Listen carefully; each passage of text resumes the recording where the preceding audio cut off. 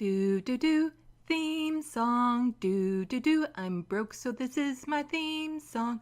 Do do do, just imagine this is an awesome theme song. Do do, theme song. Left of the box.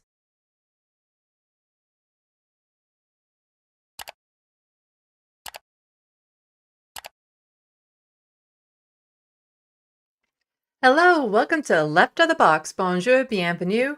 I'm Sandy. Welcome, welcome, welcome everyone on this Friday evening. Yay!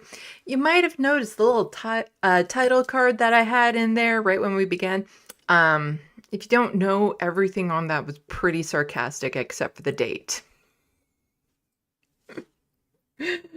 Oh, it's gonna be a bonkers election season here in Canada, because there's definitely going to be an Ontario election coming up very soon. And we have the federal election coming up right around the corner. And I just gotta say, I think everyone has, you need to pick up the slack, because I said I needed $350,000 in order to run for the Liberal leadership race. And that's due on the 23rd. And I think I only got one super chat or a few super chats in the last live stream. So I expect everyone to step it up a bit, because, I need that money so that I can become the next Liberal leader of the country and then potentially Prime Minister. That's how it works. Oh, yes. The left, known for dripping and oozing with money. Anyway. In the Sandbox, we have Looney Tunes 9000, Jet, John Davis. Hello, I caught you briefly in the Majority Report chat. I don't pay that much attention to that chat because it's really big and it just keeps on. I have a hard time following it, so I don't. But sometimes I'm usually doing other things. I'm not just watching stuff. So I'm usually doing other things. So I'm more listening than watching. But every now and then when I look at the screen, because YouTube likes to highlight the name, I caught it that time. Let's see. We also have Hermeteorologist. Welcome, welcome. Yeah. No, I definitely think I should be Prime Minister of this country, Jet. And then maybe we'll get into being the communist utopia that Joe Rogan and a lot of other right-wingers seem to think is happening up here.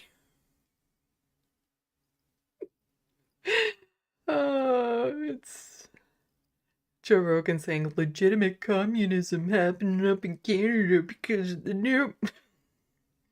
No communism up here, unfortunately. Definitely communist parties, though. Oh, so I am just waiting for people to know that this live stream is happening. Do you know how that helps? Is if you like the stream and if you share the stream on whatever social medias you have, so that people know to come and hop in, because really I should be doing this regularly so that people can, set their clock to it or something. But like I've explained before, that's just not happening. Oh, I got a nappy. You don't look at that light cord like it's spaghetti. Sometimes. Okay, come on up. Come on up. Let everyone see your pretty face. Are you going to come up? There we go. We got an Abernathy. Get it. A whole lot of kitty.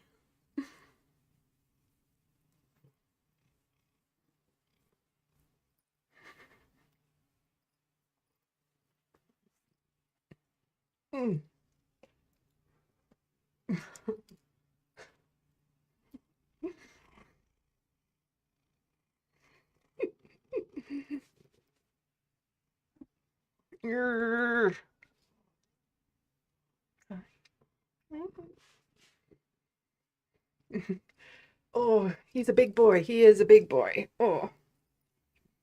Oh, Lanier, are you going to come up too? Lanier also entered the room. Yeah, all my kitty cats are doing fine.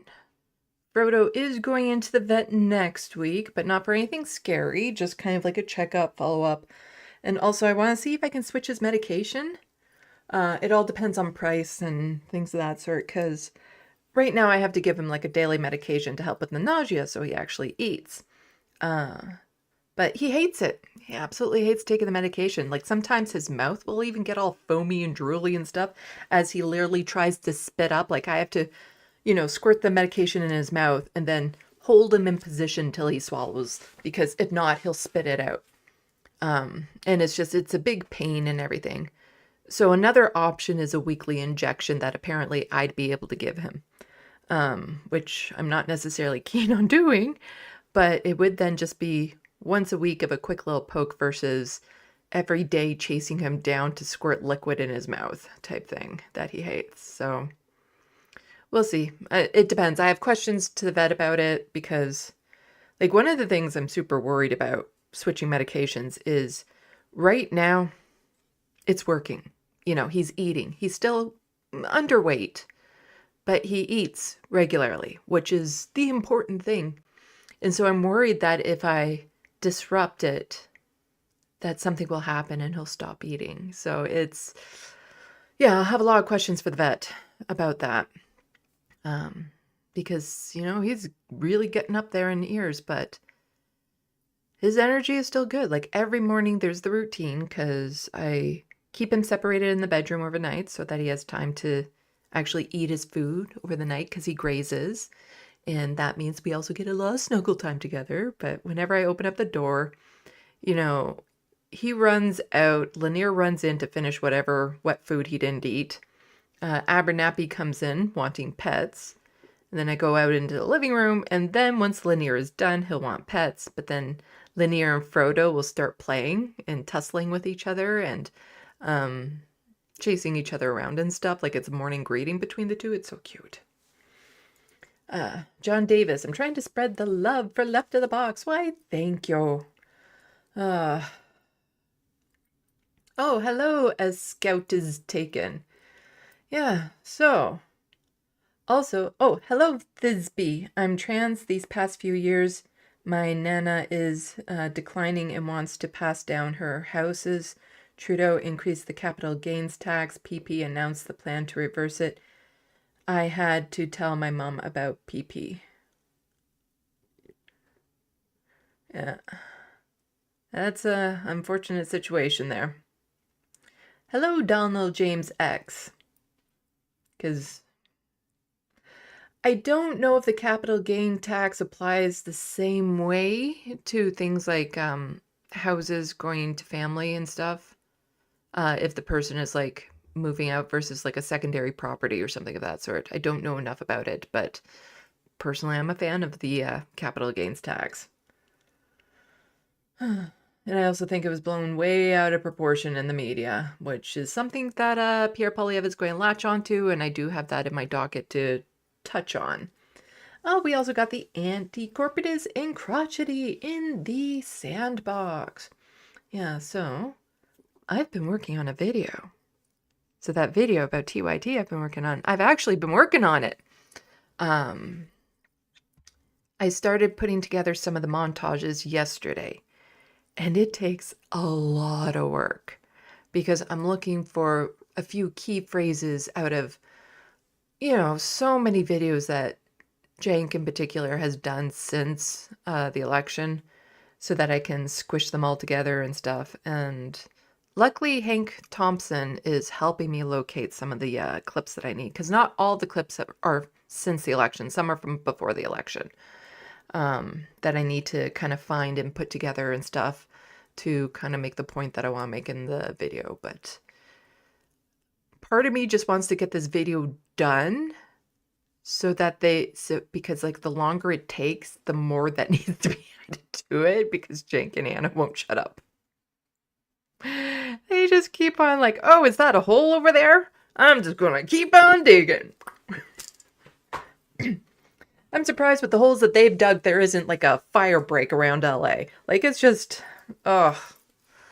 So frustrating what those two are doing. And I think a lot of people are now starting to understand it's not a grift because they're losing money with this little turn that they're doing. And I've said it's not a grift. And I think I've cracked the code. I think I've cracked what, is Jank's motivation. I think I also know what Anna's motivation is too. But this video, like I have that other video planned about Anna specifically, the Anarchist-Barian pendulum. It already has a name, the video. But this one is more about how to build leftist solidarity, and Jank and Anna right now being the biggest barrier between that from happening. So it's going to be one large, big video. Oh, Choki, hello. Did I say hi to Bad Lefty yet? PB, Crouchety. Wow, a lot of lovely people are coming out. B-Cat, I see you there.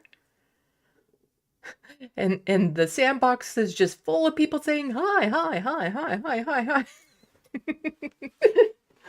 Oh, lots of fun. Oh, and if you guys didn't catch it, last Tuesday, I had a guest on my show. Yes, it was Boston Brian. And he mentioned me briefly on his Wednesday show. And he was a good sport about the Canadian pop quiz that Americans must undergo the first time they're on my channel. And he thinks he didn't do that well, but he got some of the questions right. So that makes him easily in the top, 10 percentile of the Americans. Because it's not that uncommon. In fact, it's quite common. They don't get a single question right. Which just says a lot. It says a lot. Looney Tunes 9000 says that people are coming from the Bituation Room. Well, welcome people coming in from the Bituation Room. I don't know if Francesca knows about me, so I don't think this is like an official raid. More people in her chat telling everyone to come over here, which I super appreciate. Because I think there's a thing on YouTube where you can actually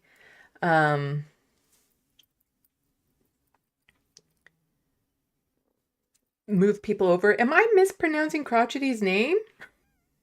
PB, they keep mispronouncing your name, lol. Isn't it Crotchety?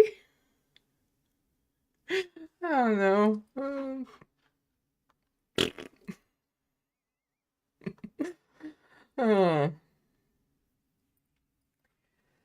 Let's see. Jokey, I might fall asleep though because it's late. Damn, I miss Boston Brian. I found him a few weeks before Ben Dixon was on there. Well, I found him through Ben Dixon. And we had a great chat. I didn't get to all the things I wanted to talk about, which is usually it's a good indication that the chat was flowing and good. We might not have gotten to everything because the chat went horribly, but it was because we were having a good conversation. So, I hope to have him back on again sometime. I hope to be invited onto his show. That would be nice because, it is about getting access to other people's audiences and letting them know I'm here because, they get a lot more people watching their streams than mine right now. And with an election coming up, definitely want to see about getting my channel bigger because you'll see some of the things that are happening in this stream. It is going to be a wild election season here. B-Cat, Crotch E. Crotch E, it's Crotch E? Oh, am I putting a double T in there? Crotch T. Yeah, I'm seeing a double T in there when I say it. It's just crotchy. Okay. Like an itchy crotch. Crotchy. But I think crotchety is, it has a certain ring to it. But sometimes, with the H and the T, my dyslexia can,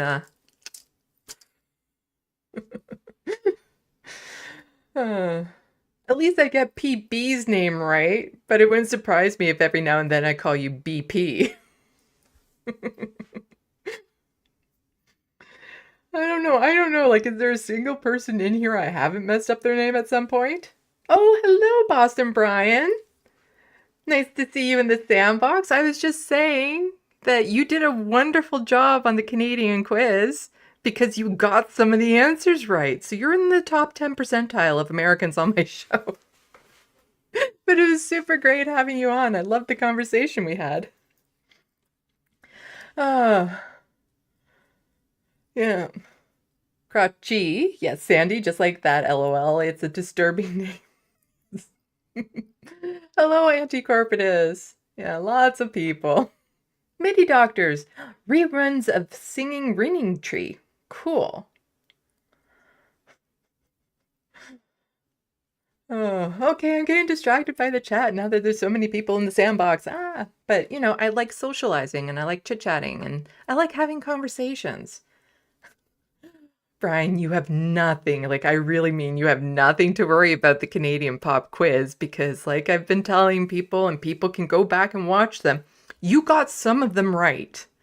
Most Americans who I do this pop quiz to get none of them right and some of them are like way off. But the fact that you got some of them right, because like there's been times when I first started doing it, especially with like people who are politically engaged, Sam Cedar in particular, when he was on my show, I thought I was throwing an easy, what's the term, when you just do a soft pitch or something like, oh yeah, he knows this. So what's the capital of Canada? Sam Cedar didn't get it right. It was, yeah, like it's interesting. And like really the only reason why I even decided that I would start doing that is because when I was in Boston to see the Majority Report live, I had gone out to dinner with a bunch of the other people who'd gone to the show, people that I kind of knew on through the Discord and things of that sort. And we'd gone out to dinner and I started asking them like some of these questions where I was just kind of assuming they knew it. And I'm like, no, I thought it was just like an over exaggeration that like no Americans know the capital of Canada. Like I thought that was, you know, a stereotype. Turns out not so much. Oh. BCAT. BAM is a level of wise most of us strive for, Lefty. Yes, BAM I think got almost all of them. Yeah, he's one that got almost all of them. I think Ravana's gotten a few when she did hers.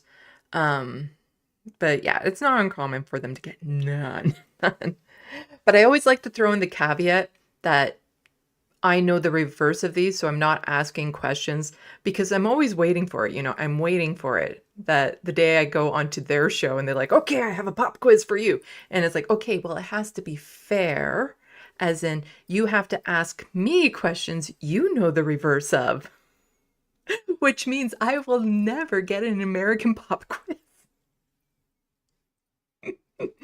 Unless they do like a bunch of research right before I go onto the show, which, you know, would kind of be impressive. Oh. Let's see. Wow, got lots of people. Choki, who is Lobster? The lobsters are referring to Boston Brian. Lobster? They're not referring to Jordan Peterson. Oh, but you know what? I actually have like news and politics and stuff to get to because, like I said, there's an election coming up in Canada, but also other shenanigans. I just like saying shenanigans, really. There's lots of Canadian shenanigans. Do you know what? I haven't done this in a while. Darn it, I'm not starting right off. I'm going to do it anyway because I really like this and I haven't done this in a while. Today in Canadian news.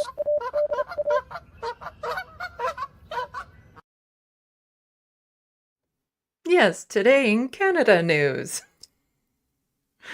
That's my way of like transitioning into actual like, hey, I have all these tabs open for us to go over, so I might as well do them. So yes, Joe Rogan was talking about Canada having legitimate communism coming up. We're just a bunch of social commies up here. Now, I'm always nervous about playing these clips and copyright issues, but I see other channels do it all the time. So I don't think it should be an issue for me to do it, because it is fair use. It falls under the fair use clause. But let's see what Joe Rogan has to say about us Canucks.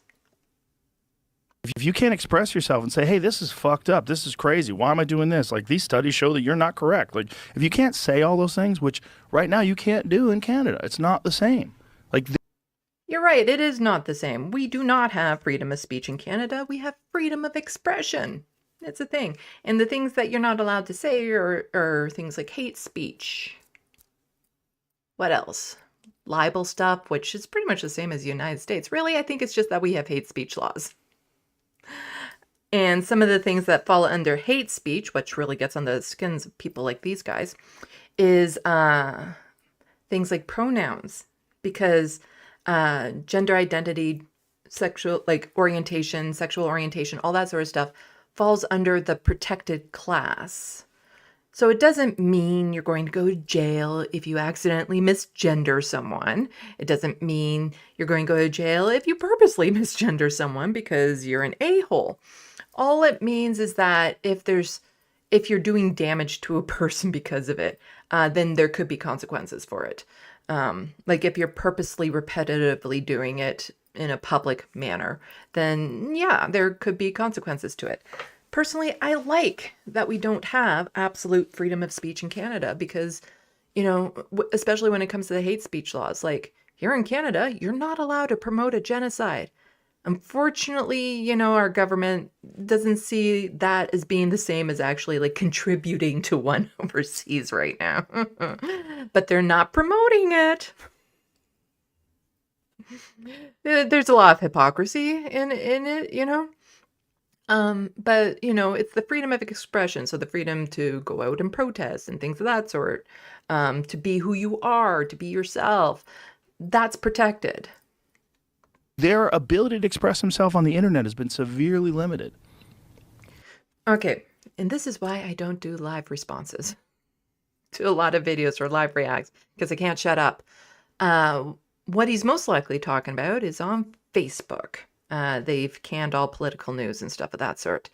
So they can't link to like political articles and whatnot. And that's not Canada censoring us. That was an argument going on between Meta and the government. Because the government was saying, if you want to post all these news articles and stuff, you actually have to pay the broadcasters. You have to pay the news companies because you're making money off of this. And Meta's like, thanks, but no thanks. And so you can't link to like a lot of political stuff on Facebook. That's not taking away our freedoms of speech that we have. It's just, a corporation saying, we're not going to play ball. We're not actually going to, give back some of the billions and billions of dollars we're making to the corporations we're making that money from. It's real weird, man. It's real weird, and it's happening right. You could walk there. If you wanted to, you could walk there. And it's fucked. You can walk to Canada? And that's a long walk for him. It's like it's on the same patch of land as us, and it's fucked. It just shows you what can happen here if you don't have the right laws. Because people like that fuckhead. Yes, we all know the freedom of speech happening right now on Twitter. Justin, they pretend you guys are on first name basis. Yeah, that cocksucker. They pretend that they're, and I don't talk this way about anybody. No, I'm really surprised. I genuinely despise people like that. I think it's good to say it publicly because people need to understand like what these people are doing. These people are leading you on the road to legitimate communism. Like he's leading that country on a road to legitimate communism. I'd love for him to get into the details. Like, what exactly is it that Justin Trudeau has done up here with his unilateral powers of prime minister? What is it that he's done that's leading us down the road to legitimate communism? Because I'd like to see it. I'd actually, if we got closer to the communism thing. I don't know if I'm sold on the full idea of communism or not, but there's a lot of good things about it, far better than capitalism. But I want to know, what are the exact details? What is it exactly Justin Trudeau has done? Because the thing is that he hasn't done anything. because a prime minister is not a president. Justin Trudeau doesn't have the power to unilaterally do squat. It is the government. It is voted on. It is all that sort of things. Bills getting passed, legislation, opposition being spoken, all that sort of stuff. I don't know what Joe is talking about. And the thing is that I look at the suppression of freedom of speech and stuff that's happening in the United States right now. And it's like, so that glass house you're living in. It's very dangerous. And I think most Canadians are fed up with it at this point. It's just like the party up there has so much control. Control over what? They're a minority government. You know, like they're even a minority right now. They need the support of other parties if they want to get anything done. Like, I don't, like, what exactly? Again, where's all this power? What power does Justin Trudeau have that he's so concerned about?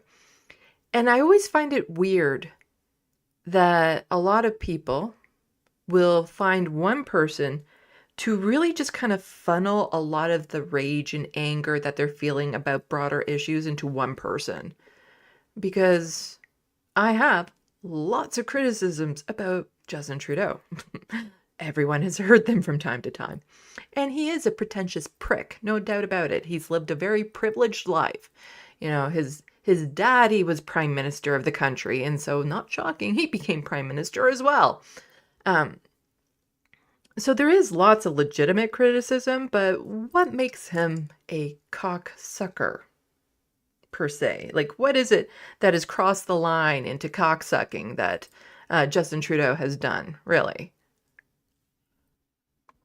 And he's been forced to resign, so he's got to step down. And just hopefully they don't get some new slick talker to con them into the same old bullshit. Hopefully someone comes along that has like real meaningful change. Unfortunately, there is going to be a slick talker coming in, and we're going to be talking about him in just a moment.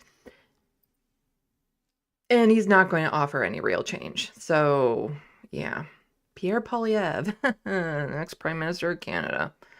Someone that, you know, Joe Rogan would probably be a fan of, as a lot of right-wingers tend to be putting their support, including like Elon Musk, behind Pierre Poilievre, which is very dangerous on a platform like Twitter because, you know, a lot of it is a new day. Like, people keep on saying, you know, social media, it's not real life.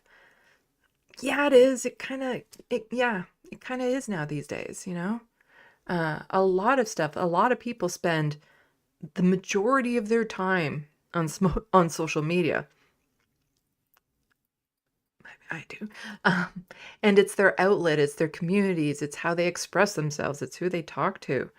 And so large voting bases will be found on social media. They can be influenced on social media. And it's usually a lot of the really angry people who want to think that they're plugged in by following certain like political content. So then they think they know more than their average person and their family members, so they can talk like they're the expert when they're at Thanksgiving dinner. But it doesn't, just because you heard it on social media doesn't make it true. In fact, I'd probably lean more towards the other way. So it is... Pierre Poilievre has been good at, you know, grabbing social media by the algorithms. The other leaders, not so much. I don't have it queued up, but I did watch it. Like Jagmeet Singh, he released a video on Twitter that is just, it's so cringe. So cringe. Like, part of the reason why I'm not playing it is there's music in the background. Don't know if there's copyright issues. But he's like trying so hard. Like, everyone was making fun of Mark Zuckerberg for going on this guy's show. And, you know, with the broccoli haircut and the gold chains, looking like the 15-year-old TikToker or Twitch streamer or something. And I'm looking at Jagmeet Singh like, you are trying to look like, you know, you're just starting on TikTok. Like, you're on TikTok, you got the groove, you're building that, you know, the subs, the followers on your TikTok page. It's just, It falls flat because it's not authentic. It's not. Like, you can tell when people are being authentic, for the most part anyway. And when Jugmeat makes these videos specifically for social media, he is not being authentic. But the thing is Pierre Poilievre is rarely ever authentic. Justin Trudeau, never authentic. The only real authentic person we've seen recently, somebody Boston Brian is a fan of, is Elizabeth May. She's gotten in front of camera. She's had her witty comebacks and things of that sort, especially towards Trump and the whole tariff situation. And she comes across as at least authentic with what she's saying. Also, the leader of the Bloc Québécois, Francais, oh, darn it, Yves Francais Blanchet. He actually comes across as authentic. He comes across as pretentious, but also authentic. Like, he knows the power of, the party, the Bloc Québécois, because they kind of own Quebec. And any leader that wants to be prime minister, they do have to pander to Quebec for reasons I showed in my last news live stream, as in the number of seats in Quebec is the second highest to Ontario. So if you want to win the majority of seats, you have to be really sweet to Quebec. But let's check in on the freedoms that Americans have. Let's check in on their freedom of expression and talk and stuff. Oh, here we have, imagine still believing that America is the land of the free when they're doing this to journalists at a press conference. What's at the point of the 2 or 3 people? You pontificate about a free press. You pontificate about a free press. You are hurting me. You are hurting me. You are hurting me. I'm asking questions after being told by Matt Miller that he will not answer my questions until I'm asking questions. Wasn't the point of the May 31st statement to block the ICJ orders? You blocked the ICJ orders.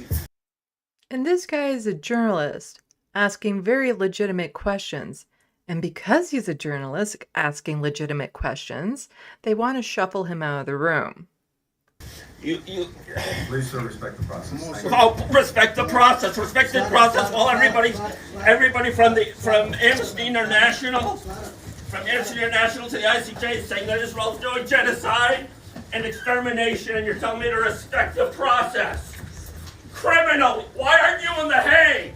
Why aren't 2 or 3 people? Now, to be fair, if this happened in Canada, chances are they get the same kind of treatment from the security guards. The security guards would just be, I think, a little bit more polite. But when it comes to protesting anything regarding the genocide in Gaza, if you're on the side of anti-genocide, then there tends to be larger crackdowns on the protesters and stuff. I've documented it plenty of times on my channel, where people who are just peacefully protesting, sitting down, praying, singing, that sort of thing, and the cops will come in and arrest them. But Zionists will go on a march down the street causing havoc, and nobody gets arrested.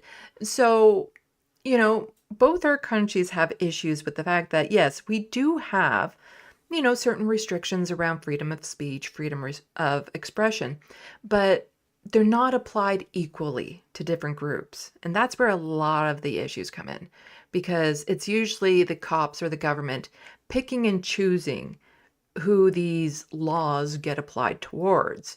And when you have the cops, regardless of which country you're in, they tend to lean right, like very right wing.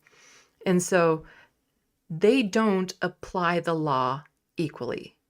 They will harass, assault, protesters, people in tent encampments. They'll come down on them with the full force of the law. But if it's people from the Freedom Convoy or Zionists or people that are like in support of Pierre Poilievre, suddenly the cops don't see a lot of the same things they're seeing when the tent encampment people, even though the crowds with the right-wing protests and stuff tend to be a lot more rowdy, sometimes even carrying flags with hate symbols, like, you know, swastikas even here in Canada, or Confederate flags here in Canada. Like, seriously, we have the fuck Trudeau flags all over the place, and you think the cops care about that? No.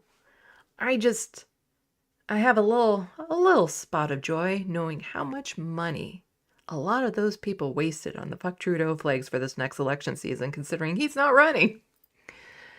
But let's see. So here is the freedom of expression actually happening in Canada right now.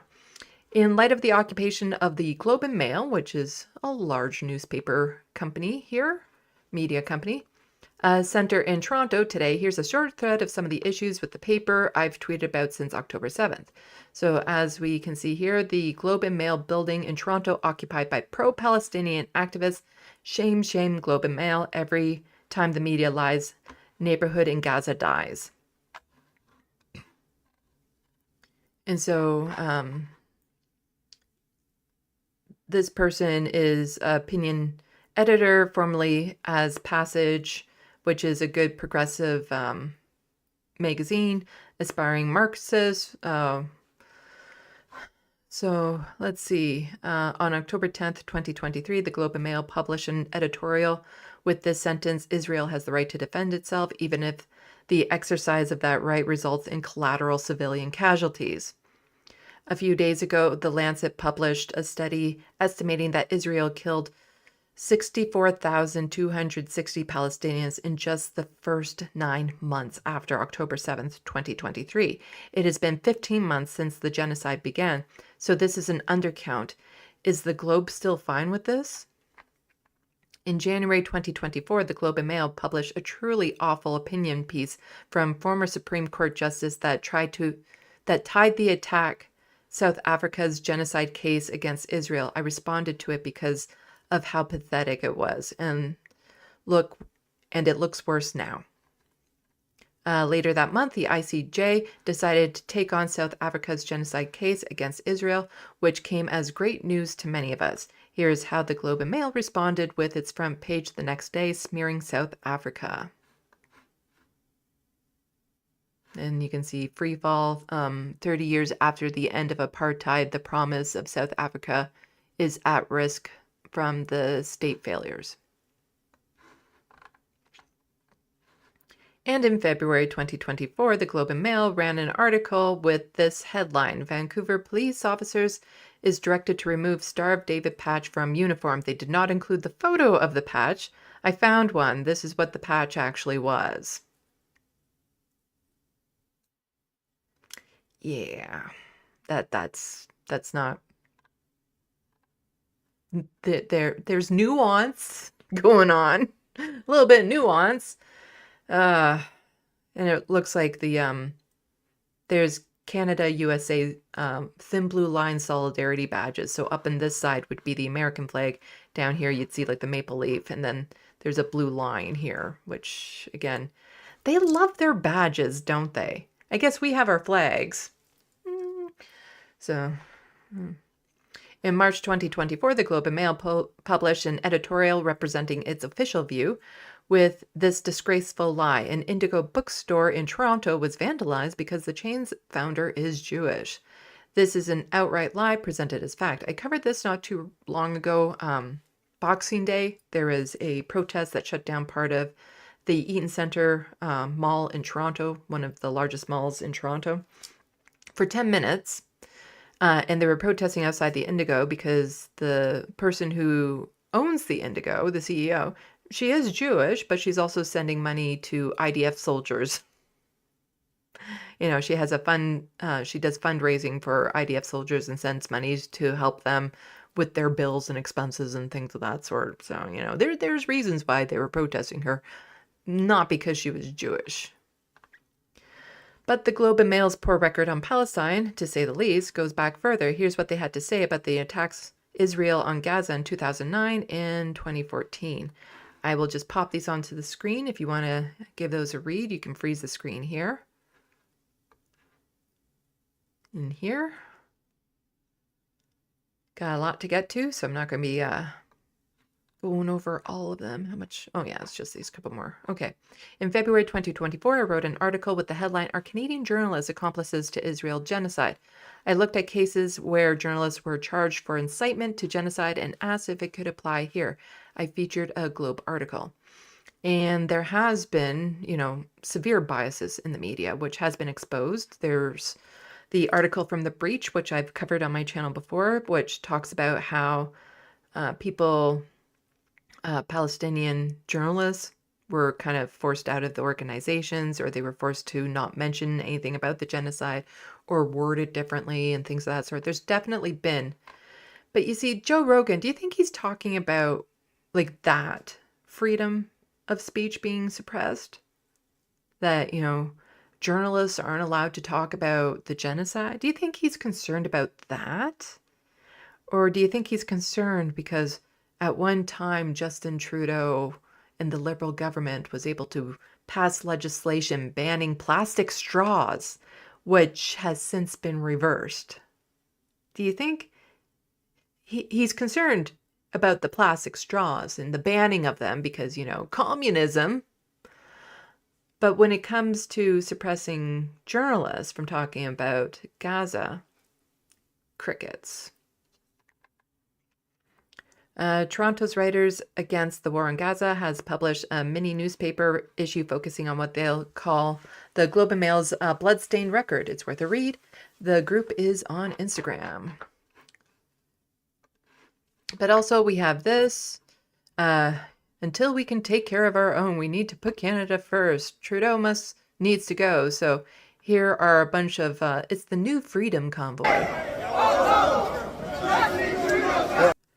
So there's been a bit of a movement, not enough for me to, no concrete articles yet or anything that on this, but they want to have protests, cause traffic jams and stuff to try to force Justin Trudeau to call an early election, because I guess they're not happy with him just stepping down. They want an election right now, even though it's like, no, just wait until they have a new leader. Like, come on, democracy.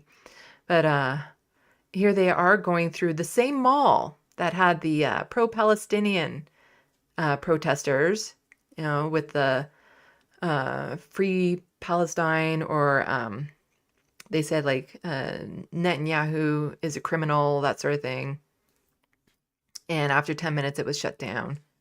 But, here they are being a lot more rambunctious by marching around the halls than the one group was for the pro-Palestinians. And Rachel Gilmore just said, Canada has fallen. Oh, Brian Lilley, am I doing this right? Because Brian Lilley had said some pretty mean things towards her because she was talking about that protest there. And Brian Lilley was blowing it out of proportion, saying basically things like Canada has fallen because there was a protest at the mall. But now, again, because it's the freedom people who are doing it, crickets. Funny how that works. But just a little bit more on what's happening in Gaza. Israel's Netanyahu says no vote on Gaza truce until Hamas accepts terms. So there was talk just a little while ago in the news that there's going to be a ceasefire. Well, it turns out Netanyahu not so keen on the idea. And as he has done before, he is now putting barriers to that ceasefire. It's not Hamas that is putting up the barriers. It is Netanyahu who's doing it because, should this end and his political career is on the line and he's facing, I believe, a lot of charges on different things. Also, a lot of Zionists terribly upset that they were no longer allowed to participate, that the genocide would not go on anymore. Very upset about that. But here again is proof that it's not Hamas that has been delaying this, because people says, well, as soon as Hamas agrees to, ceasefire and stuff, they have several times. It's Netanyahu who hasn't gone along with it. And the one time there was a brief ceasefire, then, there was an exchange. But it's so sad because it was announced in Gaza that there was going to be a ceasefire. And of course, it was timed for around the inauguration of Trump. No doubt about it. But there was video and stuff of kids celebrating in the streets, looking forward to going back to their homes, which are now rubble. I'm very cynical these days, and so it's one of those things. I understand why they would want the hope and why they would want to celebrate, but until it's actually enacted, I can't have hope about these things because I see it reversed so often. Like, until the borders are open and the UN and Amnesty International can go in, until all the humanitarian aid can go in, until food is being sent in, until you can see people actually back at their homes, rebuilding them, to see people getting the medical care that they need, to see the prisoners that Israel has taken, to see them released, the doctors, the journalists, the innocent civilians that they've taken. Until all of that happens, I have a hard time believing in a ceasefire.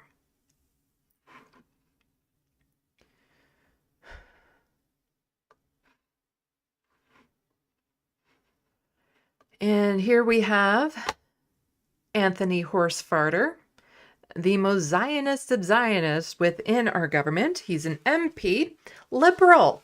This guy's a liberal, and I have featured him plenty of times on my channel for being just a raging Zionist. And so here he is. Today is a day for all Canadians to think about Judy Weinstein, a Canadian murdered by Hamas whose body is being held hostage in Gaza. I am praying that all living hostages are released, all remains are returned, and that Judy's bodies come home to her family. I think he's saying about that about like the thousands and thousands of hostages Israel has, because when they just arbitrarily arrest people, put them in prison without, any sort of court or trial, just throw them away into prison, wouldn't they be hostages as well? Shouldn't they be going back home? And we are talking in the thousands. It's in the thousands. And just somebody pointing out how many more hostages would be alive today to return home if you had not led the movement in Canada to oppose the deal to bring them home. Because Anthony Horsefarter, like a lot of Zionists, all they want to do is see whatever is left of Gaza just be completely razed. And this guy is a genocidal freak, but since he's not calling for genocide, it's okay. It's not okay. But, I'm still just absolutely aghast at how you get your head into the mind frame of justifying what Israel has done to the Palestinians. I don't understand it. Okay. So next we will be getting on to updates on what's happening on the federal election here. But first, Obsessive Audio, why, thank you so much for the $20 super chat. Great show as always, Sandy. Here's some cash for the swear jar. Oh, thank you. We're going to need this later on. Are we ever? I'm going to, yeah. Super, super appreciate it. Just checking the Sandbox. People have been really chatty. I think I need to go check in with my doctor. I don't have a family doctor right now that I know of, so I might have to go to a walk-in clinic, which is still free to do in Canada because I have a lingering cough, so I think it's down in my lungs and I might need some antibiotics or something to get rid of the cough. From the cold I had. Cold. Oh, lots of people chatting.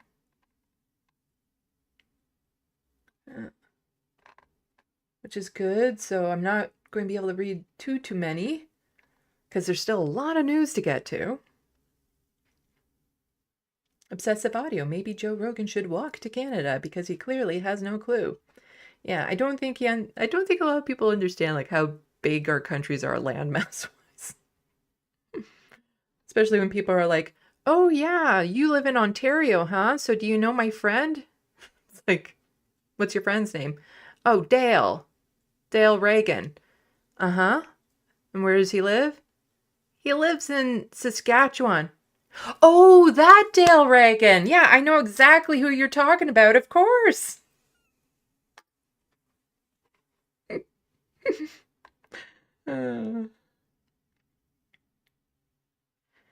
Looney Tunes 9000. Joe talks nothing but shit, Sandy.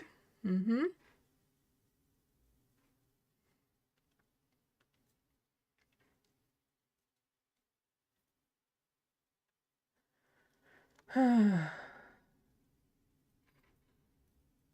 Sylvia P. Not sure I've seen you in the Sandbox before, so welcome. These idiots should educate themselves about our politics before they make spectacles of themselves talking shit about Canada. Yeah, all these people will be like, well, even Donald Trump saying Wayne Gretzky, the hockey player, Boston Brian might recognize that name. Donald Trump saying, oh, he should run for prime minister. You can't do that in Canada. You can't just say, you know what? I think I'm going to run for prime minister. You can't do that in Canada. You know, in some aspects, I think it'd be nice to be able to vote for like a president or something. But yeah, there's pros and cons, let's just say, to our system versus the American system. And I would tend to argue there's probably more cons to our system and also a lot of cons in our system. Let's see. Crotchy. I'm so going to still call you crotchety. Joe Rogan is always popular. I think he simply works for right-wing propaganda now. I've seen that turn on other, like, there was some YouTube channels I used to watch because they were like these 15 to 20 minute long snippet information videos about like, oh, here's an interesting topic about, you know, the potato famine, or how the royalty got people to, there was one about how royalty actually got people to eat more potatoes way back when, or just like these interesting facts in history and stuff like that, which all seemed like non-political. And then suddenly on this channel, it was like such a hard right-wing turn that I'm sitting there like, what the hell just happened to this channel?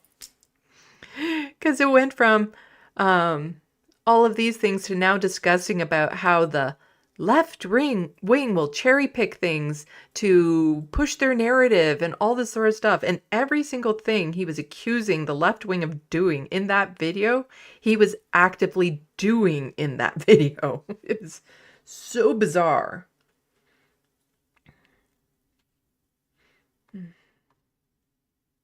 Let's see. Shemagli. It's not Shemagli, it's Shemagli. I'm hoping more support for the NDP gets, the more the Liberals will need them to form government, and eventually people will realize we don't actually need the Liberals at all. That would be nice. Let's see.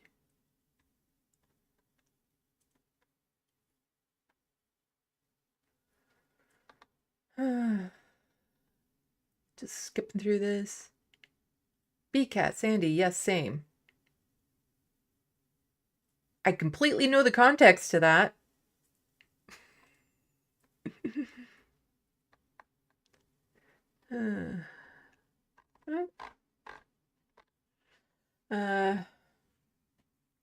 Crotchy, anytime house farter. It's horse farter in the Sandbox, you know that. Talks his BS. Just go on and attack and talk over him about thousands of Palestinian children dead, essayed prisoners, and his racism. Mm-hmm.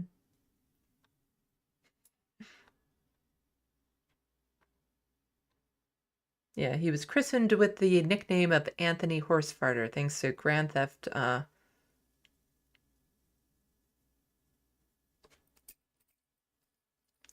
so bad with names.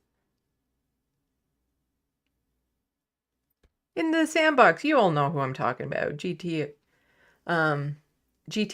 Grand Theft Autobot.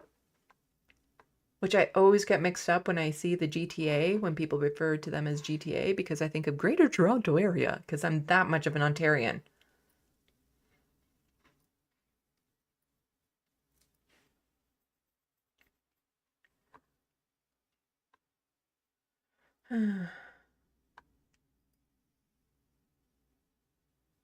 Hello, Auntie Kay's Tarot.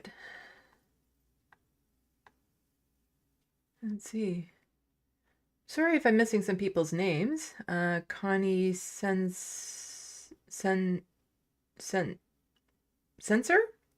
But there's no...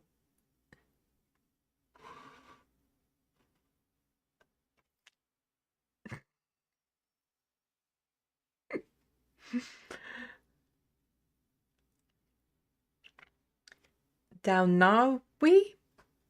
Hi.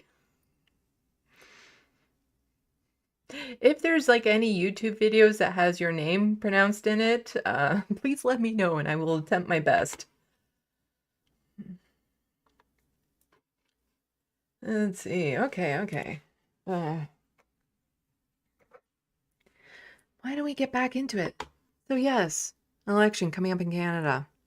Federal, but also before we get to the federal election, the Liberals are having their own leadership election.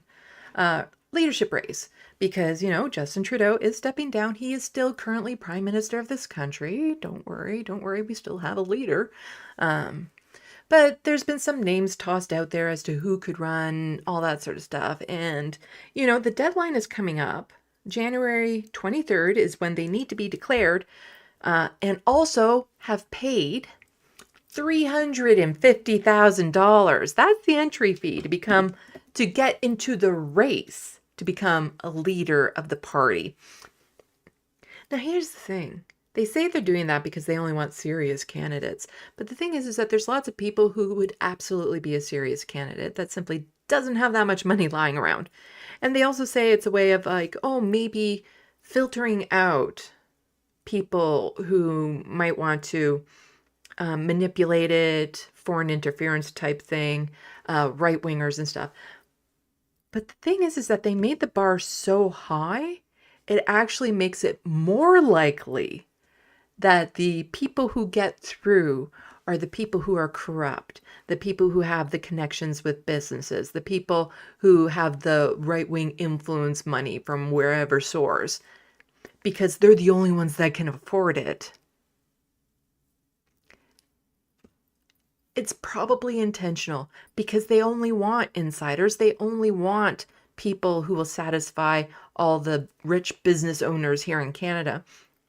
So really, when they say that they're trying to filter it out for only serious candidates, what they're saying is, well, we only want team players. We're trying to filter out people who can't raise that much money because maybe they're an activist. Maybe they're an advocate. Maybe they're a real normal person here in Canada. It's so frustrating. But, you know, there's still time. We got like, 6 days? Everyone in the Sandbox right now. Let's see. We have how many people watching this stream right now? We have about 33 people watching this stream. So if everyone, let's do math here. If everyone pays just a little over, 10,000? Then I'll be able to get into the leadership race. So why are you guys holding back? Like, we're loaded with money on the left, aren't we? Like, we keep on hearing that from the right wing that there's just so much money over here on the left. So why are you all holding back? Why are you guys denying me the opportunity to become the leader of the Liberal Party? I think I'd make a good leader for the Liberal Party. I look good in red. You guys, you're blowing my opportunity here. You need to pick up that slack. Everyone right now. But there was, so we have here. So Innovation Minister Champagne from BC, Premier Clark not running to replace Trudeau.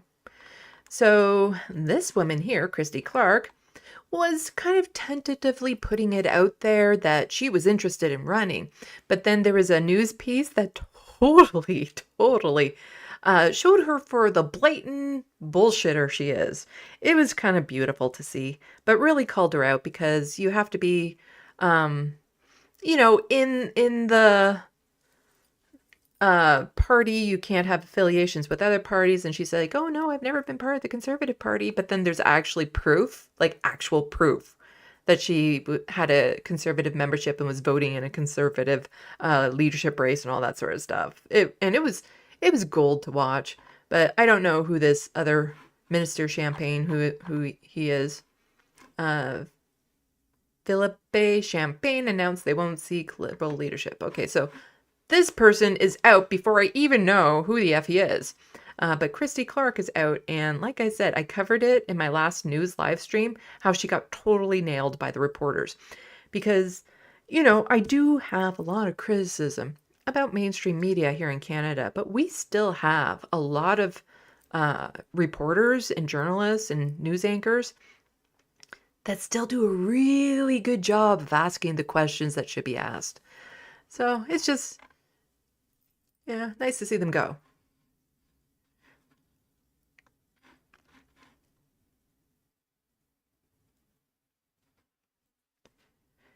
Now, why did I put this in this order? I put these in a certain order for a specific narrative, and I'm just trying to think, what was my connection from here to here? What was it when I set this up? Darn it! I hate when I break my own flow. But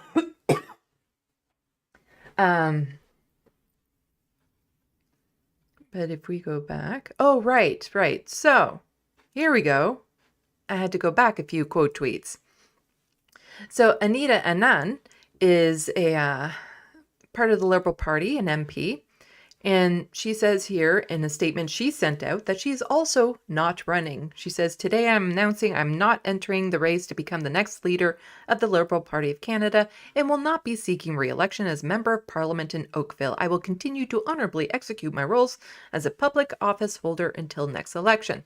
So she was doing this. And here's Aaron O'Toole. He was the former leader of the Federal Conservative Party before. So he stepped down during the convoy because of all the issues that was happening there. And that's when Pierre Poilievre rose to fame. So Aaron O'Toole said, I saw the dedication Anita brought to the national defense at a time it was desperately needed. She cared deeply about the CAF, their families, and the need for Canada to do more. I wish her fair winds and following seas. That's actually a fairly decent response. And the thing is that there's the whole respectability politics. I'm not necessarily keen on all of it when it comes to certain topics, but you know, when you have a colleague stepping down to just do a polite farewell, that sort of thing. But this is part of the reason why Aaron O'Toole lost, is because he wasn't a complete asshole 24/7. I had criticisms about him, no doubt about it. Covered it on my channel plenty of times. So did other lefties. But, you know, at times he still tries to be a decent human being. Whereas right now, a lot of the conservative people, candidates, Pierre Poilievre, a lot of the people who want to become conservative leaders in the provinces, who are conservative leaders in the provinces, they are full-time assholes. Like just non-stop shit-spewing assholes.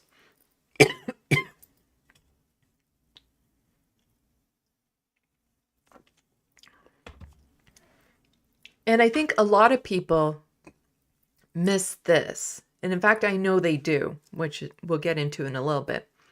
They miss this kind of decorum. They miss this kind of like professionalism, or this sense that, you know, they're in office to serve the people, to be working together across party lines to benefit the people of the country.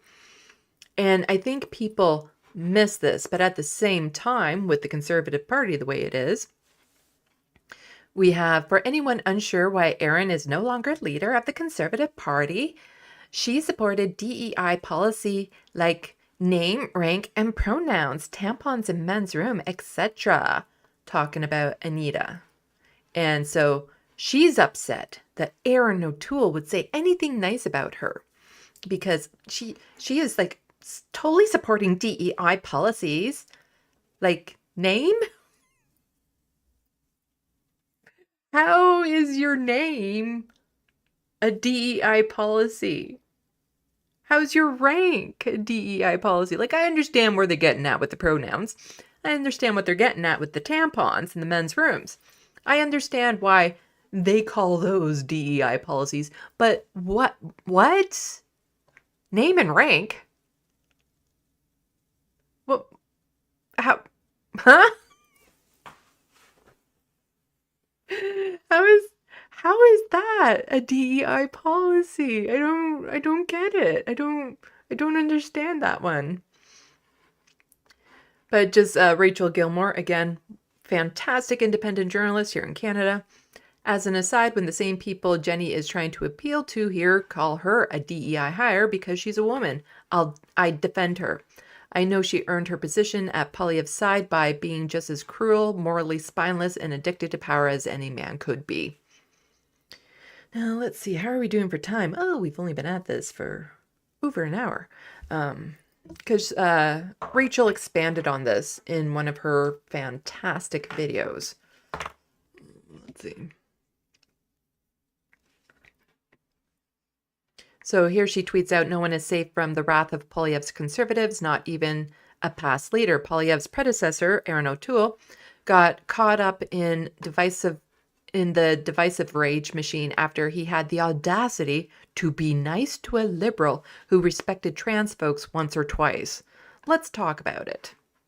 Literally every accusation from Pierre Poilievre's top strategist and ex-girlfriend Jenny Byrne is publicly attacking the last leader of the Conservative Party of Canada. And what horrible sin did he commit to deserve this? He was respectful to a liberal. Seriously, this is where our partisan politics are at. It says a lot about conservatives when they're like, how dare you be respectful to a woman? That's DEI. It's DEI to be respectful to a woman. Meanwhile, Poilievre is constantly accusing his opponents of dividing Canadians. Is literally every accusation from this due to confession, or just like most of them? So a little context here. Anita Anand is the former defense minister, but she's currently the Liberal transport minister. And she just announced that she isn't going to be running for re-election. So she's basically leaving politics, at least for now. Now, former Conservative leader Aaron O'Toole had a really long career in the military. So he wrote a nice, respectful message recognizing her dedication to the file and basically saying, I know you cared. And he wished her well. And this is literally all it took to set off Jenny Byrne. You know, conservatives always whine about like liberals being snowflakes or lefties and progressives being snowflakes, but the fact that they're just enraged that somebody wasn't enraged by a liberal, again, says a lot about where that party has gone. Because it's now like all this group pressure, this peer pressure to be one of them. And to be one of them, you have to be disrespectful. You can't show any compassion towards the other side. You know, you have to be just as mean and cruel as they are, because how dare you show any solidarity with the other side? Because that might indicate you would work with them. And how dare you actually like work with the other side to maybe pass policy or something of that sort. But now it is like this overwhelming peer pressure to just conform to this idea of what they want the conservatives to be. And what they want the conservatives to be is just these far-right Christo-nationalist asshats. Poilievre's top strategist, who apparently takes signs of like kindness and empathy as some kind of personal affront. She responded to O'Toole saying, for anyone unsure why Aaron is no longer the leader of the Conservative Party. And then went on a rant about how Anita Anand supported DEI policies like name, rank, and pronouns and tampons in bathrooms. I want you guys to recognize how weird these are as things to yell about. Like, doing and adding these things literally hurts no one, but not doing them does hurt people. Like, yeah, I'm pretty sure that the tampons in the men's room, they have like little seekers on them that just, as soon as the pants go down, they look for a hole to just fly into. That's why men are so afraid of tampons in the restrooms, because, you know, that's the secret that the people who use the women's room who have menstrual cycles, that's what we know. tampons are that sophisticated that you walk into a room, drop your pants, and the tampon is like, whoop, that easy. It's that easy. That's what tampons do. Like, no wonder men are so afraid of them. Like, genuinely. And then cat, you can't do that when there's a cat in the room because then the cat would chase after it as it's flying towards you and stuff. Really, it's annoying when that happens. What does it take away from you that there are free tampons that exist in men and women's bathrooms? How does that hurt you or impact you? I'm genuinely asking. Because trans people aren't just gonna stop existing because we make the world hostile to them. Honestly, this is something that drives me so nuts. Because these are the same people who yell about DEI and meritocracy nonstop. But you can't have a merit-based society if you make it harder for some people because of things they can't change about themselves to do basic stuff like go to the bathroom. So for Jenny here to turn around and attack her fellow conservative for being kind to someone because the person they were kind to implemented a thoughtful, respectful change that makes it easy. Respectful, tiny change that makes it easier for the most qualified people to serve in the military regardless of their background. That really shows your priorities, doesn't it? Like, you don't actually care about us having the best possible military if you're willing to specifically exclude people based on identity characteristics by making the workplace hostile to them. And what's wild is these same types and many others, including several folks in like media and op-ed sections, will turn around and say, we need less division in our politics. We have to take the temperature down across the board. Yeah, I get a lot of that. And Pierre Poilievre in particular is really bad for stoking up the rage, stoking up the division, and then saying, well, I can take it, so why can't they? And a lot of it is the rage that's being stoked up and stuff. It's generally speaking coming from one direction and going towards another direction. It's coming from the right, going to the left. Maybe if you were in the southern hemisphere, it would go the other way. I don't know. But up here in the northern hemisphere, it goes from right to left. And so it's easy for somebody like Pierre Poilievre to be like, there's not a problem. Everyone needs to chill out and stuff. When he's the one stoking the rage among his base, knowing full well they're not going to lash out at him. They're going to lash out at anyone who shows civility, anyone who's on the left, who they don't like. Like Pierre Poilievre doesn't need a bodyguard, but women in politics who are the target of a lot of his hateful rhetoric, they do. Because of him.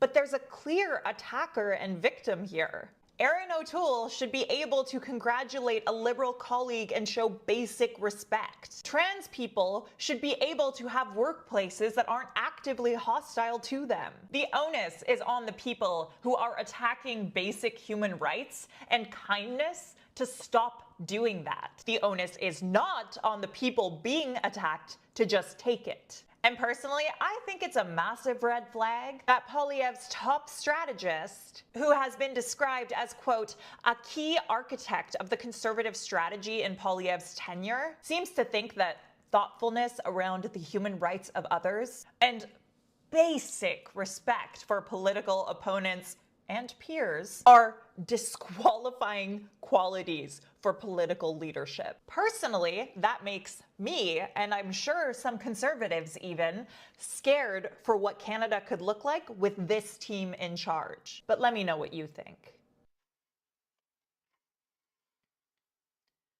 So then we get into who is actually running, who is in, who's out of the Liberal leadership race.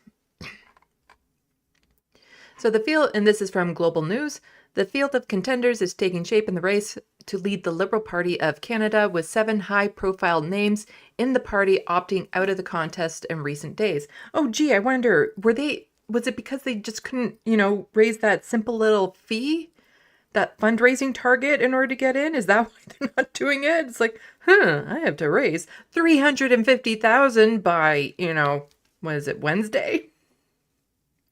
Hey, get on it, people on the Sandbox. I want to run for Liberal leadership. With the leadership race set to conclude on March 9th, who is in the running to replace Prime Minister Justin Trudeau? Leadership hopefuls have until January 23rd to announce their candidacy. Here's what we know so far. And again, that's January 23rd with the $350,000 check. Mark Carney. We're going to be talking about him. The former central banker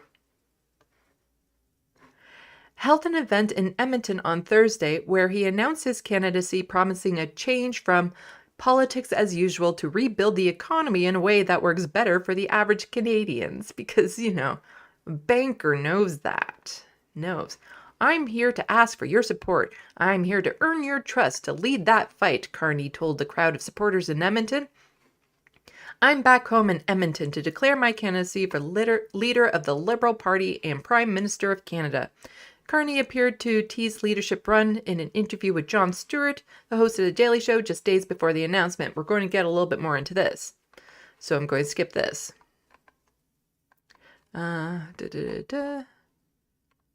So most Canadians were first introduced to Carney as the governor of the Bank of Canada. He was appointed by Conservative Prime Minister Stephen Harper?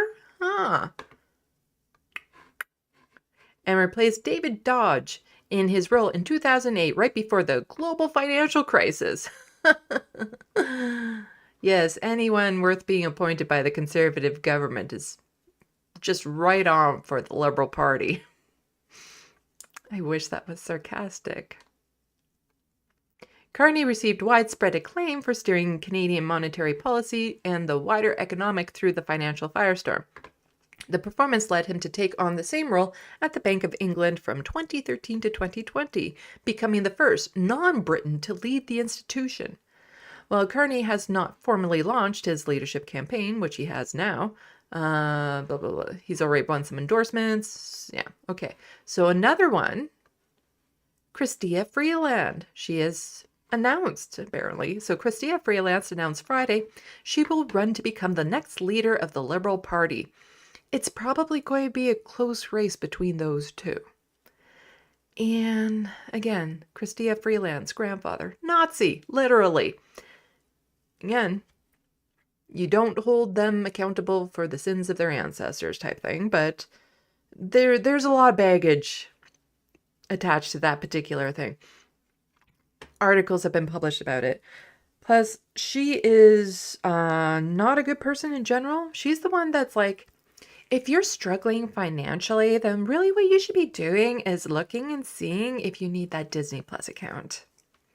Try cutting back there.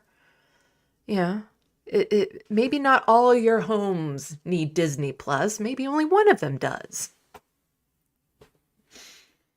Needless to say, she has the money to run. She does, a banker does. Wow, this is really interesting how that works. That the Minister of Finance and a banker would have the money to run in this leadership race.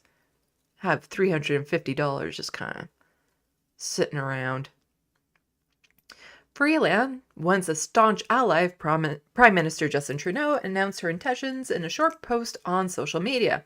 I'm running to fight for Canada, she said in a statement issue regarding the Liberal Party leadership campaign. The former Deputy Prime Minister and Finance Minister also teased a potential leadership run on social media Wednesday. Well, we don't need to read the potentials. A poll conducted by Ipsos exclusively for Global News last week. I don't care about polls. It's going to be a tight race between Carney and Freeland because they're the only two people that are really well known to begin with within the Liberal Party who have stepped up so far. And they have the ability to bring the publicity behind them, support within the establishment of the Liberal parties. So it will be a pretty strong split between the two of them.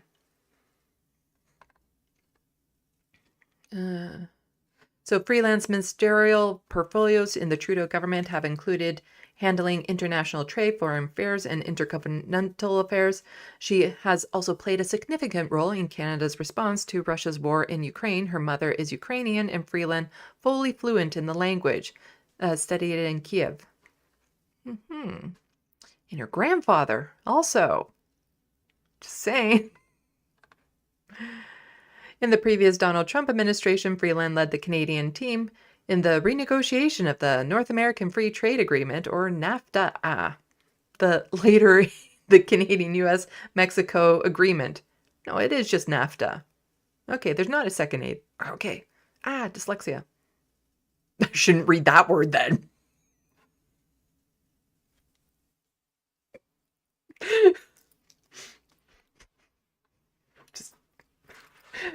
Most recently, Freeland was finance minister and deputy prime minister, but she resigned just hours before the lockup for the fall economic statement in the House of Commons, saying in a letter that she and Trudeau found themselves at odds about the direction of the country's finances.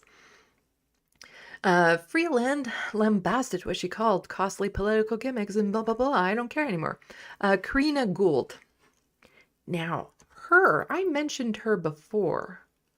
That I get a good vibe from her. I've seen her speak plenty of times. She comes across as authentic, but not above it, like, Chrystia Freeland or Mark Carney would. If I could pick the leader, I'd actually lean towards her. Partly because, I don't know that much about her yet. Most people in the Liberal Party I probably wouldn't want as leader of the Liberal Party. So on Tuesday, Global News learned from a source close to the government House Leader Karina Gould, that she is set to enter the Liberal leadership race. Gould, who has served as leader of the government in the House of Commons since 2023, said on Tuesday, when asked if she plans to run for leadership, that she would have more to say in the coming days. The 37-year-old MP for Burlington has served in government since 2015, when she was one of the many newly elected Liberals when the party swept into power with a majority. Prior to being the government's House leader, Gould served in several ministries, including as president of the Queen's Privy Council, minister of Democratic Institution, and other minister stuff. John Wilkinson, Natural Resource Minister John Wilkinson, has also indicated he is considering a run for leadership. It's a conversation with my family, and it's an important conversation, but I would say the conversation with my... Wow. He had the word, conversation a whole bunch of times there.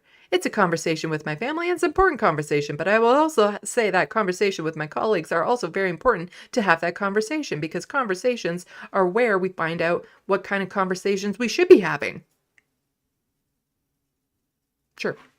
I want to ensure I have sufficient amount of support to be competitive in the race if I'm going to enter it, blah, blah, blah, blah, blah. Jamie Baptiste, Nova Scotia MP Jamie Baptiste, said he was considering throwing his hat in the ring Monday. If he were to run and be successful, he would be the first ever Indigenous person to become Prime Minister. Before there was a Premier Wab Kinew, there had to be an Elijah Harper. Before there was a President Barack Obama, there had to be a Jesse Jackson. There must always be people willing to try, and there must always be people willing to take the first steps, even if their journey is one meant to pave the way for future generations, he said in a statement. Baptiste made history in 2019 when he became the first Mi'kmaq politician to represent Nova Scotia in the House of Commons. Chandra Arya? I think I already talked about... Oh, yes, him. I've already talked about him. He doesn't stand a chance if he actually enters, because he had that little interview when they asked him about French, and he just said no. Sorry, buddy. You gotta... Unfortunately, you do have to be bilingual in French and English if you want to run for Prime Minister. I don't agree with it. That's just the reality of the situation. So I covered him in a previous live stream. Well, let's see. Oh, is there a scandal around him already? In February 2023, Global News reported that total spending of taxpayer funds on gifts given as a matter of protocol far outstripped any other MP, including cabinet ministers who frequently meet with foreign officials and dignitaries between 2020 and July and September of 2022. House of Commons rules allow MPs to give protocol gifts not exceeding $150 before taxes, in recognition of the value and importance of a person, an event, or an organization, the member's constituency that has contributed positively to the community. According to Arias' office, at the time, he purchased 1,025 plaques for a total of $20,426, with the items ranging from 15-ish to 28-ish each. In the same year, he sponsored a petition calling on Ottawa to reassess its foreign agent registry plan in what appeared to be an unusual public show of opposition from within the caucus to the government's position. Okay. So another person, Frank Baylis, former Liberal MP and businessman Frank Baylis, announced his caricature on January 9th, just days after Trudeau stepped down. I'm proud to share that I've put my name forward for the Liberal Party Canada leadership race. This is the first time I'm hearing his name. I don't think he has a chance. I have no clue who he is. And I do politics. And I don't care about who's out of the race. So, here is an important note from Ben Mulrooney, son of Brian Mulrooney, who is, I think he's an MPP? Or he was at one time, I think. Or is it? No, I'm thinking, okay, I'm getting Mulrooney's mixed up with Harris's. Mike Harris Jr. is who I was thinking of when I saw Ben Mulrooney. Yeah, that makes complete logical sense. But host of the Ben Mulrooney Show missed the show, whatever. Let's see what he has to say. Anything intelligent? Mark Carney soft. Hey everybody, Ben Mulrooney here. All right, yesterday on The Daily Show, Mark Carney soft launched his leadership race. And look, everybody in this country seems to agree that the best way to move forward and negotiate with Donald Trump is for our leader, whoever that is, to have a strong mandate. So what does it say that the front runner to replace Justin Trudeau has never been, and if he becomes prime minister, will have never been elected so much as dog catcher? We're going to talk about that on the show today. We don't elect dog catchers in Canada. So it would make sense he's never been elected as one. Was there something? So Mimi just saying we don't elect prime ministers. Not a single ballot in this country has ever had that position on it. Why do conservatives pretend not to know how anything works? And yes, so let's go back to the main shot here. Here in Canada, you can be the leader of a federal provincial party without actually holding a seat in the House. Now, that happened not too long ago with Jagmeet Singh. When he ran to become leader of the NDP, he was not a sitting MP at the time. So what generally happens is if somebody wins who doesn't have a seat, then they're parachuted into a safe riding if they're not in a safe riding themselves. So Jagmeet was parachuted into BC, into a safe riding. So like basically very coincidentally, somebody will step down from their role. So there'll be a by-election if need be. And so then they become an MP. Now, it's problematic to be a leader without being an MP. So even though he was leader of the NDP, before he was an MP, he wasn't allowed to ask questions. Basically, he could go and sit in the gallery and watch the proceedings, and then afterwards go to the scrum and talk to the reporters.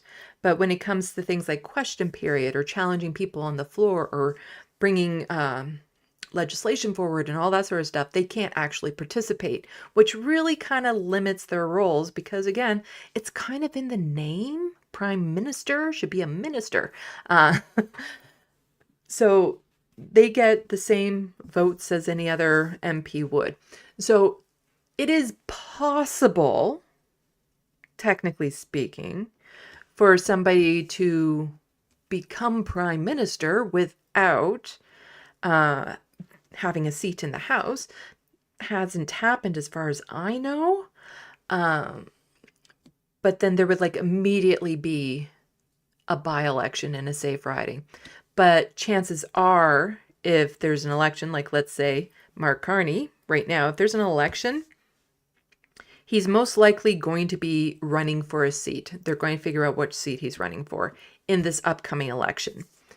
And if he can't win it, then chances are he won't hold on to the leadership of the party, because if you can't win the riding you're running for, you're not really suitable then to continue on being prime minister or having the leadership role.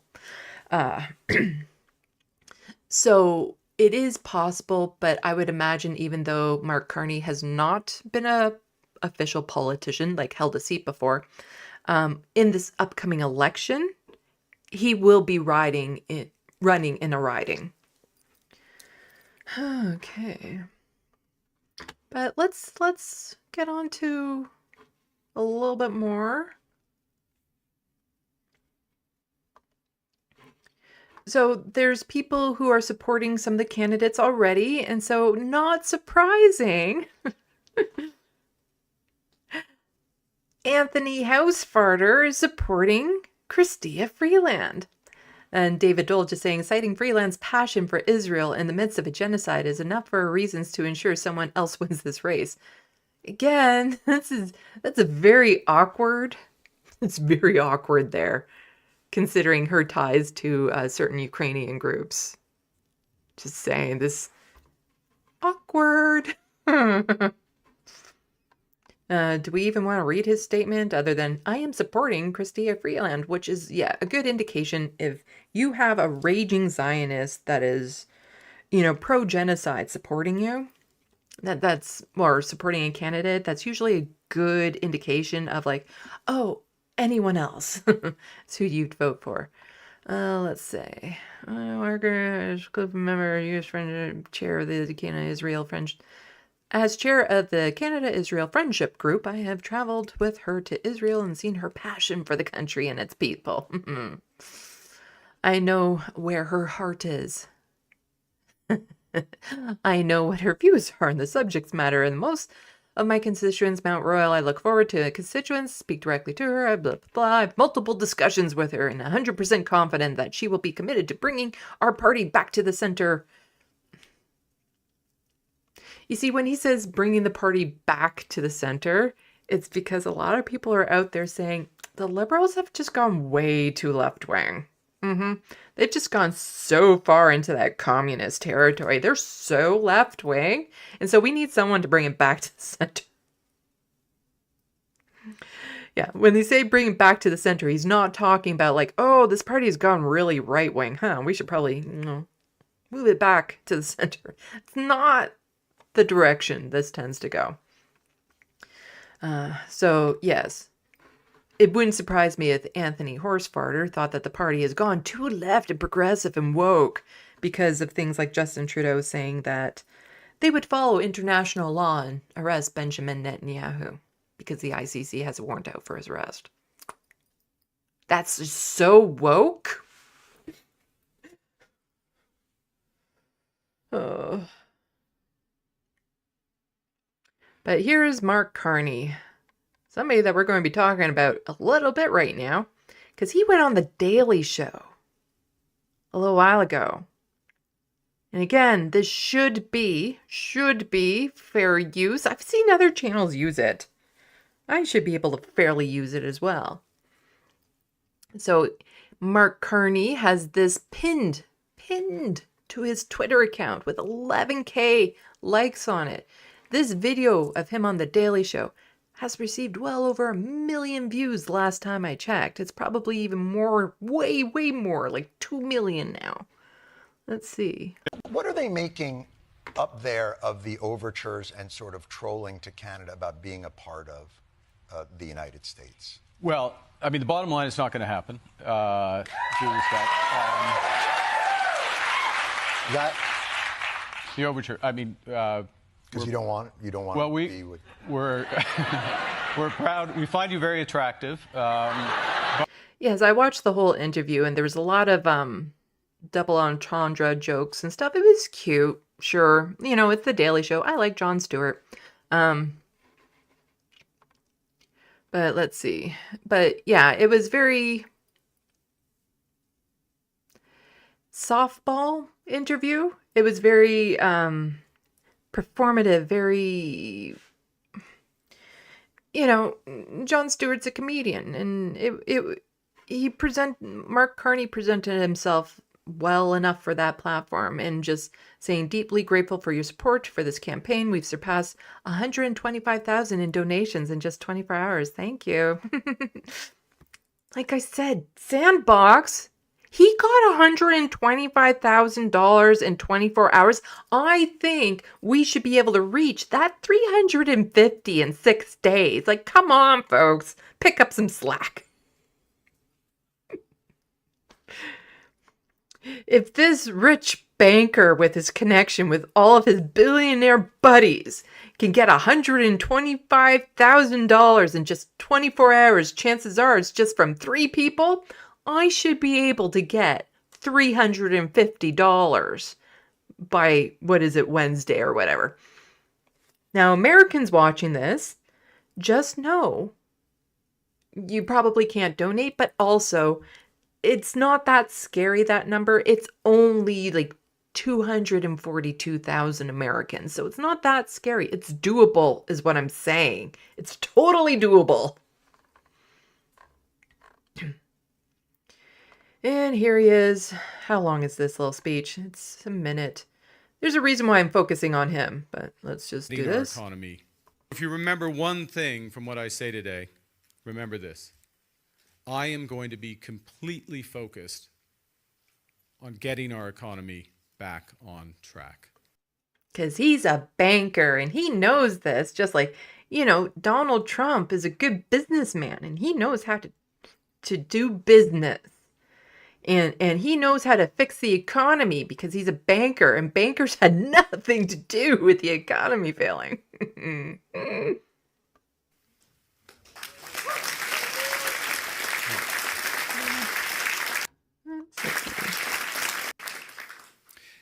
And if you wonder why I can succeed where others have failed or will fall short, it's because you have a whole lot of money. And it's just like a lot of people have failed because they don't have the money that he has. consider this. I've helped manage multiple crises, and I've helped save 2 economies. I know how business works, and I know how to make it work for you.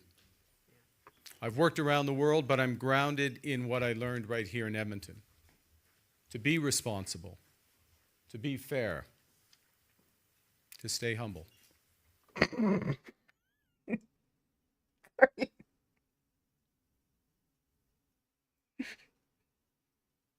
I haven't watched this before. Just the idea that he's standing up there. It's like, I just raised $125,000 in 24 hours. Aren't I humble?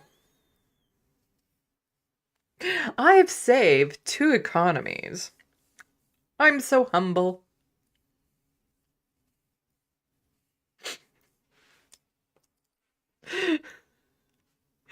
Yes, you're about as humble as Drac, I totally messed that up, from Guardians of the Galaxy.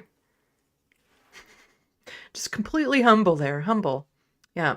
Anyone who runs for leadership of a federal party, so humble. Mm-hmm.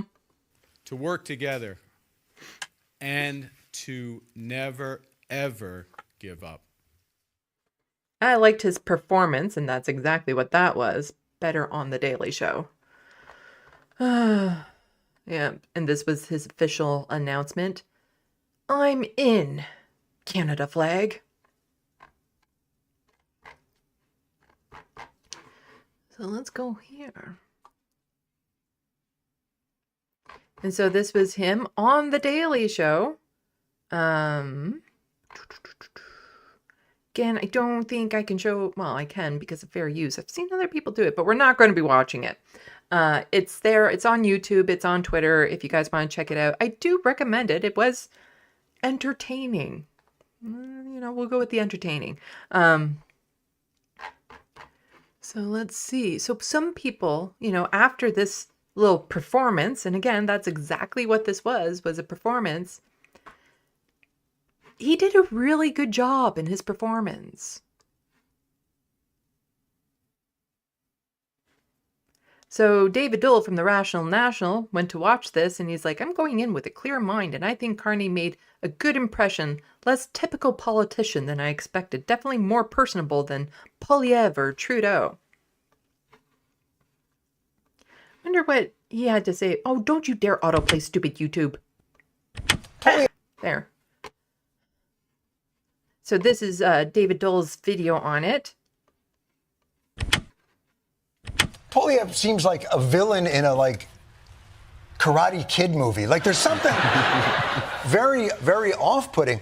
Jon Stewart on The Daily Show clowned Canadian Conservative Party leader Pierre Poilievre and talked Canadian politics with potentially the next leader of the Liberal Party, Mark Carney. So I want to get into this because this was, I got to say, a stunning interview for me. I was not expecting to come out of this liking Mark Carney as much as I did, but I'm going to play for you a few clips, and I think if you go into this with a clear mind, you're going to see the potential here in Mark Carney. So, I'm going to toss this into the Sandbox so that people can watch this. I do recommend all the time to watch David Dole videos. So, good impression there. What about this one? Oh, Steve Boots. The Canadian political world is abuzz. Still not officially declared leadership candidate Mark Carney went on The Daily Show with Jon Stewart. And honestly, it changed the race way more than I expected. I, along with a lot of others, wasn't overly interested in Carney, but never underestimate the power of good media coaching. Carney went on Stewart and he was generally pretty charming. He was very stuck on dating references and he went back to that well a lot, but otherwise he did pretty well. But I do think it's worth noting, it wasn't exactly hard to do well here. It was about as friendly an interview as they come. The interview literally opened with an extended introduction from Jon Stewart about how Carney saved the Canadian economy in 2008. Stewart. Okay, so I'm going to toss this into the Sandbox as well. So again, still very positive review of Mark Carney's performance on The Daily Show. And so even here's Rachel Gilmore saying, mea culpa, folks. I gotta say, I'm in fact detecting some Riz from Mark Carney. I thought he was Rizless nerd, but it appears I wasn't familiar with his game. Or is Jon Stewart's Riz so strong it rubbed off? Thoughts? And there's been lots and lots of comments, like people were really impressed by Mark Carney. This is Andrew Perez. He's a political strategist. Yeah. The nasty, brutish attacks from Pierre Poilievre's conservatives this morning on social media reacting to Mark Carney's superb appearance on The Daily Show last night are utterly revealing. The guy is hands down better than their guy. And even they know it. Wow. I don't know. Maybe I've been thinking about Mark Carney all wrong. Let's see. Is there more people that are like this? Yeah, here, Laura Babcock. I have heard the very same thing from people across Canada. They want solutions to a serious person to get Canada through Trump years, someone who respects others, Canada, and themselves. This is a crisis and partisanship is pointless. Oh, and she's responding to Bill Rice here, who said, Mark Carney is the leadership candidate that transcends party lines. Liberals, NDP, Conservatives, Bloc, and Greens can all rally behind him. With something to offer everyone, his vision for Canada is set to be groundbreaking. Stay tuned. Wow. Oh, he looks trustworthy. Yeah.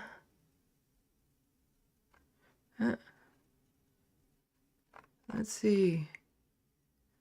I'm inclined to support him. He seems like a decent fellow. Okay. Let's see.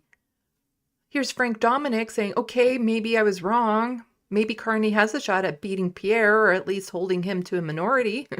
Just last news live stream, he was suggesting Doug Ford for leadership of the Liberal Party. So this is definitely improvement. Mark Carney is that. He is that impressive? Maybe I have this all wrong. Maybe Mark Carney is the guy. Like, he had that one good performance on The Daily Show. And you know what? I think it's working. I'm getting like Carney fever here. I think like this is going to be a whole new thing, that he's the one. He's going to beat Pierre Poilievre. This is such a relief. And just just a second, I'm just going to mute my mic for just a moment. Just bear with me.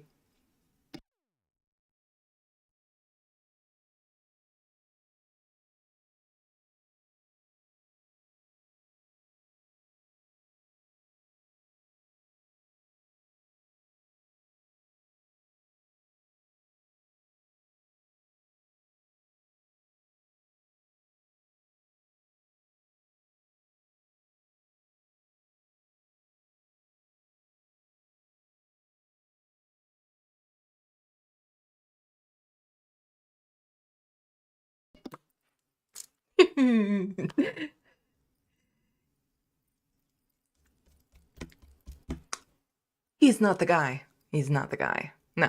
Mm-mm.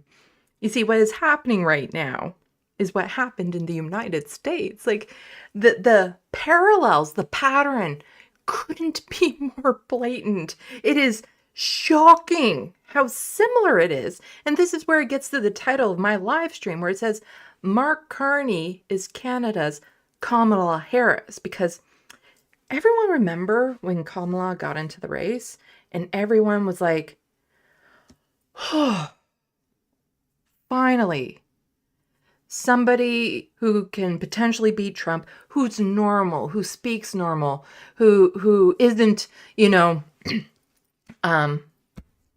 fuck, I forget his name already.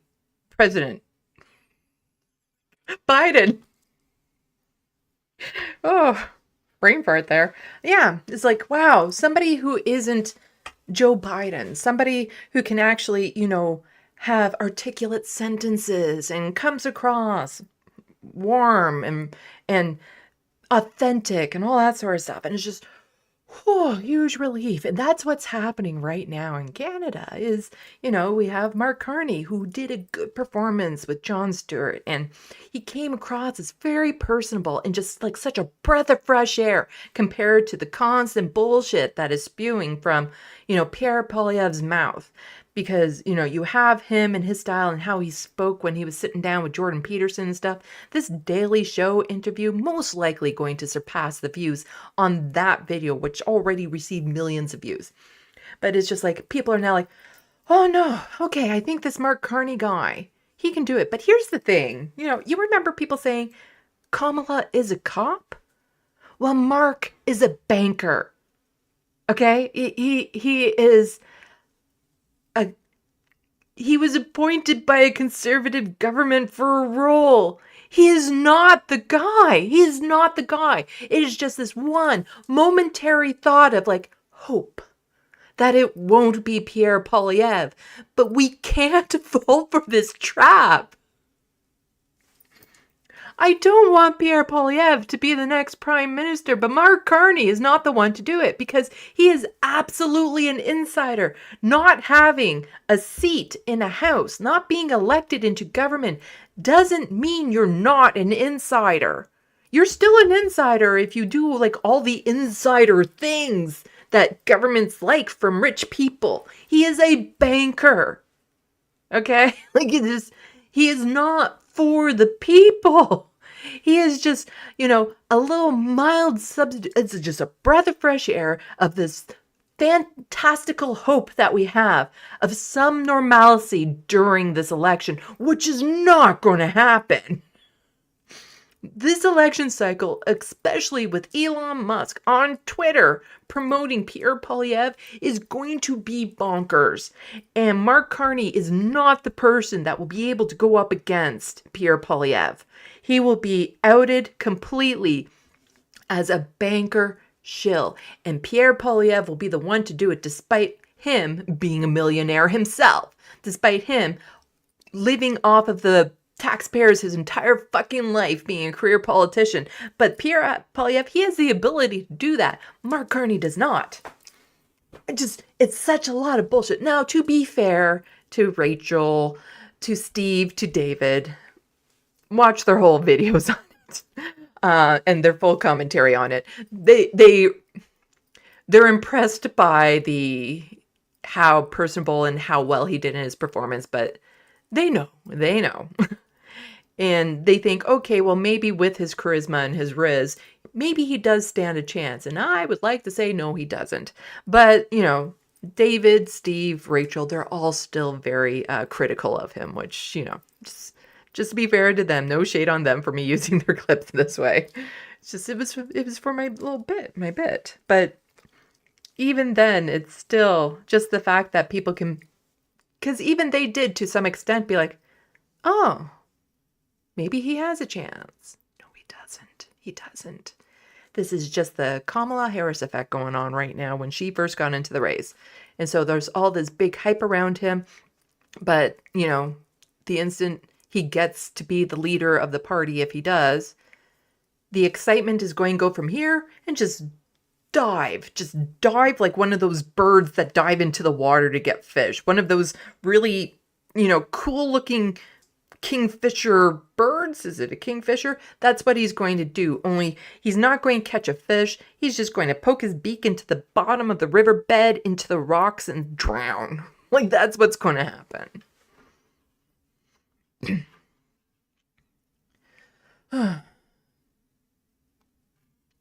And just again, to demonstrate where Mark Carney's support is coming from, Sam Hirsch here is just pointing out that Mark Carney definitely not an insider, or at least being endorsed by one of the richest men in the world worth over $100 billion. Gee, I wonder where Mark Carney got that $125,000. I wonder if there's a disclosure on that. I'd be very curious to see how many people donated towards that. And here's Mike Bloomberg saying, excited to see Mark Carney running for Canadian Prime Minister. His deep understanding of people, markets, and public service, combined with his integrity, has proven leadership, has made a meaningful impact on globally. Mark is a leader who pairs vision with action, has a strong grasp of economic challenges families, communities faces today. Yeah, I'm sure he has a strong grasp of the economic challenges families and communities face today. I'm sure he completely understands what the average Canadian is going through right now. The average family that, is $500 away from living on the streets. I'm sure he knows exactly what the challenges for those folks are. I wish him every success on this important new journey.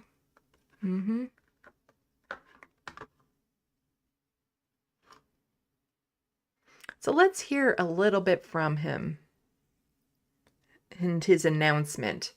And this is from CPAC. We don't need to read the quote because they always just say it right in there. So if you remember one thing from what I say today, remember this. I am going to be completely focused on getting our economy back on track. He's already starting with the slogans.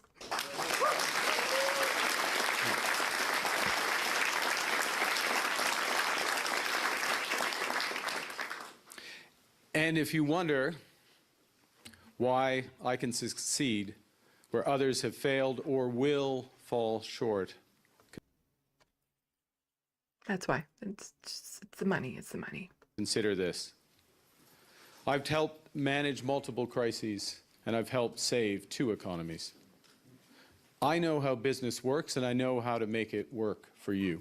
Okay, I think we just I've worked watched around the a world, lot of but this I'm grounded in his little speech thing. But there's this other clip here. And so somebody just pointing this out. He's quoting him. So David Doyne tweeted this out, but I'm just, I'm curious about the quip. Let's hear what Mark Carney has to say. Just as Pierre Poilievre's soundbites won't deliver for Canadians, We can't achieve our full potential with the ideas of the far left.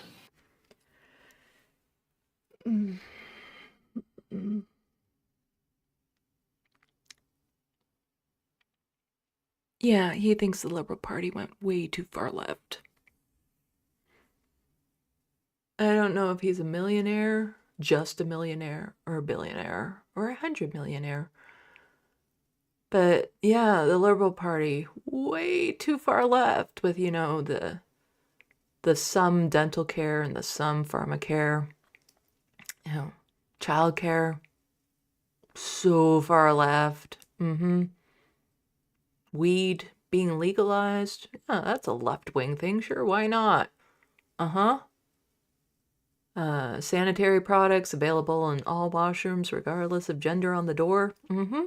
Yep, that is woke left nonsense that was just such a problem. All these programs, these socialized programs. Oh, why do we need them? Like, come on. Can't people just be a banker, economist too and be rich? Oh, I'm going to have to serve those people? Really? The far left is the problem. They too often see government as the solution to every problem. That's the fucking point!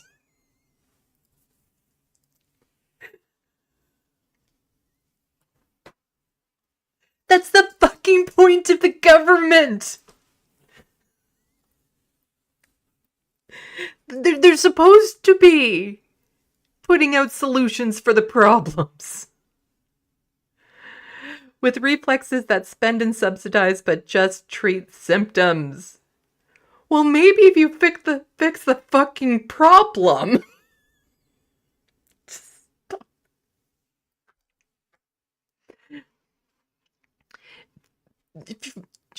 The government, yeah. With a reflex to spend and subsidize that just treats the symptoms of the problems but doesn't cure the disease. It's men like him who are the disease. We can't redistribute what we don't have. And we can't support the vulnerable. Do you know how you can have more? Taxing the rich. Vulnerable in our society, or defend this great country if we have a weak economy. And I'm here to build the strongest economy for all Canadians. Just as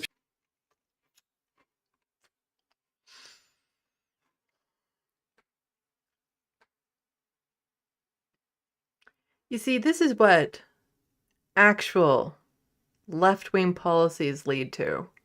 The Serf's just quote tweeting this out. Wild how actual social democratic policies and speaking to the working class while standing up for women, LGBTQ plus people is enormously popular as opposed to radical centrism. And David Adler had tweeted this out. Yesterday, Mexican President Claudia Sheinbaum delivered her 100-day address to a packed,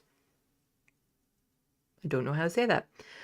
We will not return to neoliberal model. We will not return to the regime of the privileges and corruption. We say for the good of all, first the poor.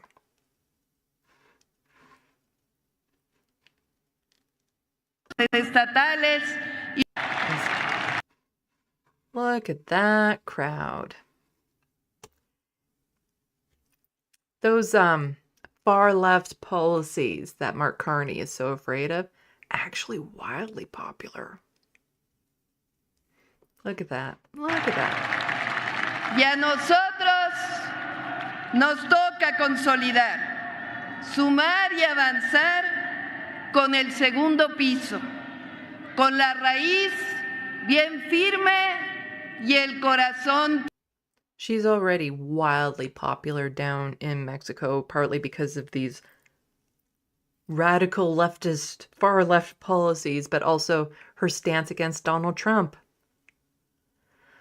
Oh, can we not? Por delante. We need someone like Claudia Sheinbaum to step up here.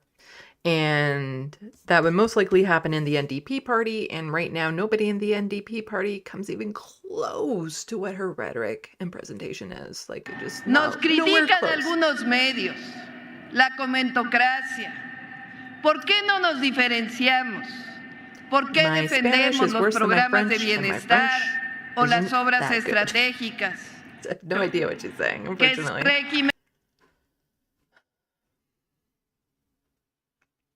But here's some of the problems that we're going to be running into this election.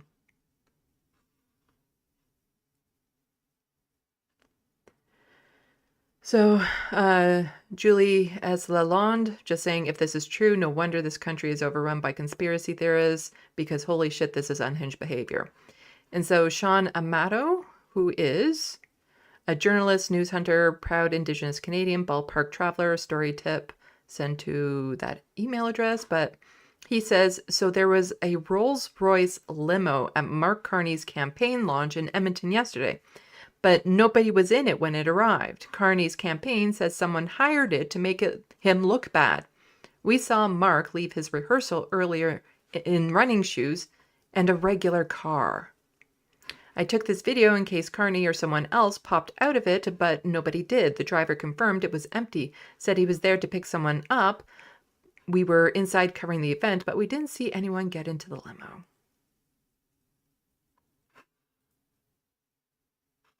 That's some bullshit.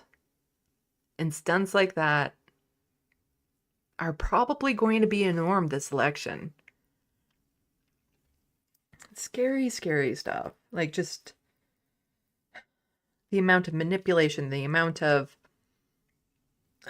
optics and all. It's like, so infuriating. So infuriating that this is a thing.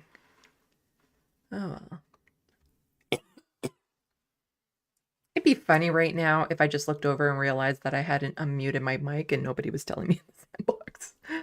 Anyway, I'm going to check the sandbox before we get on to the next batch of stories. What was it that I wanted to cover next? I think it was...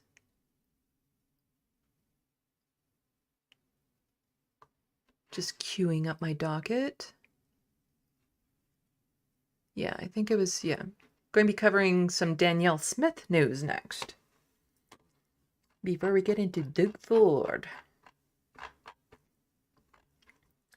So, just checking the sandbox. Oh.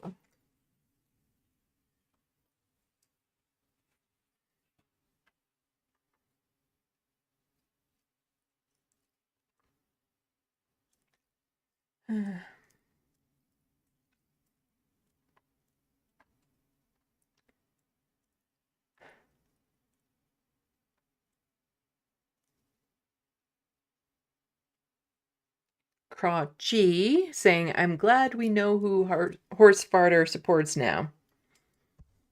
You know I'm totally going to mess up and still call you crotchety at times.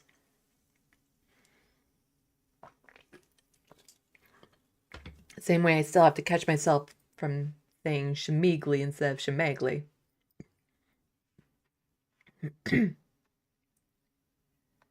Let's see.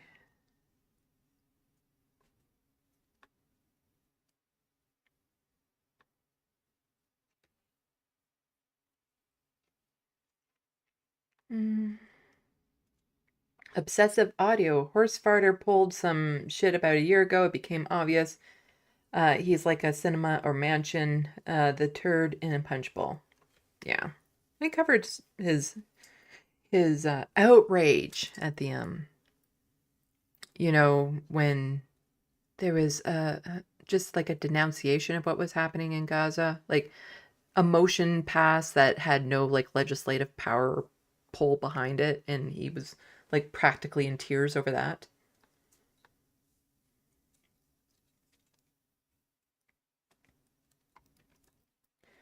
Let's see.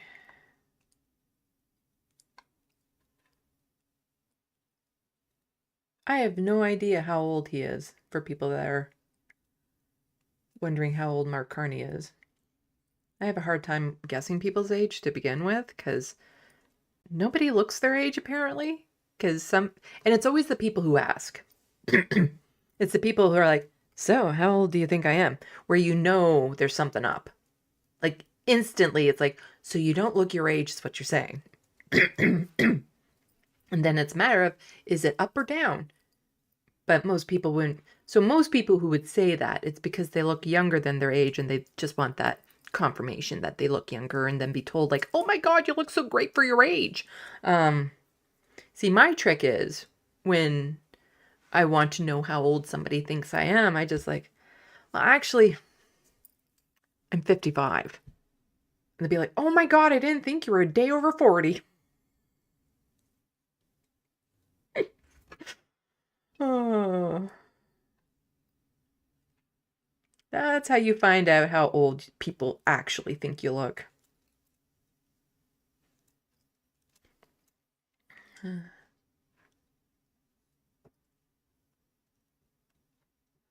Let's see. People are having chats with each other, so it's hard for me to find comments where I know the context.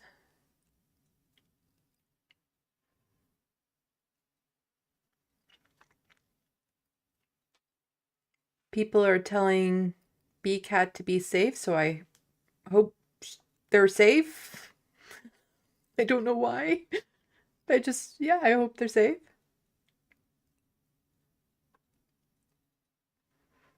Hello, The Wild West, who says, I do enjoy Jon Stewart. Yes, I was a big fan of The Daily Show when he was on it.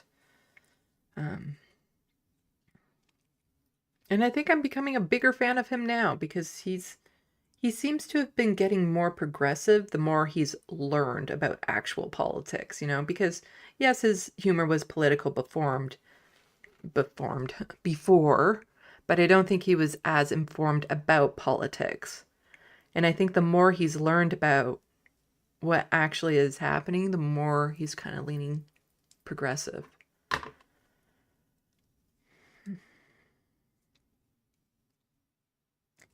Crotchy says, well, to be fair to Trudeau, he was great when he went on New Mum Who Dis and apologized for his blackface. Not a prepared question.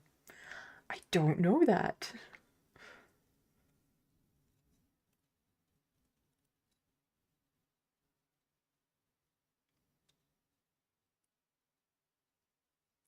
Downawi says Carney showed personality. It could work against PP. The thing is that Pierre Poilievre's base, they're not about to move from him because somebody else has personality.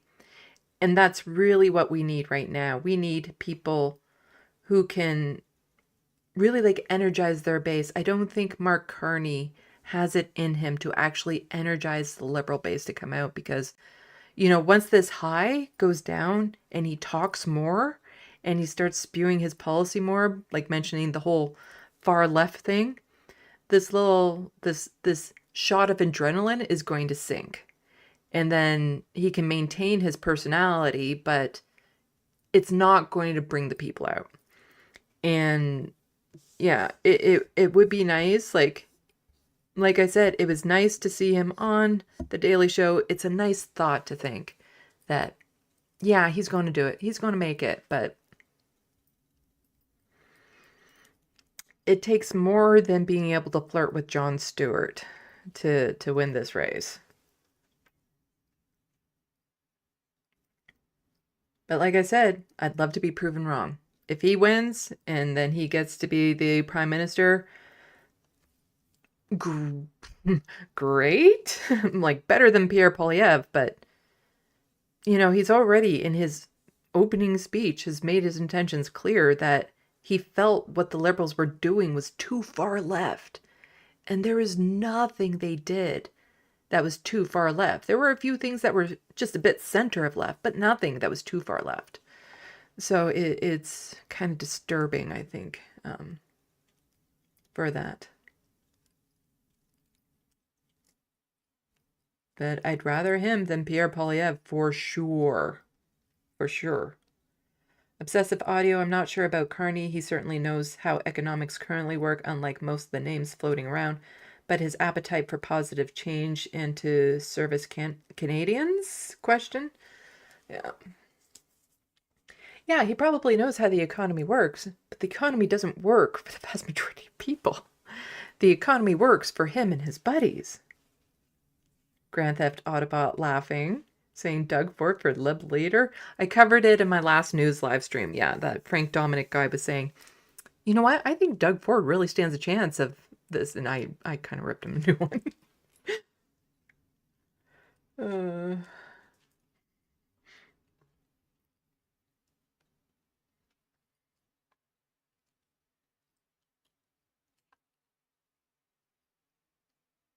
Hello, Matthew the Celt, and I guess Morbius Dragon is also in here.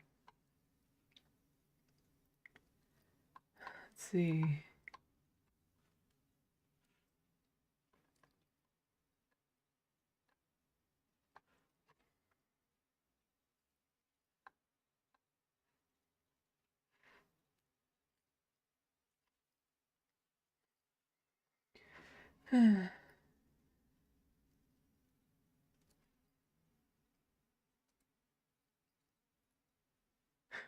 Grand Theft Autobot, either mute the mic or have a long beep.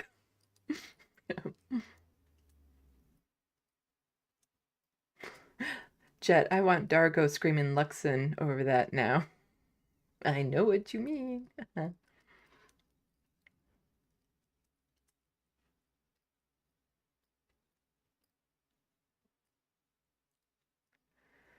Matthew. Sorry. I'm seeing conversations happening and I'm not entirely sure where they're coming from. Which is good. Which is good. You know, engagement in the sandbox helps and all that. Just means it's harder for me to pick out something to say.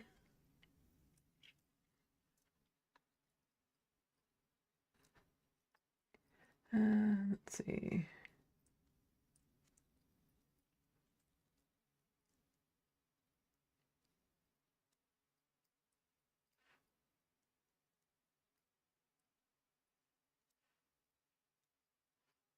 Grouchy, it's totally a conservative troll planting a poison pill if they're saying Mark Carney is Canada's Kamala Harris. I said that.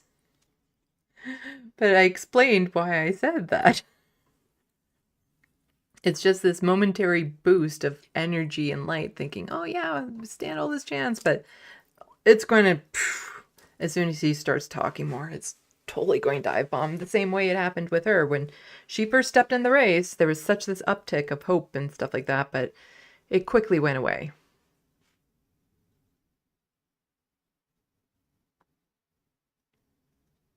So, Crotchy, are you calling me a conservative troll?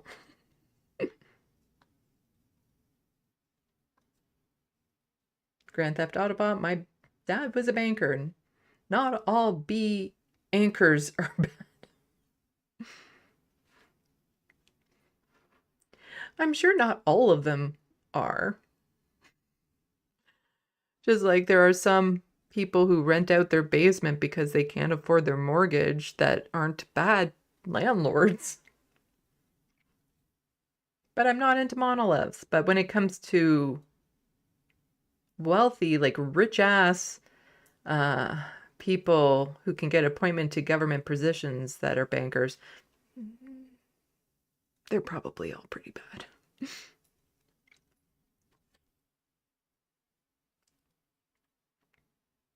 Hello, Bobby.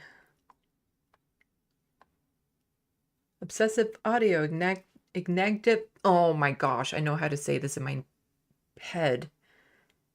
Ignactive? All over again, and I totally blew saying that.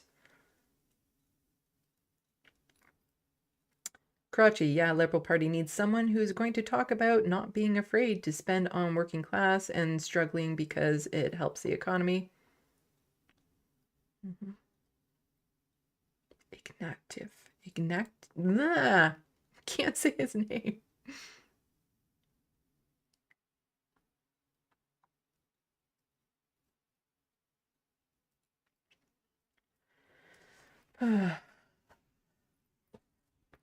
But yeah, Mark Carney will also have to declare which riding he's running in, And he would have to win his MP if he wants to. Like, if the Liberals were to win, he'd have to win his MP if he were to hold on to being Prime Minister. My guess is if he didn't win the riding he was in, he'd be parachuted into another riding that would quickly have a by-election because the Liberal candidate in it just like, oh, family things, I need to step away.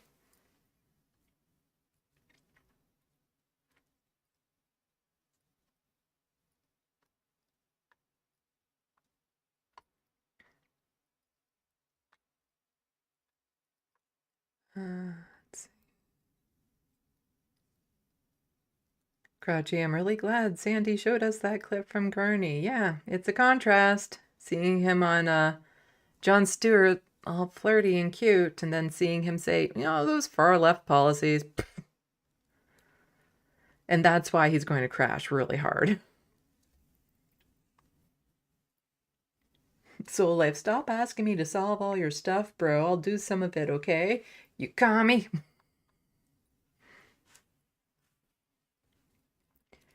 Okay. Down to the bottom. Ignatieff. I don't think I said it right. Ignatieff? Ah! I know how to say it in my head. I don't know how to say it out loud.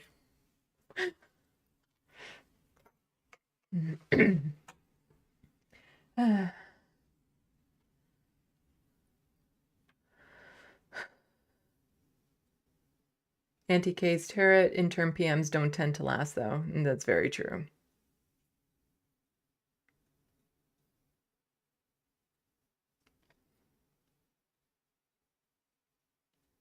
Because, like, that's the thing. If he wins the leadership race before, it will be before the next election, he will be prime minister, but he won't have a seat in the House. So when the next election happens, he'll have to run for a seat. But, you know, if the Liberals lose sorely during that, and if he loses, then he won't be prime minister anymore, but also he won't be in politics anymore. Because, yeah, he'd have to step down as leader of the race, which is, you know, just a waste of $350,000 if you ask me.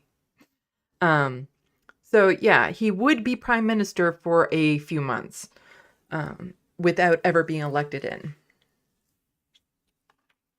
But that's how, you know, this Westminster parliamentary system works.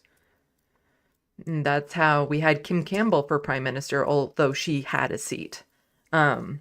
She was already elected in the party, but that's how we got Kim Campbell as prime minister for a few months, was when Brian Mulroney stepped down. They had the leadership race, she won, and then promptly fell off the glass cliff.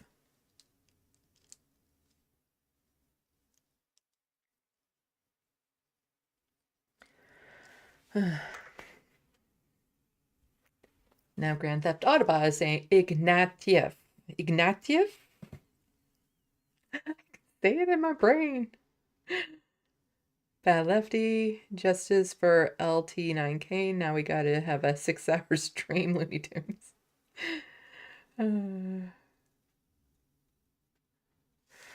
Okay, let's get into more of this tariff threat, the Donald Trump threat, the Danielle Smith.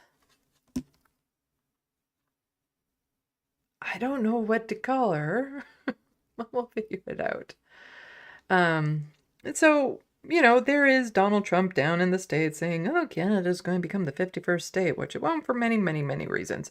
But Danielle Smith is stepping away from all the other premiers and, you know, the prime minister and stuff by basically saying, you know what, maybe this isn't such a bad idea.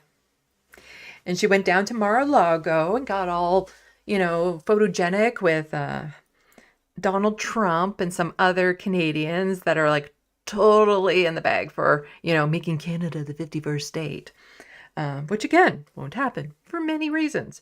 You know, I'm worried about what the states will do to us economic wise, and there's the potential of them doing some takeover via economics, but like boots on the ground, not going to happen. Being officially labeled the 51st state, never going to happen. Us being American citizens, not a chance. But this is something because where a lot of even the conservatives and the liberals can kind of unite on, because conservatives are racist. They're right-wing for the most part. For the most part, not everyone, of course. But they're also very nationalistic. The whole Canadian nationalism thing. Again, I have that flag up there.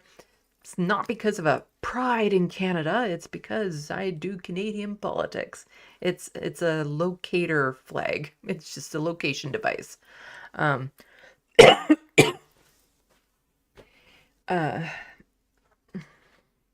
so when people, actually come to my channel, I'm bitching about the free healthcare that we get. They know what I'm talking about.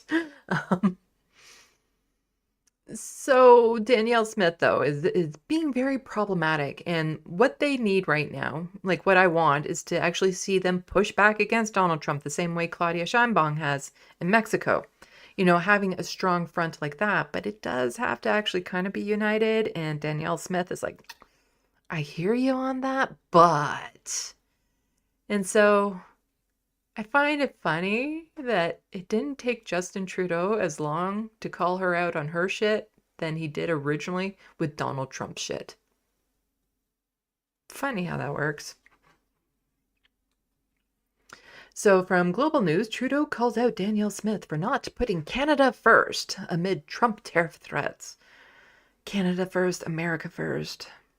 Settler colonial first. I think it was really important yesterday as we met with first ministers from across the country that premiers have an opportunity to express the interests of their citizens, of their industry, of their areas. Certainly, I don't blame Danielle Smith for speaking up for her industry. I'm sorry, I'm getting distracted. My brain works weird. It looks like these are his wings. These flags. Like they're coming out of his back like they're wings. Like he's a mutant. I'm not going to be able to unsee that now. That's part of her job. But every single premier other than Danielle Smith then chose to put Canada first and say, but we're all part of Team Canada because what happens to any part of us happens to all of us, and we will be there to respond strongly, to fight for Canada, and to do it in a united way that makes sure that it's fair across all industries, across all regions. That was what we came together yesterday to do. I would actually like to point out to Danielle Smith, the Canadians know the importance of standing up for each other.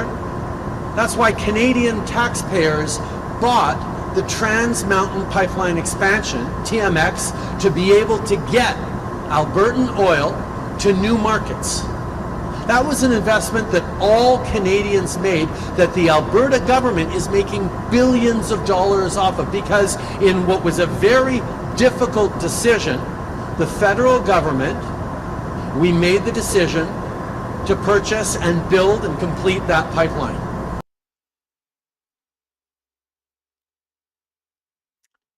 That's not the brag you think it is. That pipeline.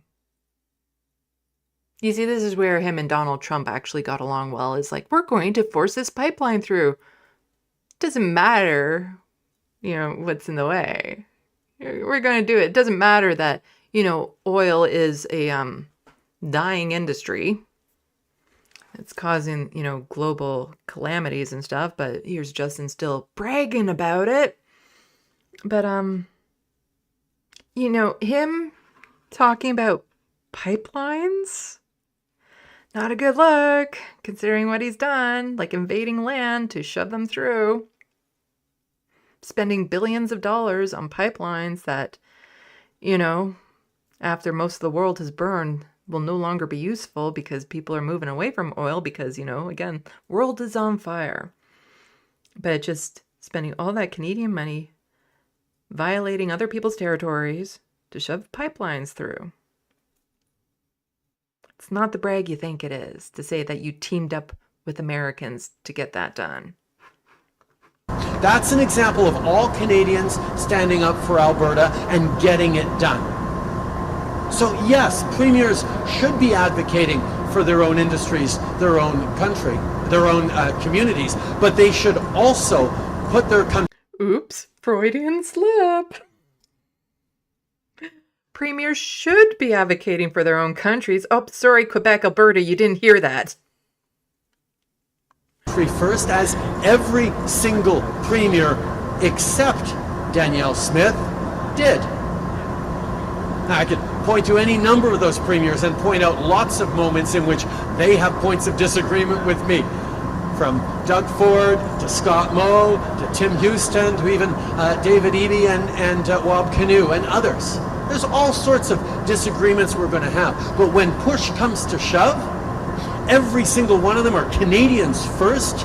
And yes, they're going to look out for their communities, but they also know that looking out for all of us is what everyone in their communities expect us to do. And on top of that, this whole thing with Trump is really just causing this Canadian nationalism fever. Furor?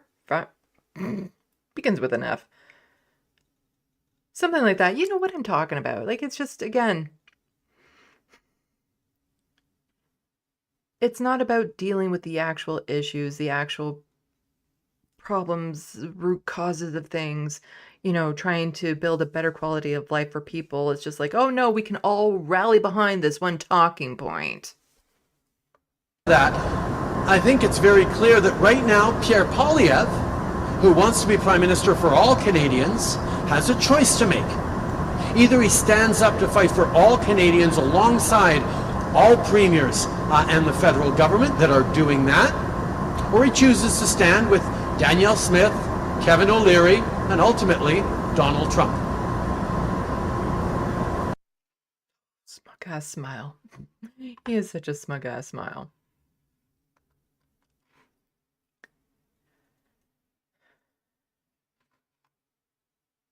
Let's see. So, more about Danielle Smith. So the breakdown follows a lot of politics in Alberta. So if you're on Twitter and want to know more about what's happening in Alberta, great account of all. Wherein Preston Manning, Danielle Smith, and Bruce McAllister muse about the threat of leveraging Alberta becoming the 51st state in order to strong-arm Canada as a whole. Somebody brought this out. This is from 2021. Hey, what if we use the threat of Alberta becoming the 51st state to blackmail Ottawa? Better get together because by the way, the U.S. That's right, that is super quiet. What about using the fear of the United States to get some of the things that you can't? Well, the fear of the United States is what helped put this federation together. Colonies thought we better get together because by the way, the U.S. has the largest standing army in the world right after the Civil War. Yeah, and they're also just quote tweeting himself. If you don't think Smith will sell out the rest of Canada if she believes she can get a better deal for Alberta, you really should check the tapes. And it is this sense of like, it feels like she's a teenager that's upset that her one parent won't give her what she wants, so she's trying to go to the other parent to say that they should do it. Is that how teenagers work? They do that sort of thing? It's the vibe that I'm getting anyway. War. So fear of the United States can be a factor in federal provincial relations and what central Canada, like you need a prime minister with some strategic sense, which we do not have now, but maybe if we did have one. What if Alberta did actually secede? There will be an offer from the United States for that Alberta to become the 51st state. And why will that offer be made? It will be made because the United States would like to get a hold of the second or third largest sources of petroleum in the world. That's why it'll be made. Now, when that finally sinks into Ottawa, you want that to happen? Do they want that to happen? Or do they have to say, maybe we have to do something to keep that energy sector and its development in Canada and to Okay, so we get the gist that it's like, oh, no, we'll just threaten the idea that we'll run away unless you give us what we want. But again, it's the idea of buying a province is very problematic in a lot of ways, and we'll get to a point with that in another tweet.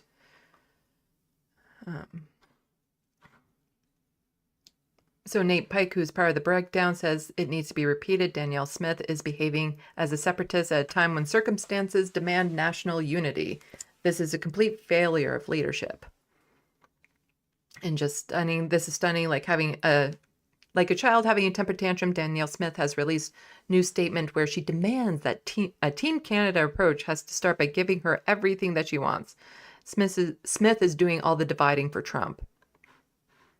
And so she had sent this out. How about this for building a Team Canada approach? Stop threatening the livelihoods of tens of thousands of Albertans and Canadians via energy export tax or ban.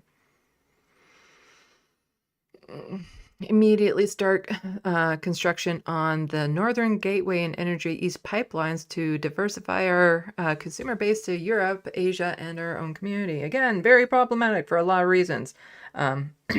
Fairly certain not all that land is land that Canada can go through, because not all that land is Canada. And Europe and Asia are moving away from oil because, again, climate calamity is happening right now. So very, very problematic on so many ways. You can't just demand these things. Tell Germany, Japan, and the rest of the world that there is, in fact, a business case for Canadian oil and gas to be sold to them. Again, they're not going to be that keen on it. Because, like, right now, Donald Trump is also trying to say the same thing. We're going to increase the output of oil and stuff of that sort. The market is just simply not going to be there. It's not going to be there the same way anymore.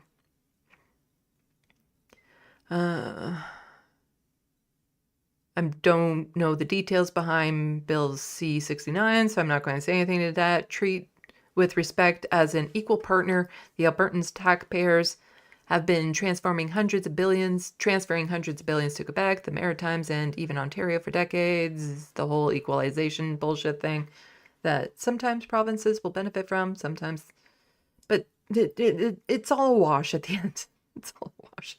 It's not like their quality of life is diminished because of the equalization that happens.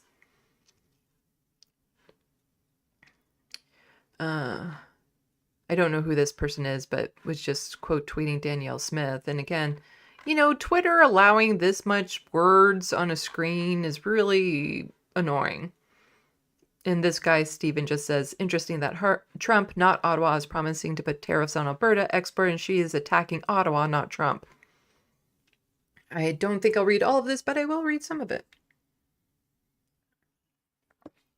Because I can feel my throat getting really scratchy from the cold that I had. So I might have to, like, run away and get a lozenge, because of course I didn't bring them with me here.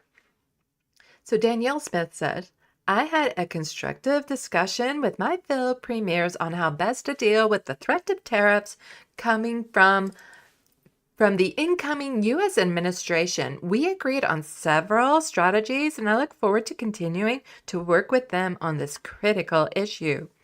However, the federal government officials continue to publicly and privately float the idea of cutting off energy supply to the U.S. and imposing export tariffs on Alberta energy and other products to the United States. Until these threats cease, Alberta will not be able to fully support the federal government's plan in dealing with the threatened tariffs. You know, the only reason why they're threatening tariffs to the United States is because the United States is threatening tariffs to us first. It's a response. You gotta push back somehow.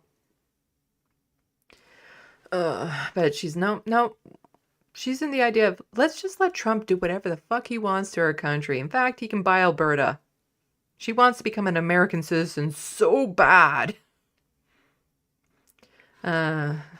Let's just skip down to here. I will be traveling to Washington, D.C. this week for the inauguration and will be returning to the United States several times over the coming months to meet with U.S. lawmakers and officials to continue to make the case against the imposition of tariffs on Canadian products and to strengthen and grow the trading relationship between our two great independent nations.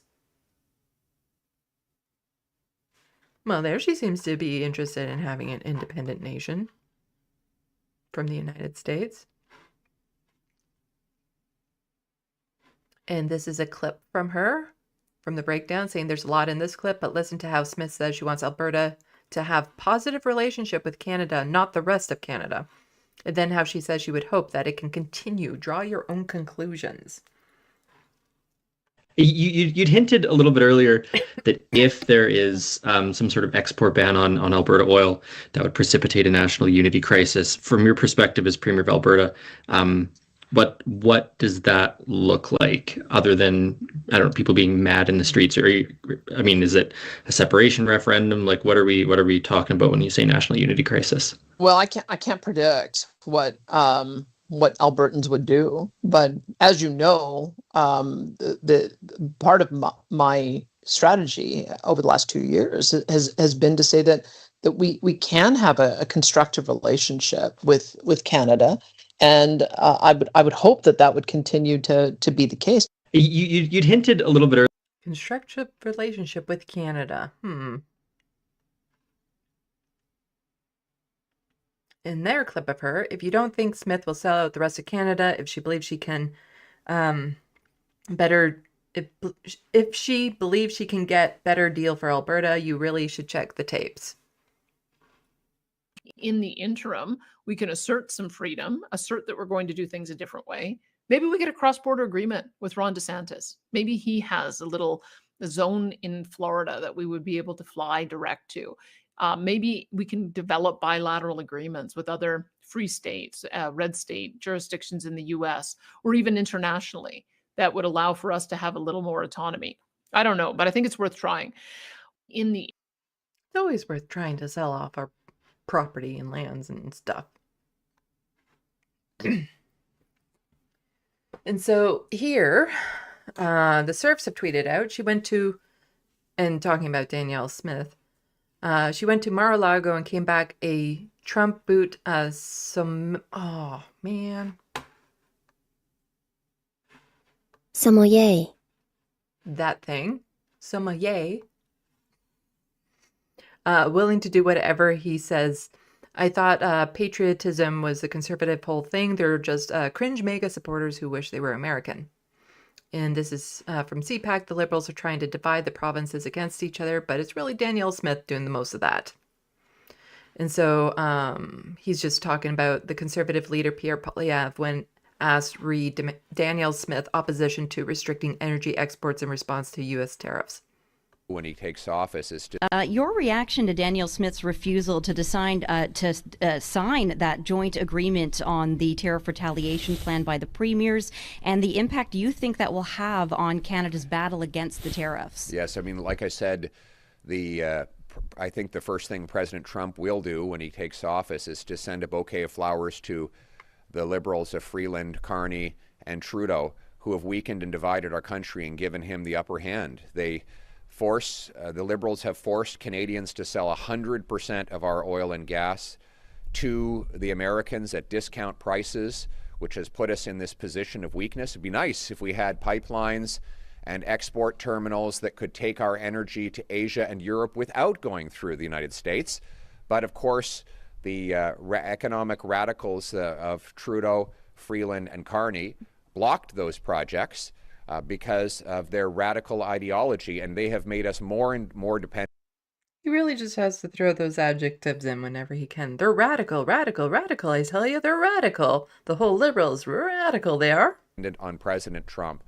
And my approach will be exactly the opposite. I will quickly approve energy projects to send our energy to the rest of the world without relying on Americans, and we will make our country more self-reliant and independent. I will also unite our country. The Liberals are trying to divide one province against another, Canadian against Canadian. Right? No, it's Danielle Smith who's trying to divide the country right now. And he's not going to unite shit. He's so divisive in his rhetoric and everything he does. Just go back to the Jordan Peterson interview he had. Like, it is so... What's the word?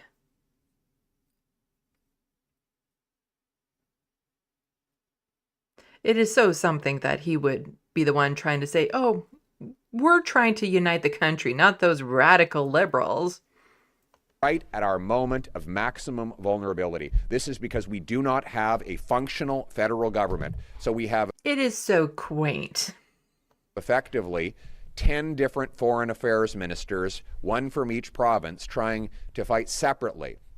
If we had a carbon tax election now, we could elect a strong, stable, national majority government that would stand up for all Canadians, all industries, in all provinces, and that's what we need to do.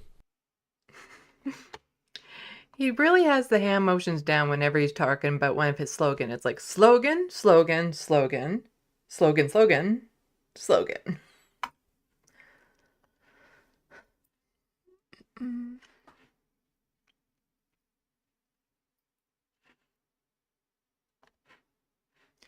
So if Danielle Smith intends to defy national consensus on how to respond to Donald Trump's tariff, she should have an election. This, says the breakdown. Does Danielle Smith have the mandate to try and drive a wedge between Alberta and the rest of Canada? If this is what she wants, she should be calling an election to get one. Yeah, with her rhetoric going on, it would be nice to see that. A provincial election, because if she's so sure that the rest of the Albertans would be on board with what she's doing, if she's so confident about that, she should really call an election, because, you know, Doug Ford, he's about to call an election, but we'll get more into that in the next kind of big segment that I have prepared. And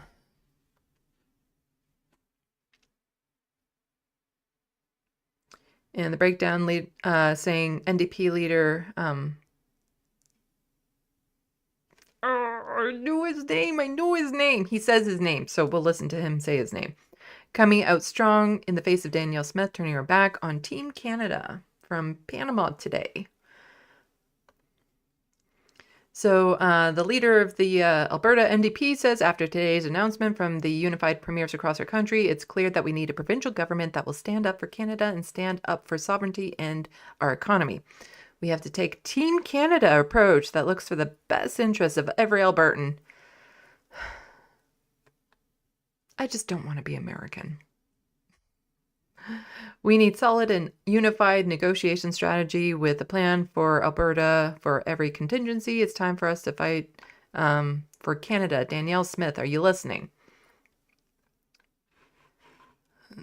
Hi, I'm Naheed Nenshi, leader of Alberta's New Democrats, coming to you from Fort McMurray. This region is so important to Alberta and so important to Canada. It is, in fact, the part of Canada that relies on exports to the United States more than anywhere else in the country. So Danielle should really be upset with Donald Trump and what Donald Trump is saying.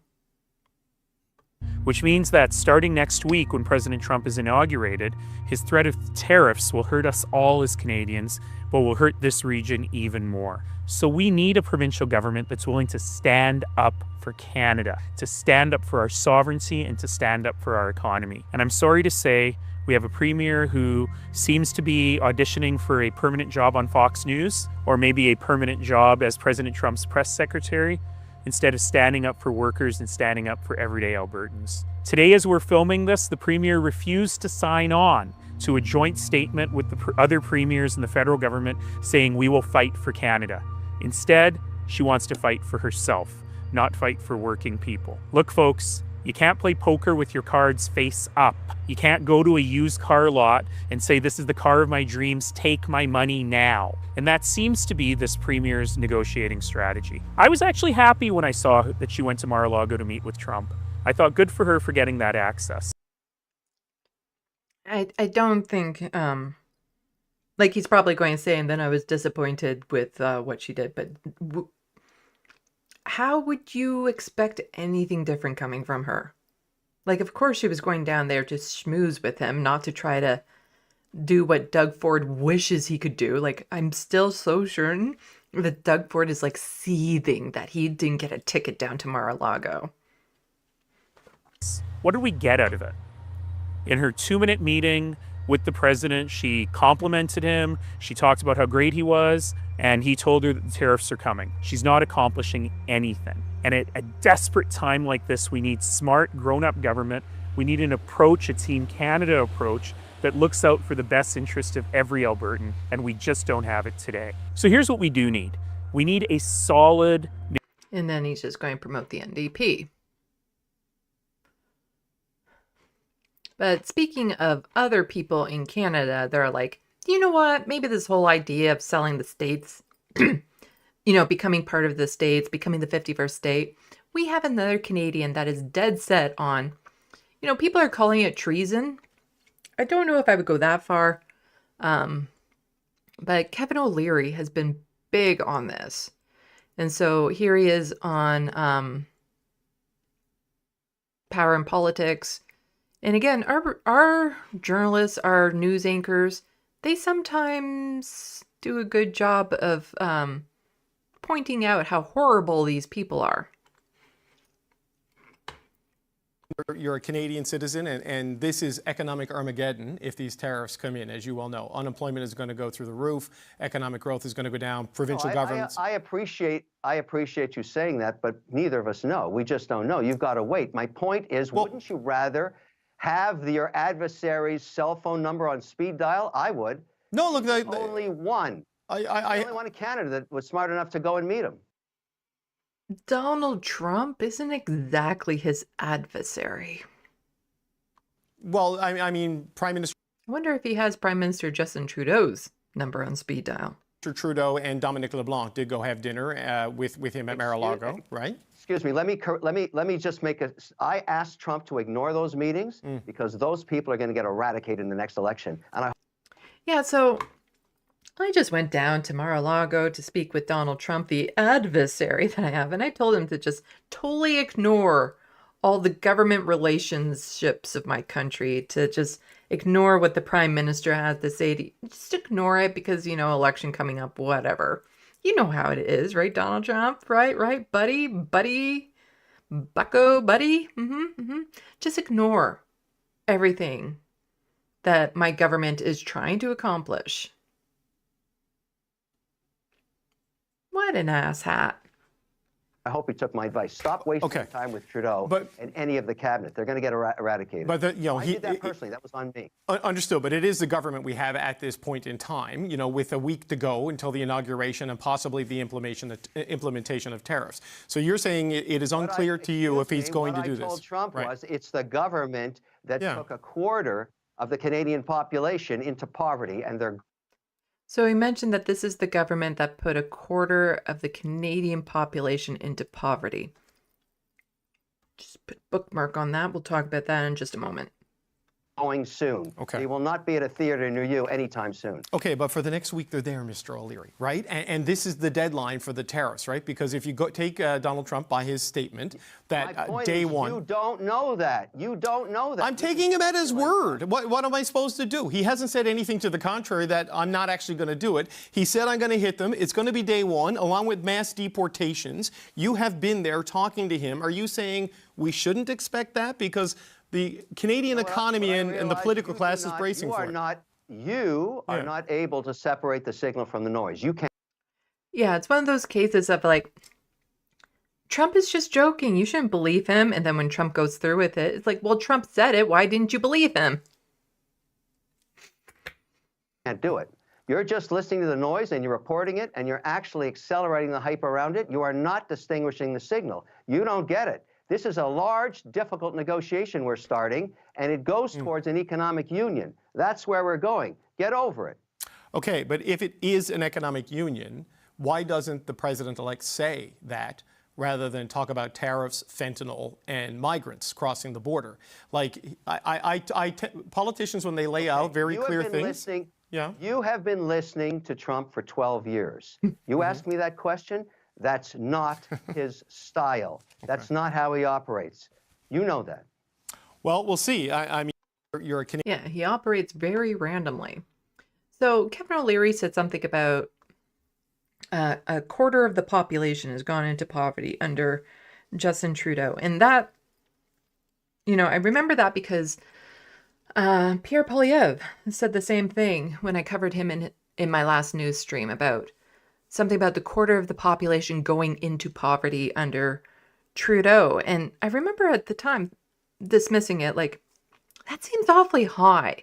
But then also kind of agreeing with with Pierre Poilievre thinking, if my standard of what poverty would be wouldn't surprise me if a quarter of the population is in poverty, but it seems really odd that it's coming from him.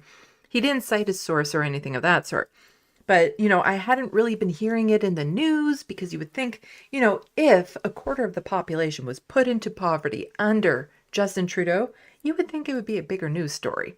And I hadn't heard anything about it. Well, I decided to actually go and find those sources because, I'm a little bit of a nerd like that. And so if we go here,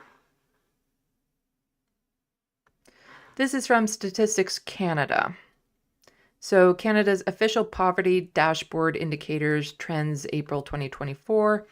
And so in 2021, Canada's official poverty rate was about 7.4 up to 9.9. So are you seeing that this totally skyrocketed in the last in the last 3 years, that has jumped that high to be a quarter of the population? But that's the number that Pierre Poilievre likes to quote right now. That's the number that Kevin O'Leary is quoting right now. A quarter of the population just went into poverty under Justin Trudeau.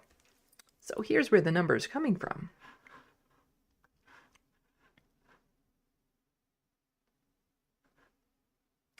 More Canadians are living in poverty than previously thought, says report.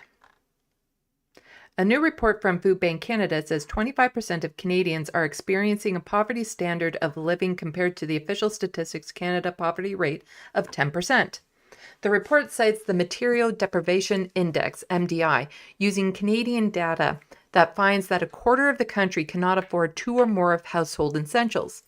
The information you need to know is that's just an ad thing. The report considered responses across 11 different categories. So if you can't get, they're saying, 2 or more? Yeah. So if you cannot afford 2 or more of these things. Transportation, everyone in the household able to get around your community wherever they need to go.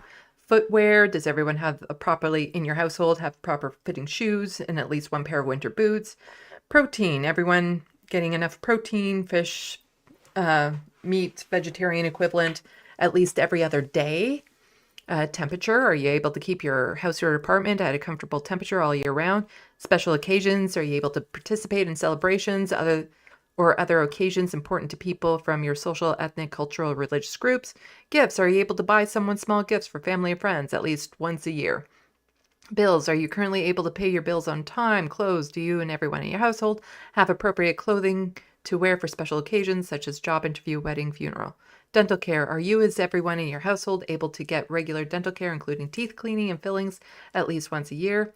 So this has probably gone down since this report due to the dental plan that the Liberals and the NDP pushed through. Spending money, if you wanted to, could you spend a small amount of money each week on yourself? Unexpected, if you have an unexpected expense today of $500, would you cover it from your own resources as opposed to going into debt type thing? According to the findings, nearly 6 million additional Canadians are living in poverty than what's reflected in Statistics Canada most recent poverty data. We're not looking at just one income alone. We're looking at what people can actually afford, says Richard Matron, the Director of Research at Food Banks of Canada. We're seeing more people who are perhaps living above the official poverty line, but are still struggling to make ends meet. He says findings should push the government to expand dental and drug coverage programs and exclude some benefits based on individuals' income source. The report findings suggest 30% of Canadians age 18 to 30 and 44.5% of single-parent families and 42% of renters are experiencing poverty-level standard of living. So the thing is that this report that the Food Bank Canada put out calculates what poverty is in a very different way than Canada's official dashboard does. They have, it's tied to like income, something of that sort, as for them to qualify what the actual poverty line is. So when they're saying a quarter of Canadians are living with poverty, they're citing this food bank report. Now, I do tend to agree with this. However, This report is new. So this isn't people who have just fallen into poverty under Justin Trudeau's government. If you were to go back years and years and years and apply these same standards, you would have seen a much, much higher poverty level all throughout. But since these numbers are calculated extraordinarily different than the way that the official statistics calculate it, then yeah, you're going to see that difference. It's not that these people are new to poverty, it's that it was always going on and is just being accounted for now. And that's where the little wordplay comes into. So they're trying to spin it as if these 40, the 1 in 4, the quarter of Canadians, that they've fallen into poverty since Justin Trudeau, when that's not the case.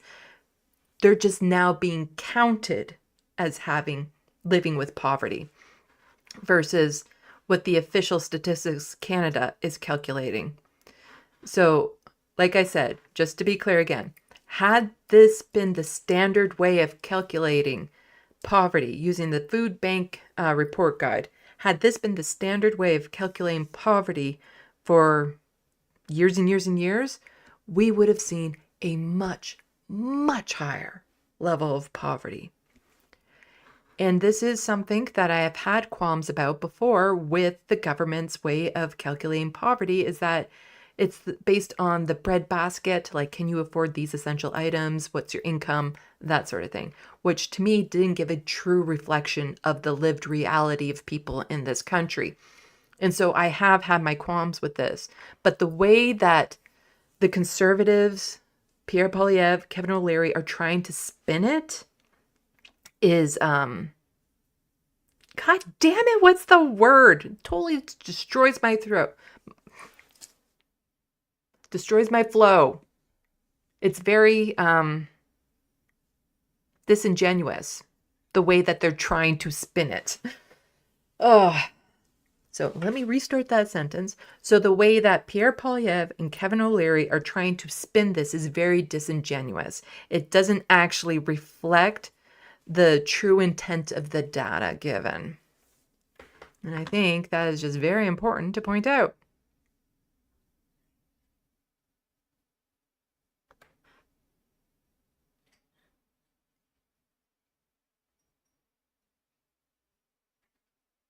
I think I already covered that. Is that a duplicate? I do that sometimes.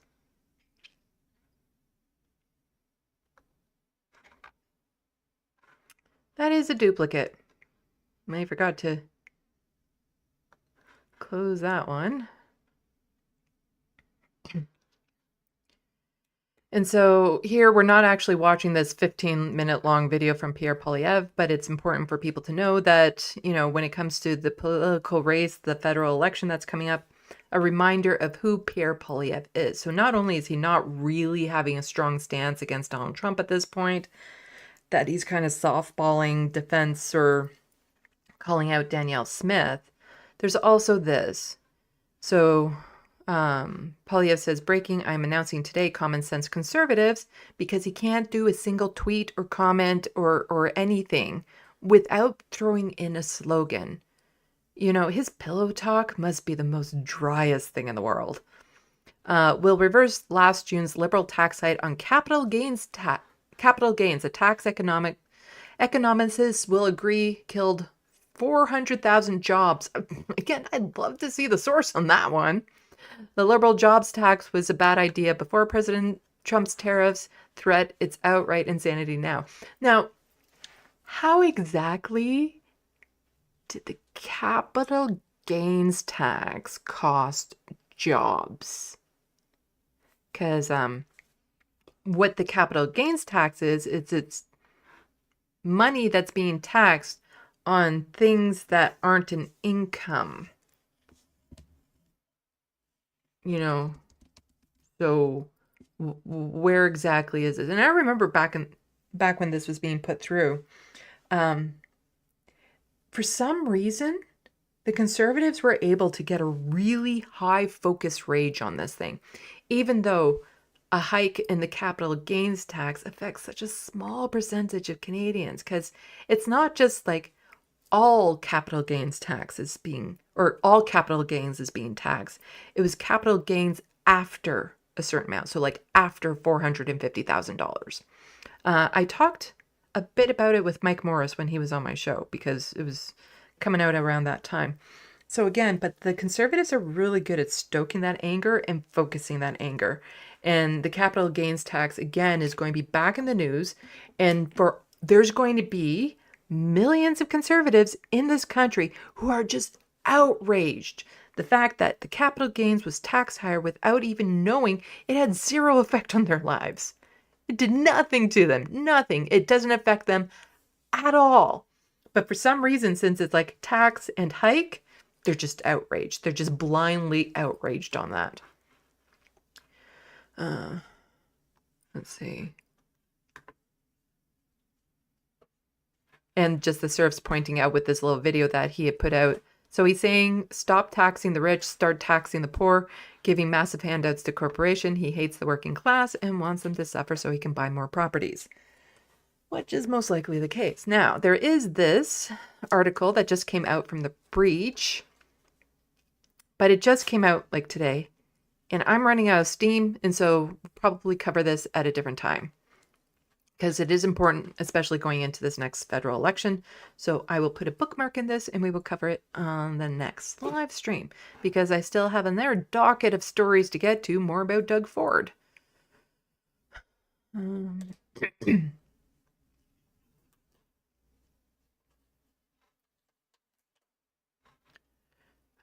So just checking, is this the docket that I want? Yep, okay. So before we get to that, I'll check the Sandbox.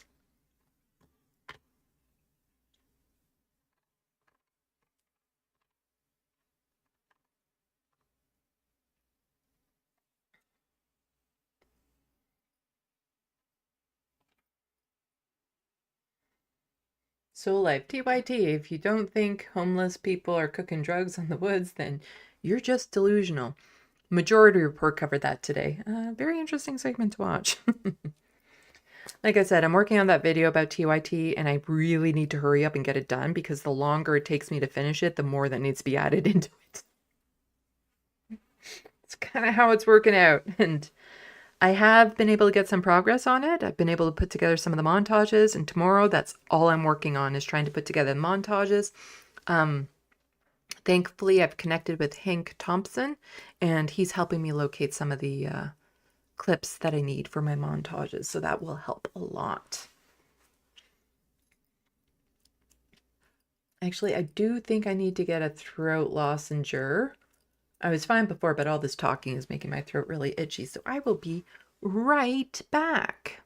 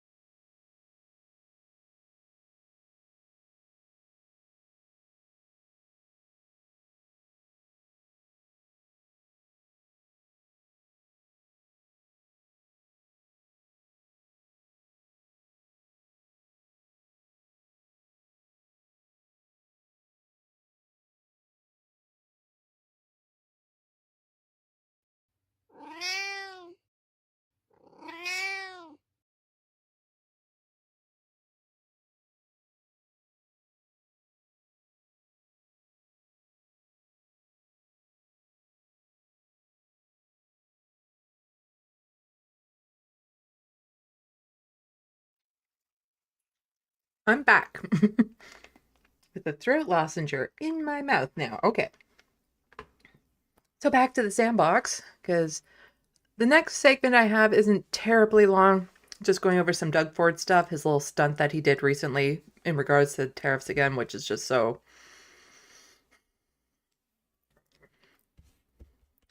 My theory is Doug Ford wants the tariffs to go through, and we'll get into that in just a bit.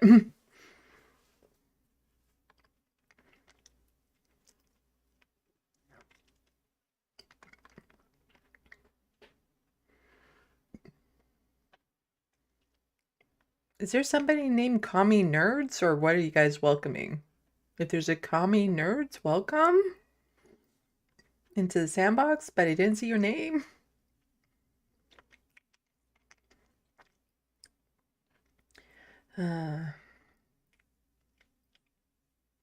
Anti-Case Tarot and Grand Theft Autobot are both saying that, I guess on that list, they'd be living in poverty because they can't meet a lot of what was on that list from the food bank for, if you can't meet 2 or more of them, then you'd be considered in poverty, which I think is a more accurate picture of what poverty is, because on that list, yeah, you should be able to reach all of that. If not, yeah, you're living in poverty.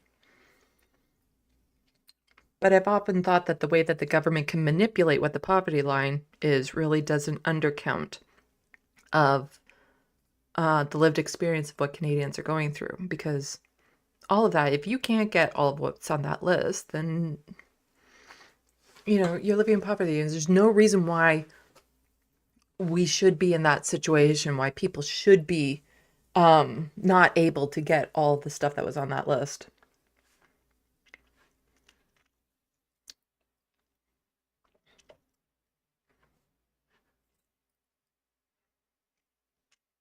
Grand Theft Autobot reinforces my opinion that ODSP is forced poverty. Like, again, the only reason why I can get by is I get some money from patrons, some money from Google AdSense for the YouTube channel. And my rent is low because I've had a rental contract for over 10 years. If I had to pay market rent, there's just no way. No way, because market rent is more than what I get on my ODSP check. And even with the money that little extra bit that I get from my channel and stuff, it wouldn't be enough to cover market rent. Hello, Lanier. We got kitty number 2. Hi. Oh, look at the camera. You gotta look at the camera.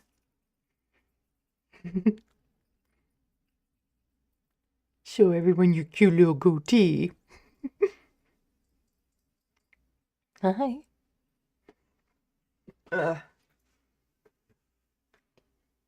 He's easier to have on my lap than Abernathy because this guy is a normal sized cat. Okay.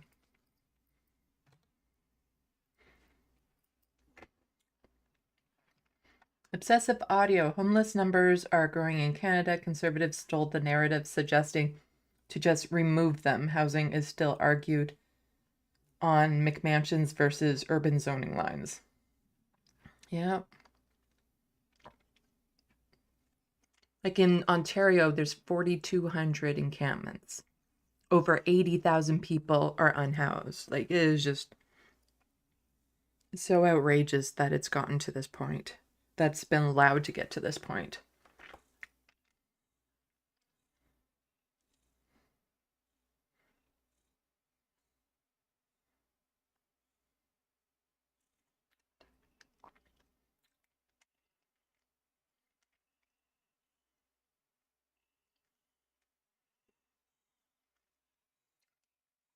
Rainy DeWitt, welcome to the Sandbox.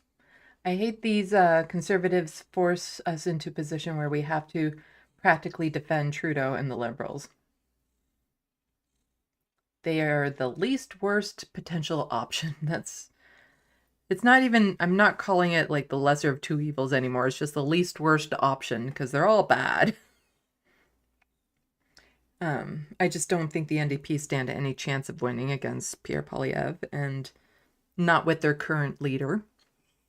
And the Liberals, I think the Liberals have fallen so far that I don't see it happening. I don't see anyone that they could replace Justin Trudeau with and still pull off a win, unfortunately. I really wish the NDP would have a leadership race right now.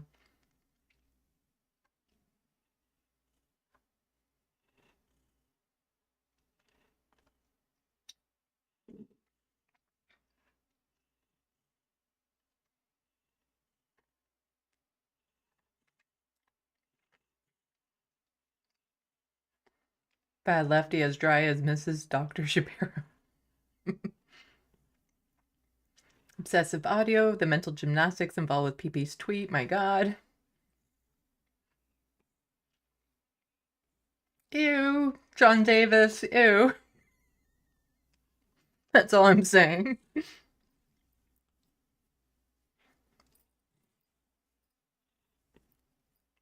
Downawi, my beliefs include many gods. The only time God is an issue is when it's used for hate and colonialism.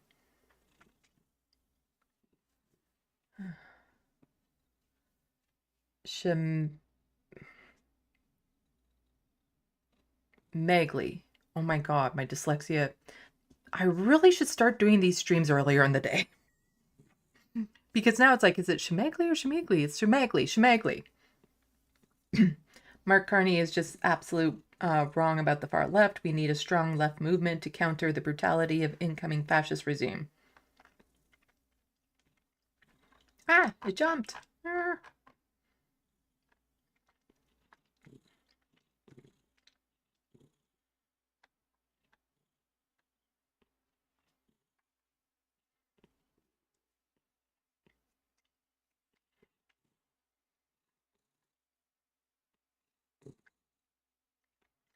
A little bit talk of religion going on.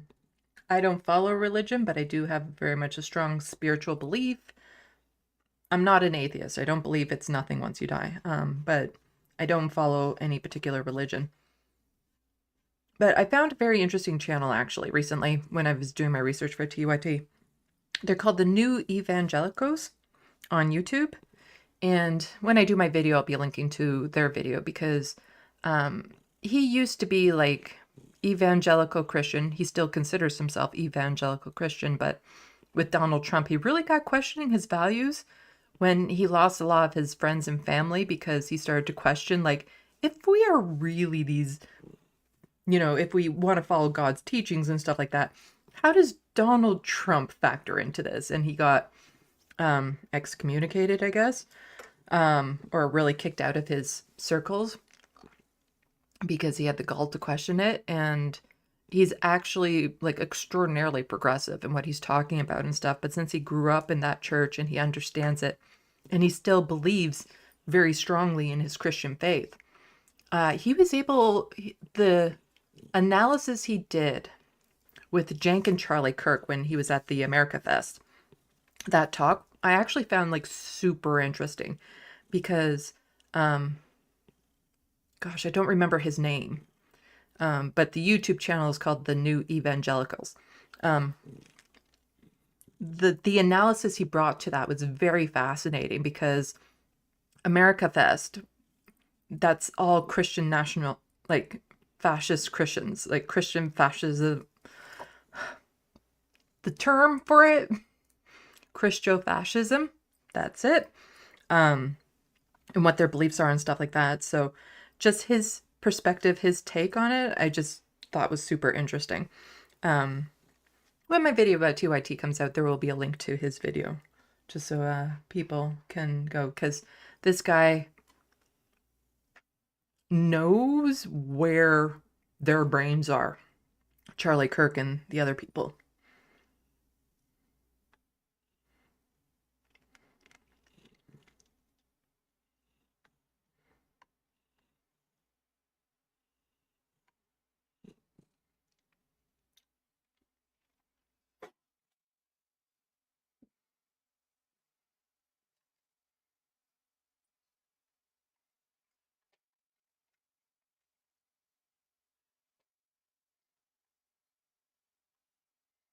Let's see. Let's see. Oh, sorry, sweetie. You gotta switch legs. I cross my legs when I sit here a lot of the time. And so he sits there, but it applies too much pressure on the joints after a while. Even though he's not terribly heavy. People talking about wasps and killer bees now? These Sandbox chats really go all over the place, don't they?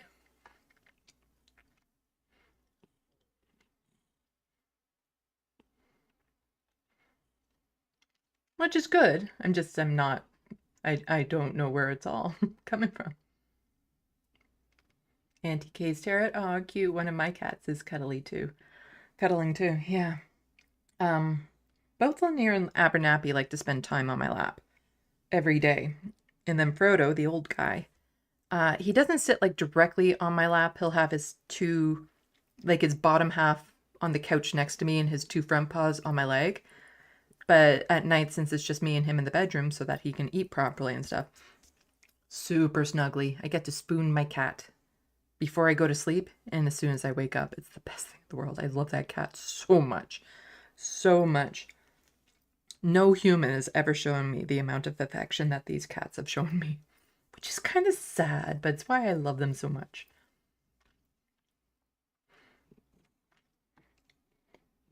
Yes. Lanier is cute with his little goatee that I love to pull on, that he's like, oh, stop that. I'm getting cat fur all over the place and then it tickles my nose. Guess, what, are we getting into a shedding season?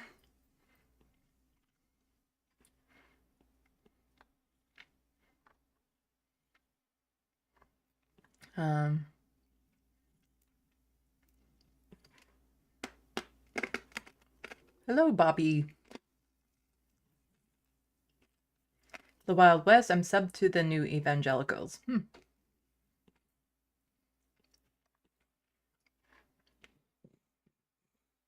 then other people are mentioning Fundy Fridays as well.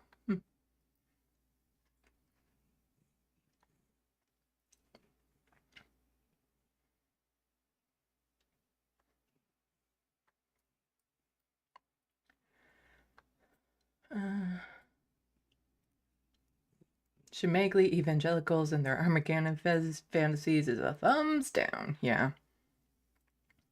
I've never felt as threatened as I have with like evangelicals in my life. Or just the way that they think and talk. It's very cult-like. Again, probably not all, but just in my experience, a lot. Because I grew up in a very Christian area where one woman I knew, when she like just became old enough to become a woman, was getting married and stuff like that. And well, there's no real point in having children because, you know, the coming of Christ or whatever and the rapture. So they're all going to die anyway. But then having lots and lots of children not too long after that because no birth control.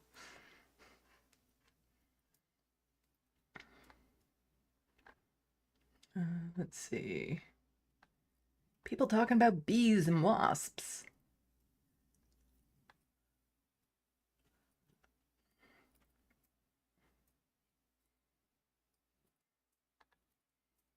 Bee cat Sandy, I'm the same way with my girls. My heart just bursts for them. Yeah. Like when I see all three of them sleeping on the bed together, I melt. I completely melt. And part of it is, I'm just so grateful I was able to get Frodo's siblings that he likes. Like, Frodo isn't a cuddler with other cats. Even when he had his brother that he really loved, Mocha, way back when. They didn't cuddle, but I could tell that they always appreciated having each other around. And just seeing Frodo struggle to become friends with Tulip and Tulip just not having any of it was kind of heartbreaking at times. And so to see the three of them get along, he plays with Lanier every day. Every day he plays with him. And, you know, they can interact and all eat at the same time. When there's treats on the floor, they'll all get their noses together to get the treats and stuff. And just, I know Frodo loves having them around, and that just makes me melt so hard because I wanted that for him before he goes, is to have that relationship with other cats again.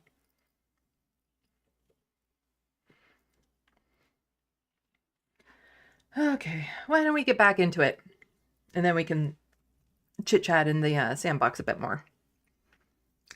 Now I'm going to drink Diet Coke after having a lozenge, and the taste mix in the mouth is really gross, but love my caffeine.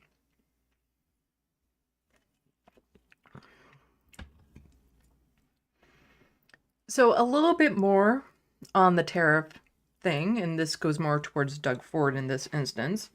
Oh, as I switch my legs, because this little kitty, he's still in my lap. He's so cute. Anyway, a little bit more on the tariff things, because Doug Ford has been making, a fairly strong stance against Donald Trump. But we'll get into it, because to me, this is like, Doug Ford is probably thinking these tariffs are the best thing to have ever happened for him, and we'll get into it. But first, from CBC News, Canada preparing retaliatory tariffs to unveil as soon as Trump's inauguration day. Initial counter tariffs would apply $37 billion in U.S. goods. The Trudeau government is planning a first round of counter tariffs that he could be unveiled as soon as incoming U.S. President Donald Trump is sworn in on Monday, Radio Canada has confirmed. The counter tariffs would apply $37 billion in goods that would be less harmful to the Canadian economy. Trump has threatened to levy a 25% across-the-board tariff on Canadian goods. Experts and lawmakers have warned such a move would devastate the economy. And yeah, we know that. And it's just...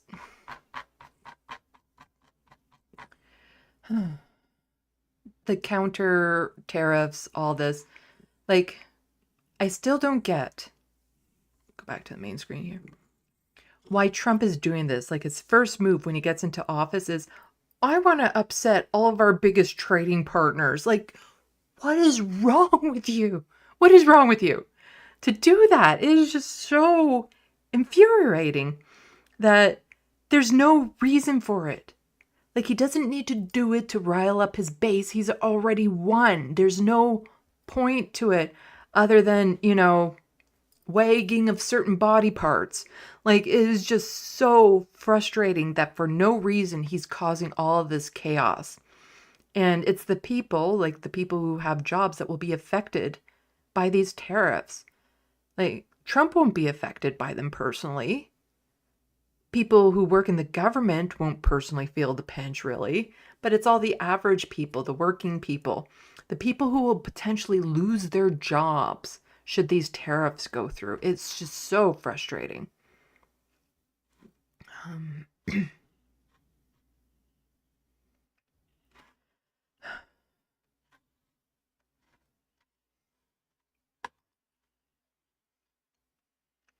And just a little bit more from the breakdown. Conservative Premier Doug Ford comes in just short of saying Danielle Smith is dividing Canada and serving Trump interests.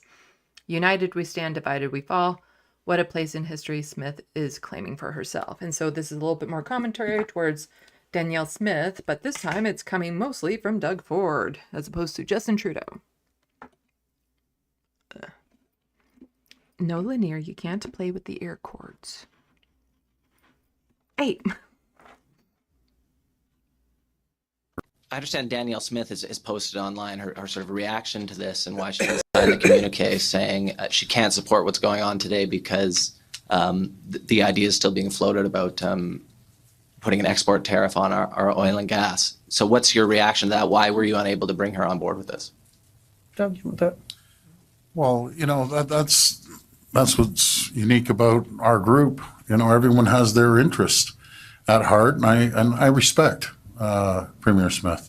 I respect that she's concerned about protecting her energy, and that's her choice. That is her choice. But I have a little different theory. I have a different theory that protect your jurisdiction, but country comes first. Canada's a priority. And I don't believe in jeopardizing one sector or another. Premier Smith's oil is Ontario's auto sector, right? So again, we all have different views and we can respect each other's views. But at the end of the day, when the tariffs come, it's going to affect Albertans. It's going to affect people from BC and Saskatchewan and Manitoba, Ontario, Quebec, all the way down the road. No one's exempt from that. And all I believe in, if it comes to that, let's have the tools in our toolbox to react, to send a strong message. But I really hate how reasonable this makes Doug Ford look, because he's so not any of this. He's not any of this. So, well, we'll get more into it with some of the other things that I have lined up that really just paint a picture as to how conniving this guy is. But it's not going to be all of a sudden one province or one territory is exempt on this. When Donald Trump comes at us, he's not going to say, well, let's not worry about Ontario, they're good people, or Alberta. He's coming full tilt at Canadians as a whole. As I've said before with the analogy, because the Canadian Conservatives like to think that they can get along with American Conservatives, Republicans, because after all, they're part of the same party. They're all the leopards in the leopards eating face party. So they should be safe. Their face won't be eaten because they're leopards. But the problem is that they're two different breeds of leopards. Canadian leopards are very different than American leopards. So it doesn't take long for the American leopards to be looking at them like, those spots on you don't look quite right, and I'm feeling hungry. And your face is starting to look really tasty. And that's one thing we have to understand. We need to be united. Donald Trump is a brilliant negotiator. That's what he's done his whole life. That's exactly what he's done. And he's sitting there with a big smile on his face thinking, wow, I'm going to divide and conquer. Remember one thing, united we stand, divided we fall. We need to be united. Can I jump in there? Just a sec. Well, I'll pass over to you in a sec. I just want to point out something in what I don't really care much more Justin Trudeau has to say on this. I just wanted to hear what Doug Ford had to say, because we're talking more about Doug Ford right now. And Colin DeMello, just from Global News. New Premier Doug Ford claims some 500,000 jobs could be on the line if American tariffs are applied to Ontario's economy. The Premier only cited internal ministry data. And then he quote tweeted himself saying, the Premier now says 450 to 500,000 at max jobs losses as a result of tariffs. The Ford government is offering that figure, even as the Premier says they're waiting to find out what sectors are going to be tariffed.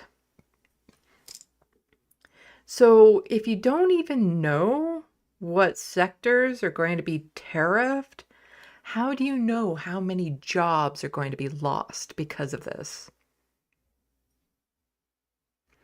It's funny how that works, where Doug Ford will just say a number, but where are the sources? Conservatives in general do this, like, Pierre Poilievre and the quarter of people in poverty. Where is this number coming from? Like, are you saying 500,000 jobs at max? Is that in Ontario? In Canada? In North America? Like, where's that number coming from? But you don't even know what sectors are going to be tariffed yet, and you're throwing this number out there? This is why I have a hard time trusting the Conservatives. And more from Colin DeMello. Ontario Premier Doug Ford with a hat tip for incoming President Trump. Canada is not for sale. And we see this, and, this is how right-wingers like to communicate with each other, is through hats. Because Donald Trump has his, Make America Great hat. Well, he has this little gray hat on, and on it says, Canada is not for sale. He's made a whole hat, and I'm sure he's selling that a lot and making money off of that for his own campaign and goods. But just worth noting here, Saul Mamakwa saying, also treaty lands are not for sale. There's a lot of things that people don't take into consideration when we talk about Canada becoming the 51st state. Because there's a lot of land up here that's unceded, a lot of land that Canada never took, and a lot of land that has since gone back to being Indigenous land, like Indigenous controlled land. So, you know, this whole idea of Doug Ford, Danielle Smith selling Alberta to the United States doesn't actually work the way that they think it works, because a lot of the times they like to think that they own everything in the province, whereas they don't. And in some instances, never have.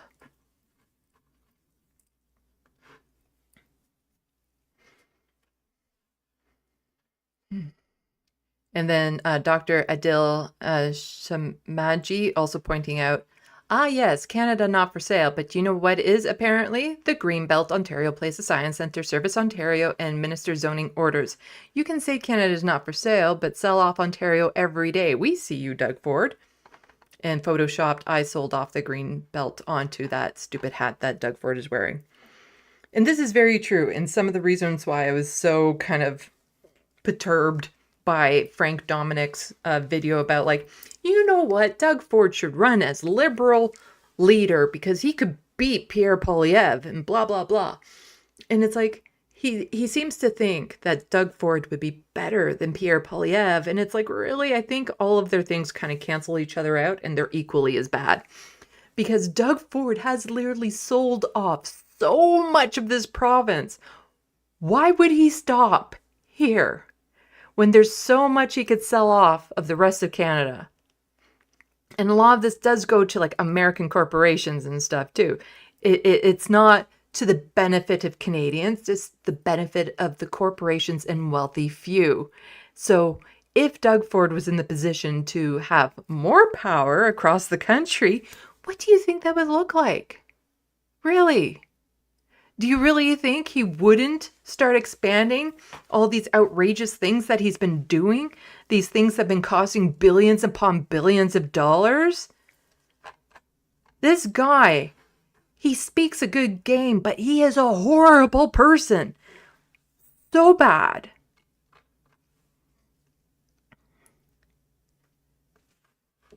And just, again, pointing this out here.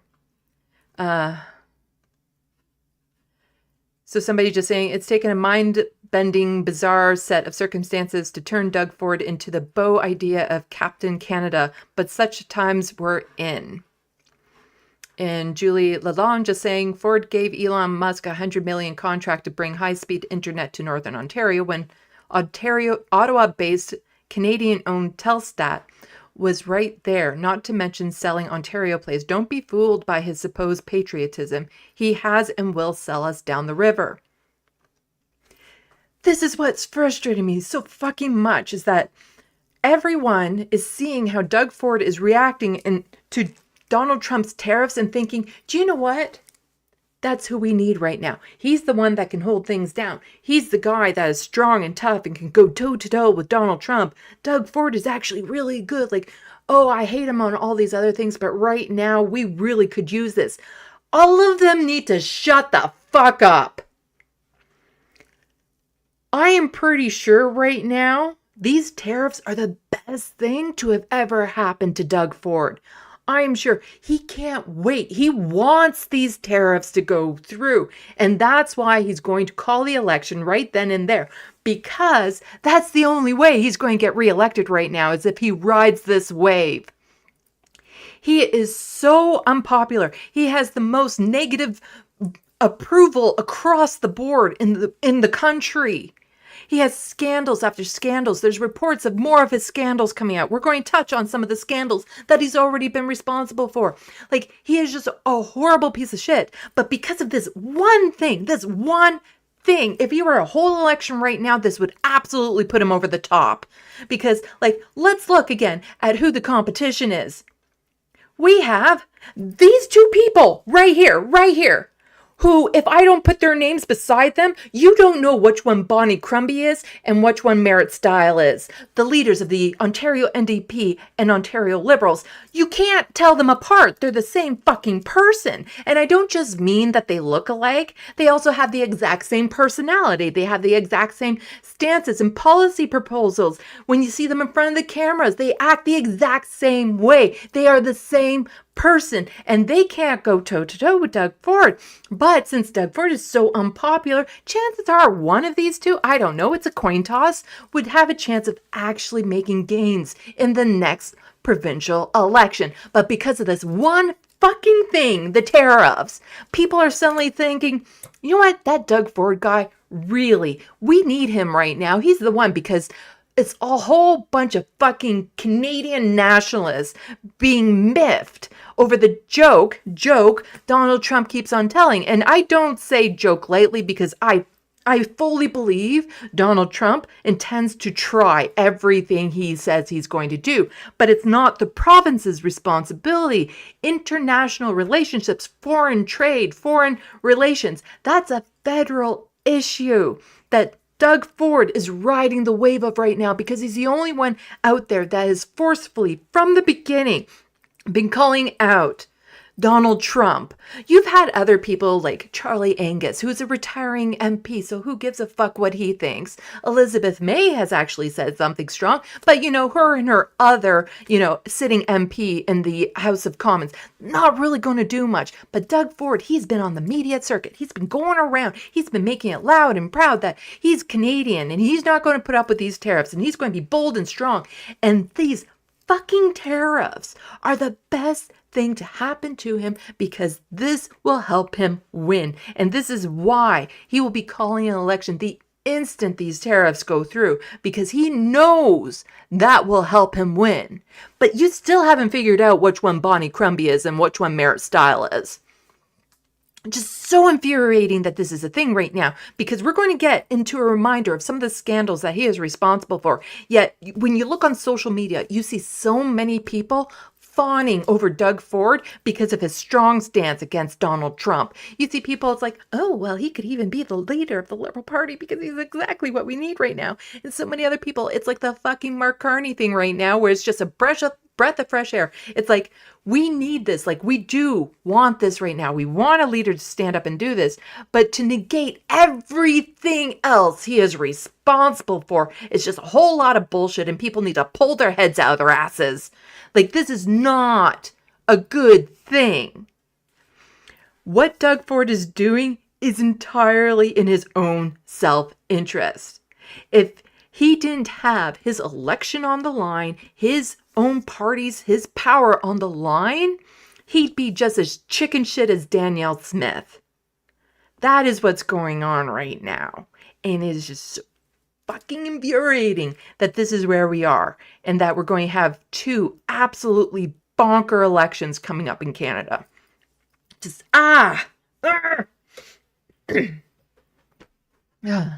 just a reminder of some of the things that Doug Ford is responsible for. Because here he is, absolutely saying that Doug Ford gives clearest hint of an early election here in Ontario.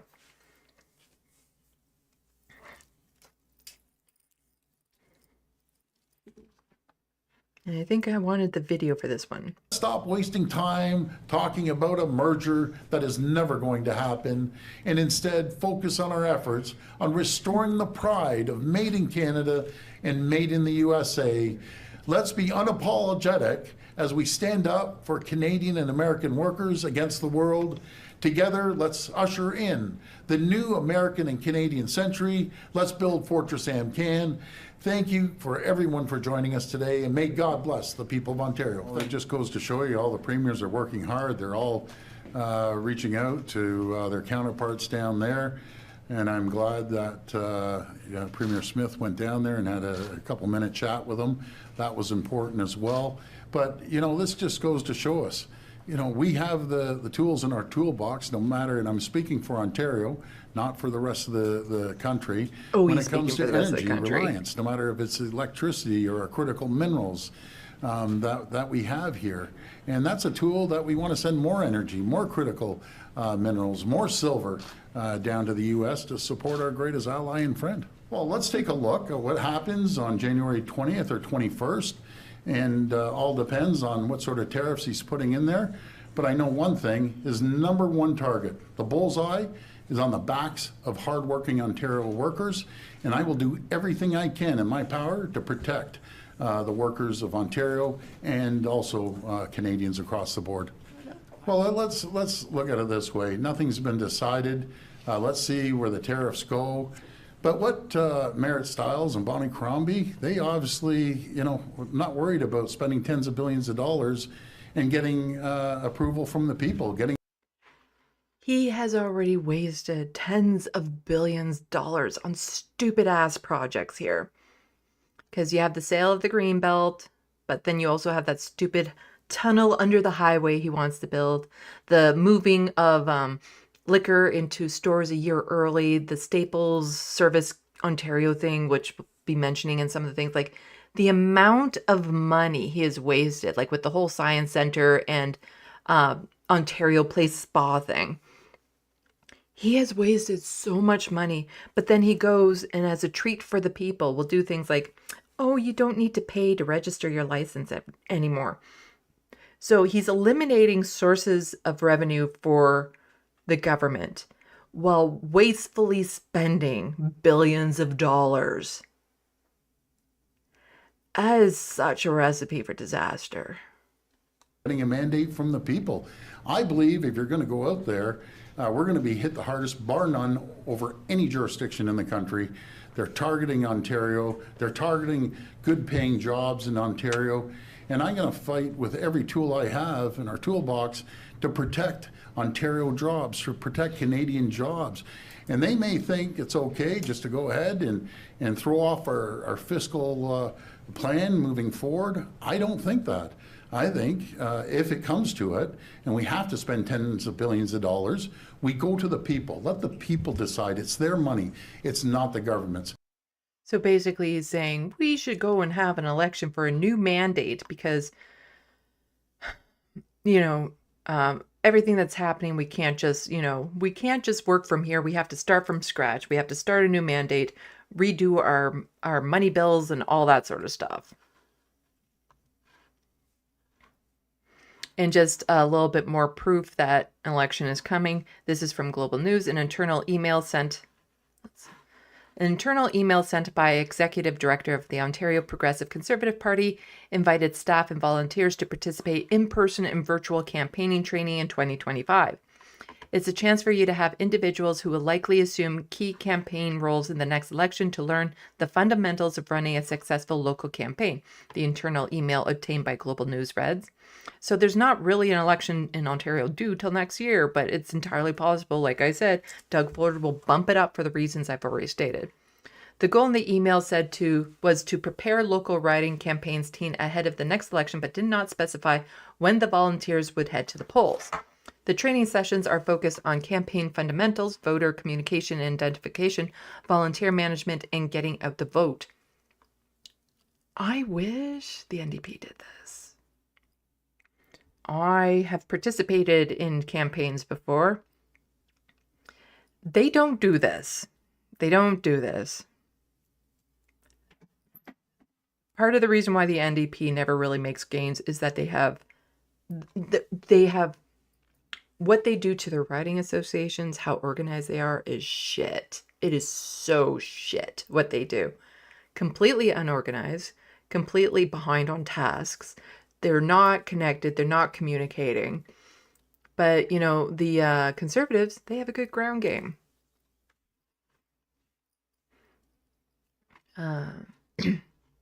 While one preparedness meeting has already taken place, at least 5 more virtual and in-person training are scheduled for January and February. At least 2 in London and Toronto are scheduled for in-person training sessions. I'm just wondering, how difficult would it be for me to get into one of those? While all provinces' parties have been recruiting candidates, preparing their election war chest, and drafting their platforms, the opposition parties have been urging Ford to avoid an early election call.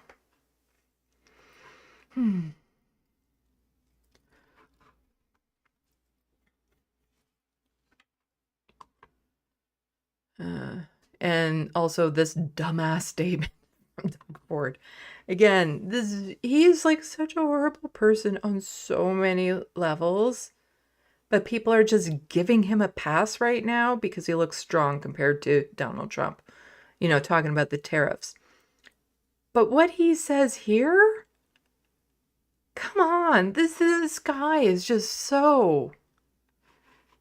Hortons. Do you understand, like, when I was up there, they didn't even have a Tim Hortons.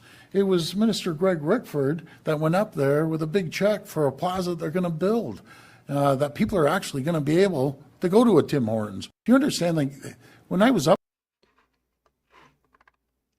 When asked about tense relations with First Nation communities in Northern Ontario today, Doug Ford's response was, "You don't understand. Like, when I was up there, they didn't even have a Tim Hortons." Wait until you see their healthcare situation, Doug. Or their water, or their infrastructure, or their education. Yeah. But oh no, they don't have a Tim Hortons.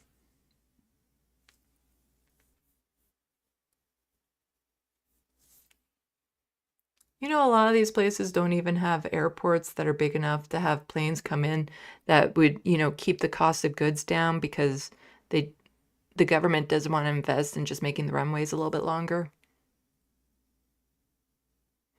You know, their healthcare situation and stuff. And I get a lot of this is federal responsibility, but there's also a lot of provincial responsibility tied in with this as well. Oh no, no Tim Hortons. The horror. If only this not Canadian corporation could have, you know, a stake in the land up there. Oh my God. Like, that's the thing. People are still trying to insist that Tim Hortons is a Canadian icon, that it is like the brand of Canada. It's not even Canadian owned. It hasn't been for decades. But they still love to pitch it as if it were one.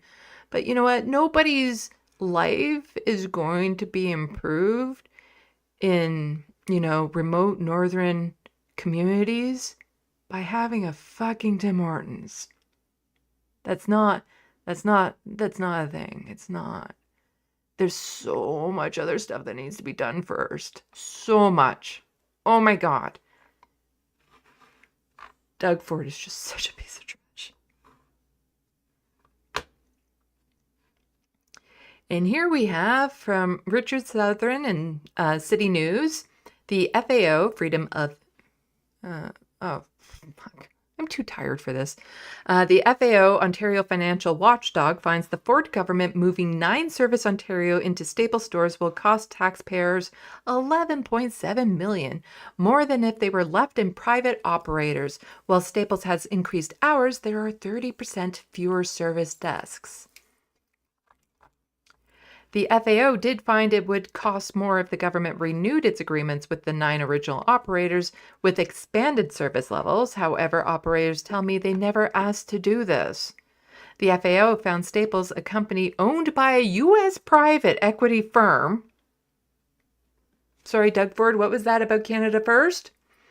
Is receiving $1.7 million in one-time setup costs and $10 million in labor and overhead costs over the duration of the agreement for something the company admitted it will looking at to boost sales.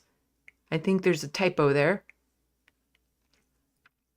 For something that the company admitted it will look to boost sales.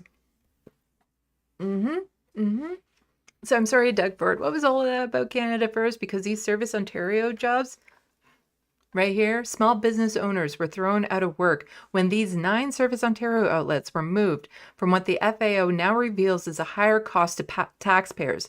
I talked to one of them last year and who said she was left high and dry.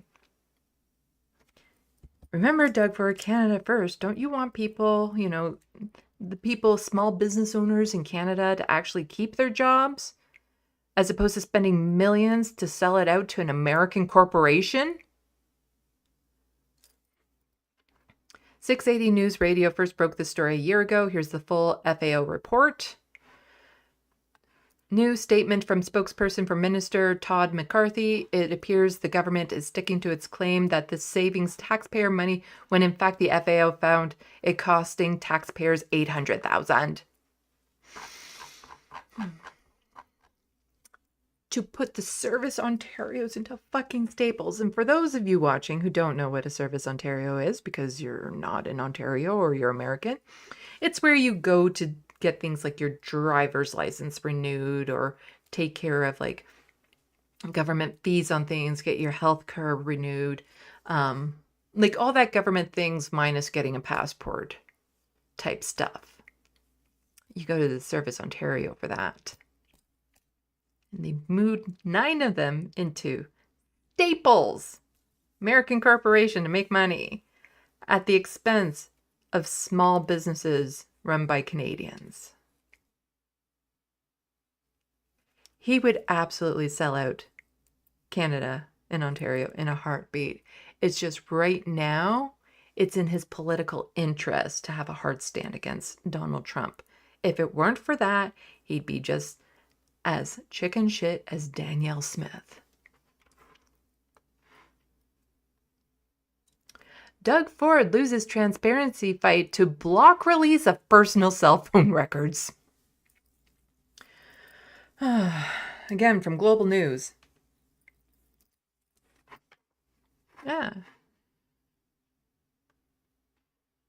Doug Ford's brand, handing out his private cell phone number to taxpayers and business owners alike. Get your cell phones out because I'm going to give you my cell number. After years of trying to keep his personal phone logs a secret, Ford may now be forced to hand those records over to the public after Ontario's Information and Privacy Commissioner ruled that the Premier's private calls are part of the public record. The decision of the Commission, I think, is the right decision. I mean, the principle behind access to information is the public has a right, a default right to information, except for certain exclusions and exceptions.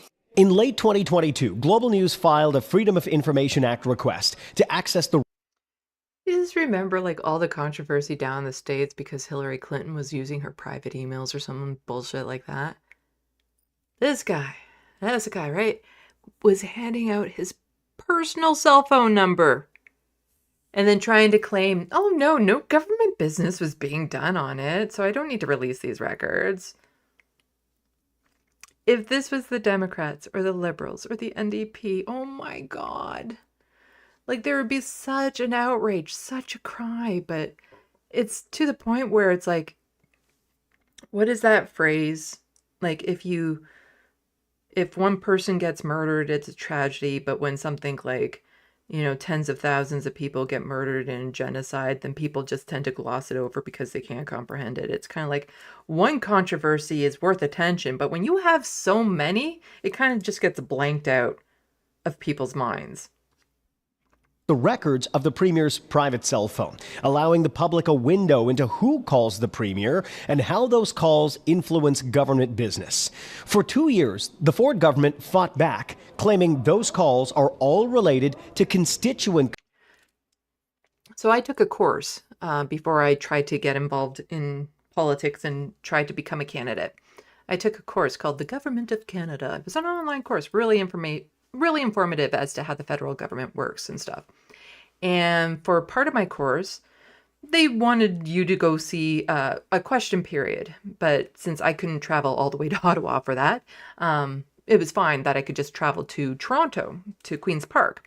And so I sat in the galleries looking down at them while they were doing these things. You see how Doug Ford is on his cell phone here?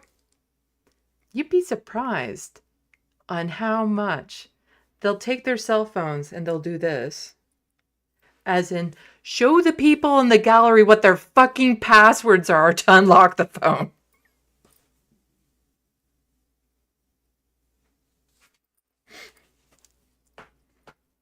They don't take the, like, that's just, like, you're not allowed to take anything into the gallery. Like, you're not even allowed to take a pencil. Because you're not allowed to protest or do anything like that when you're in the gallery. So, you know, your purse, you have to go through a metal detector, but you're not allowed to take your purse, a camera, anything to write on, not even like a marker in case you like write something on your chest and be like, ugh. So you're not allowed to take anything into the gallery with you. But, you know, to remember, it's pretty easy. And then be like to your buddy outside, so you want this politician's cell phone? I'm actually astonished it hasn't happened yet. And then you also find out which ones don't have a lock on their cell phone. Concerns and not subject to public disclosure. Those are confidential conversations. I help people about their health, about other personal issues they're facing.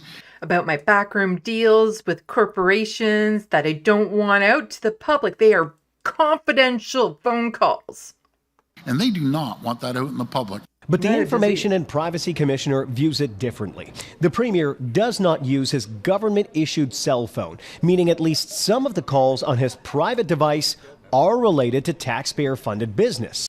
Okay, that's like, if you're going to do this, at least put in the illusion of, you know, deniability or something. At least use your government phone. So then you can complain, oh no, I've kept it separate. But to not use your government phone at all, it's kind of a dead giveaway. You're doing government business on your private phone.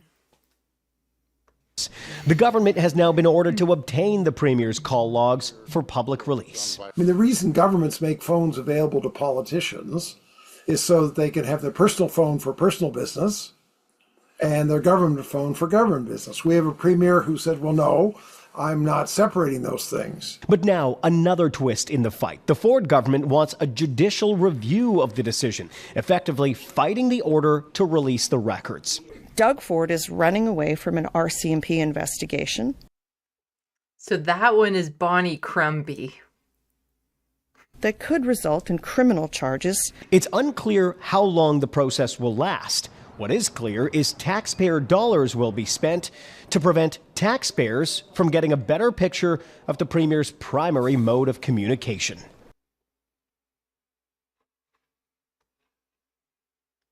Okay, pop quiz. Which one was Bonnie Crumby?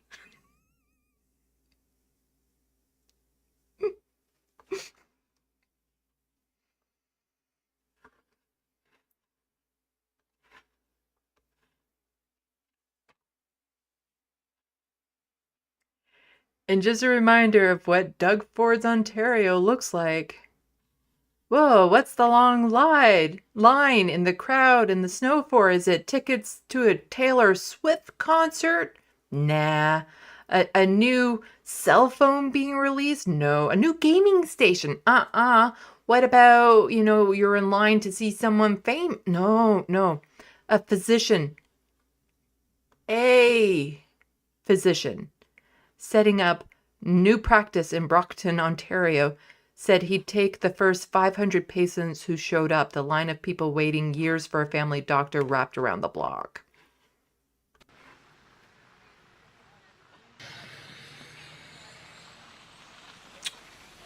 Yeah. It's insane. This is just not. Oh.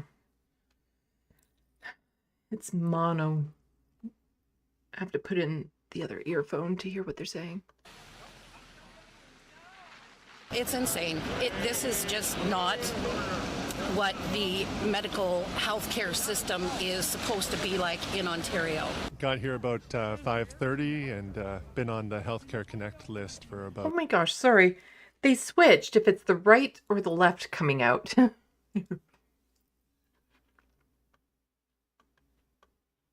Figure that news corporations could get a better handle on this sort of audio issue.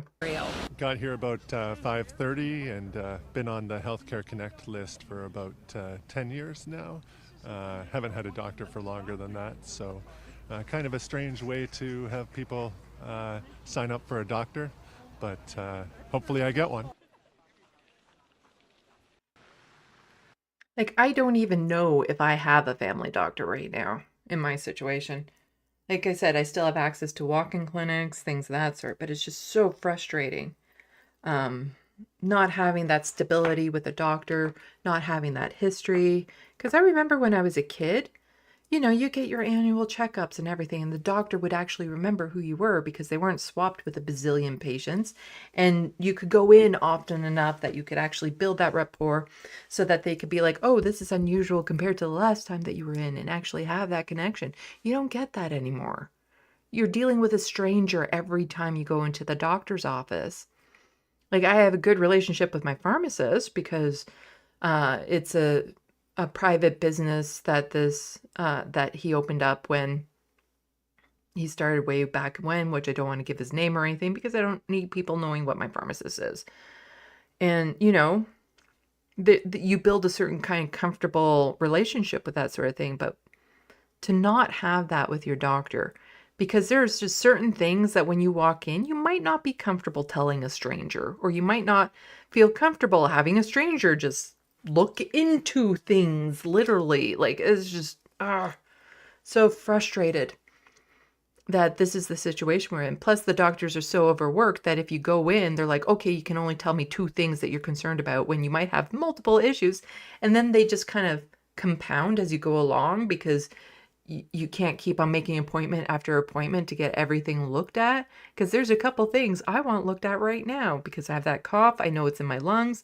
I probably need an inhaler to get over the hump of it. It's not the first time it's happened, so it's not like this is an uncommon situation for me. But it's something I know I need to get looked at. But then there's other weird things going on with my body that I need to get looked at. It's just so frustrating.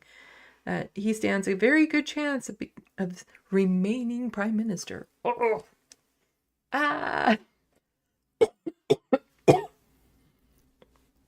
And that is it for all my docket stuff. Now we can just chill in the sandbox. Cheers.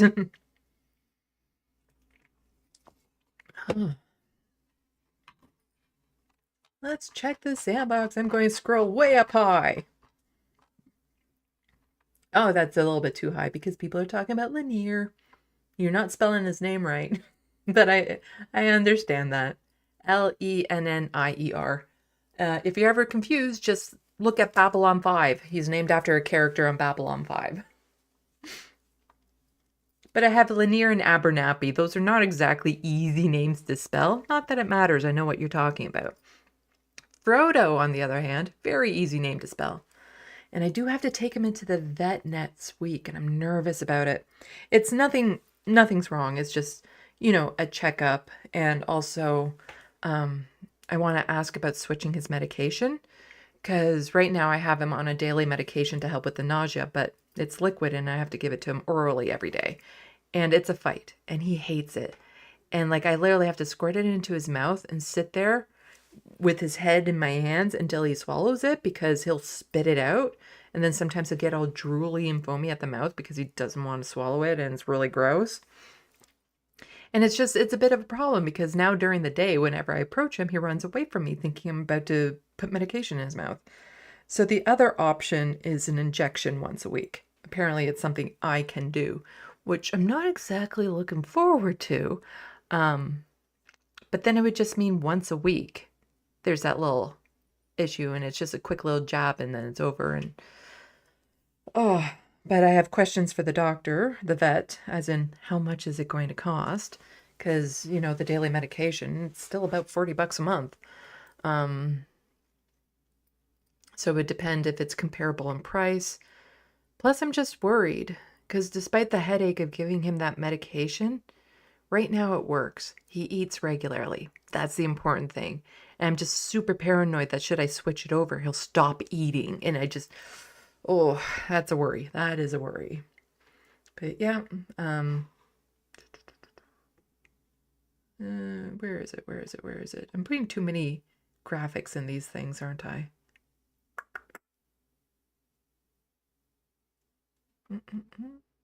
Oh, there it is. Yeah. So for his ongoing vet bills, if you have the money to spare, and only if you have the money to spare, there's a link in the description box below for PayPal. And all of that money goes towards the vet bills. Same if you're Canadian, you can do an e-transfer to SandeeLovas@gmail.com. And again, all of that money is for Frodo's vet bills. Or, you know, if I have to take the other two babies in for their vaccinations and stuff. There we go. Shemagli with the little emoji in there to help me remember that it's an egg.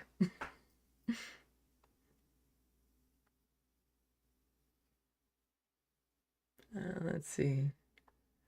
So I can skip past some of this because I've already gone over it. It's talking about the evangelicals and stuff. I really recommend that video. Why don't I just... I was doing research on it, so it's actually up on the screen.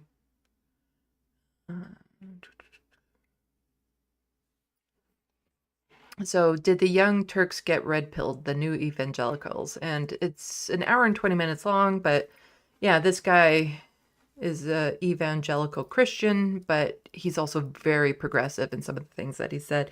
And I've seen a few of his videos now. There's one that I want to watch. I debated a Christian nationalist, which is actually just down in the recommends there, that I have actually queued up on my laptop in the living room to watch, because I'm super curious about it. Because, like, I'm definitely not evangelical Christian. I don't believe in a God or gods. But I'm super interested in his take on this, just given the whole nature of what Turning Points is, who Charlie Kirk is, and what his breakdown of this conversation was. And I just found it super interesting. So since I have it pulled up for you guys, I'm going to toss this in the sandbox for anyone who's interested.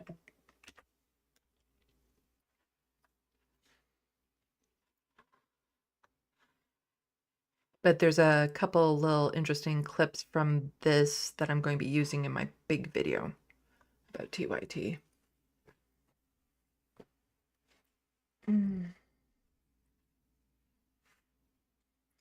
The Wild West. I was raised Mormon. I fear nothing. Mwahaha.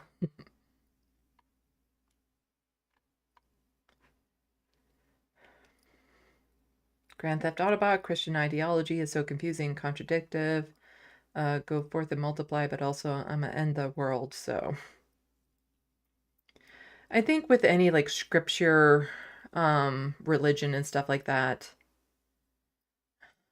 there's lots of contradictions. Plus it was written so long ago and it's been changed over the years, in additions and all this, like, it's just, it was written before a lot of the things that we experience in a daily life was even, it was beyond their comprehension. It wasn't anything in their radar. So how could they write about it? It was just, yeah.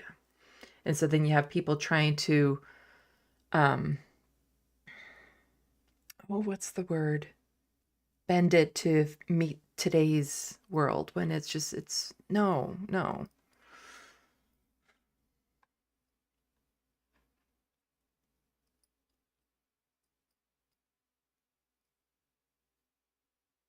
Looney Tunes 9000, never drink soft drink, kids. Well, it's a good thing I live in Canada because we don't have soft drinks up here. It's called pop.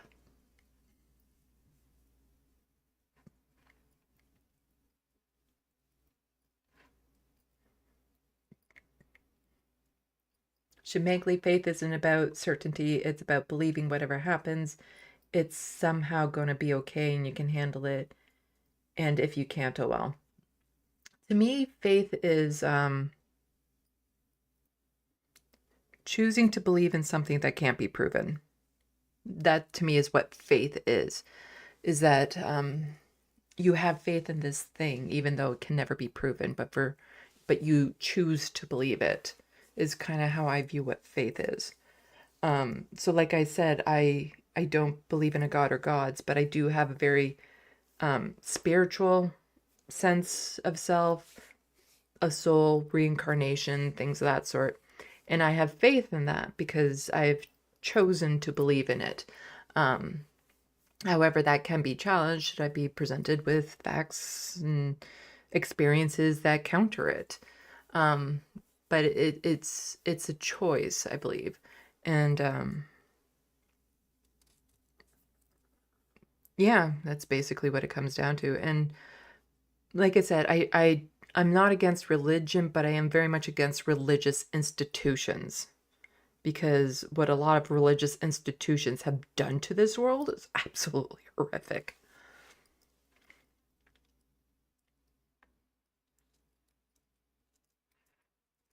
But yeah, faith is choosing to believe in something that can't be proven.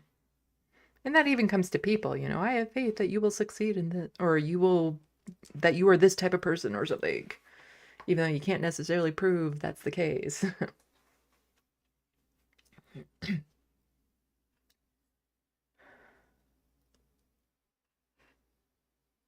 Let's see.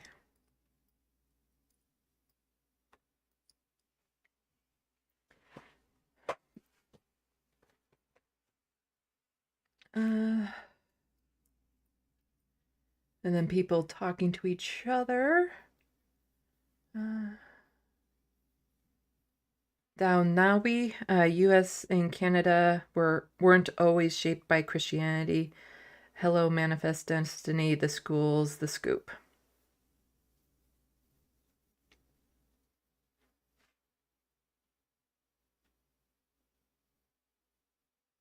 Trying to understand. Because I know Canada was founded on white nationalism, and I believe it was Christian white nationalism that it was founded on. I think we're in agreement on that, if I'm understanding this right. Because, yeah, all the residential schools the bulk of them are run by the Catholic Church.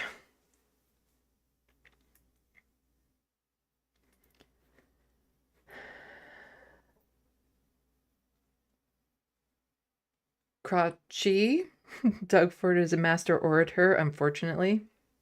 Yeah, he has, he could have gone on with Jon Stewart and people would have been, gushing all over him because he does present his case well. He does talk to the people well.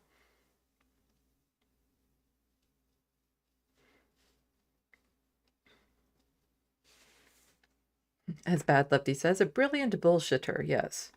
But he comes across as very folksy, with the hey folks and friends and all that sort of stuff that he constantly says. Hermetologist, leopards and snow leopards? Yeah, maybe. We're snow leopards up here, and American leopards are the other kind of leopards.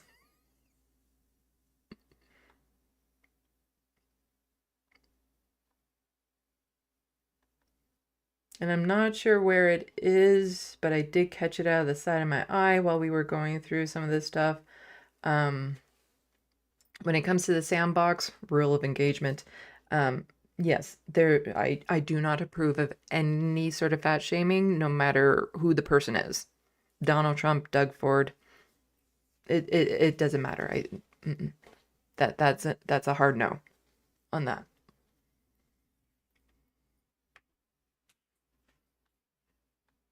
There's lots of other things that they can be called and called out on.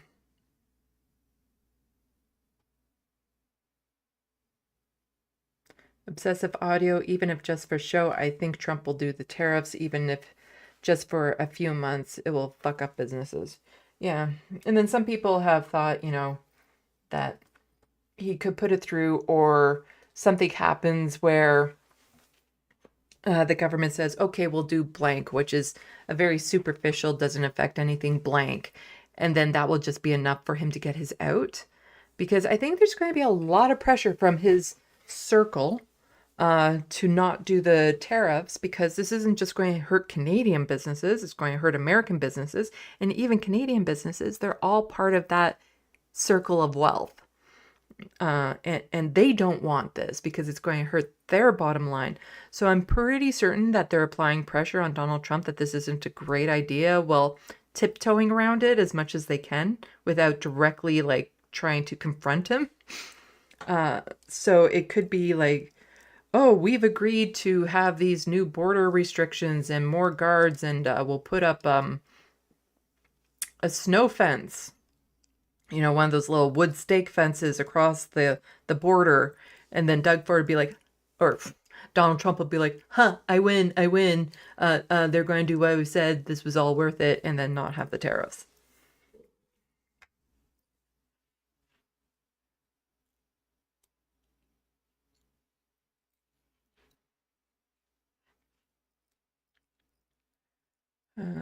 Let's see. Obsessive audio seems like the term ass hat.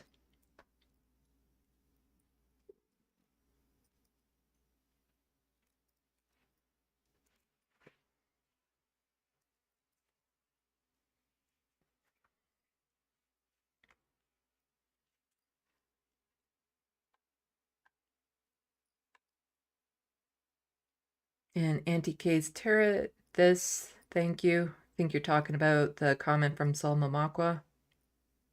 I actually researched on how to say his name, so I know I'm saying it right. Because I believe I covered him on some Rebel HQ videos I did. I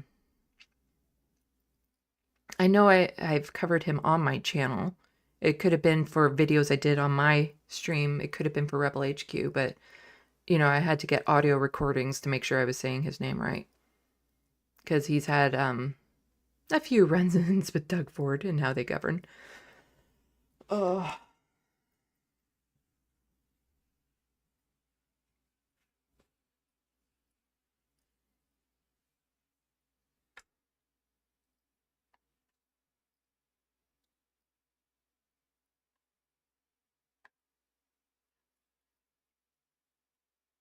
Let's see.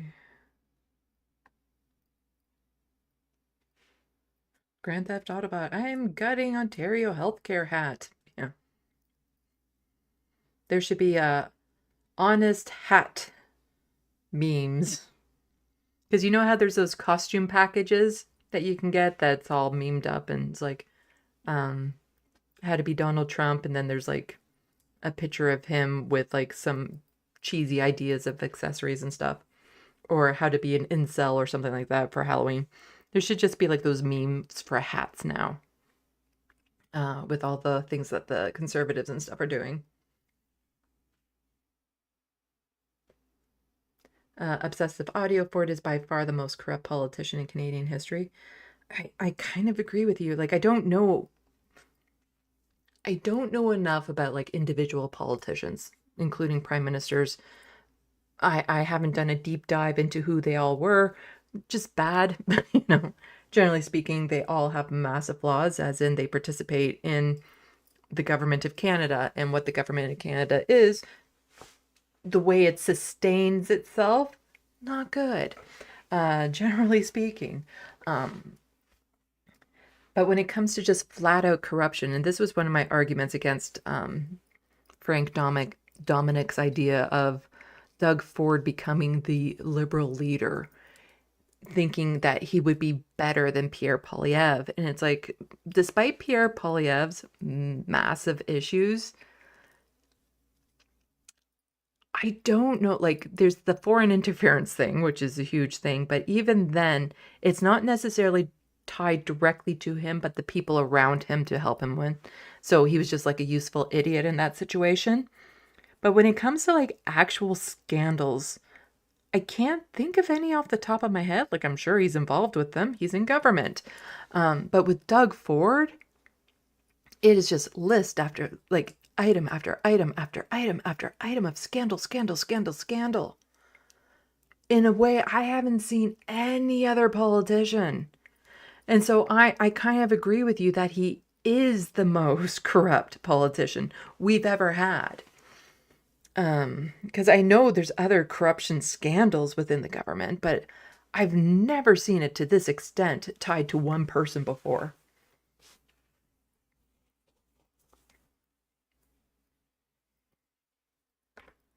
I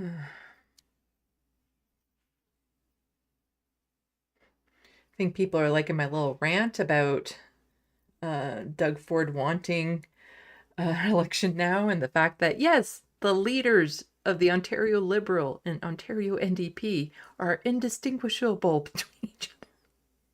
And again, I don't just mean that they're blonde white women around the same age. It's their policy proposals are similar. The way they present themselves to the cameras similar.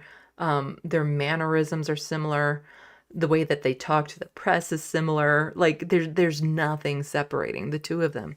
And if it weren't for the names on the screen, you wouldn't know who's who when you see them talking to reporters. It's just it's often a good bet to assume it's Bonnie Crumby, the Liberal leader, because the press will focus on them, even though the Liberals don't even have official party status in Canada, in Ontario, because they have so few seats.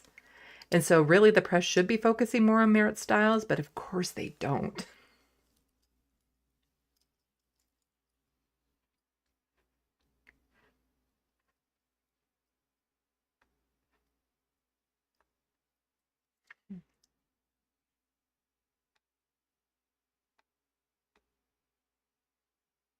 Looney Tunes 9000 says, Sandy for Prime Minister.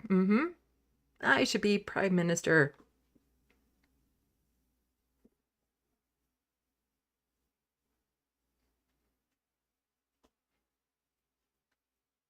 In Anti-K's Terra, considering it's a settler colony, I'd hope Sandy wouldn't want to be the leader of settler colonialism. It's tongue-in-cheek when I say it, and for the most part, if I ever got into that position, it's like, okay, so we're just going to dissolve the government of Canada and totally break up the country. Because, again, I'm not tied to being Canadian. If where I live was under different ownership, do I get health care? Can I afford rent? Who I'm paying rent to? Who my taxes are going to? I really could care less.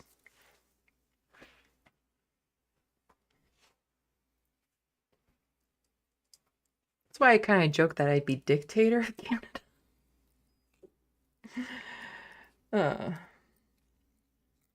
But yeah, it's a fun little fantasy. But oh my God, the things I would do if I ever got into government, like when I tried to run for government, like actually become a politician, I knew the chances of me actually making it the full 4 years, not likely. But my God, would I make a statement. So the NDP kind of, I think they kind of saw where it was going with me and rejected my ability to become a candidate right off the bat. Because they knew I'd be a little bit too progressive for them. And just look at people like Sarah Jama.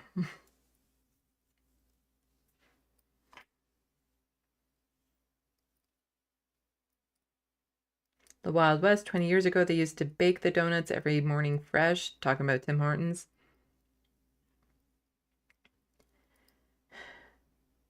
Like, Tim Hortons is convenient only in that there is so many of them around, but I prefer, like, local independent bakeries. They don't tend to have drive-thrus, though, which, is a small inconvenience, but if I could erase all of the Tim Hortons and replace them with all individual, like, independent bakeries, oh my God, I would love that so hard. Especially now that it's not even Canadian-owned. Like, I love exploring new bakeries that I haven't been to before, because it's going to be different cookies or different styles or different type of baking or different coffee. Like one of my favorite bakeries is a vegan one. It's a vegetarian vegan place.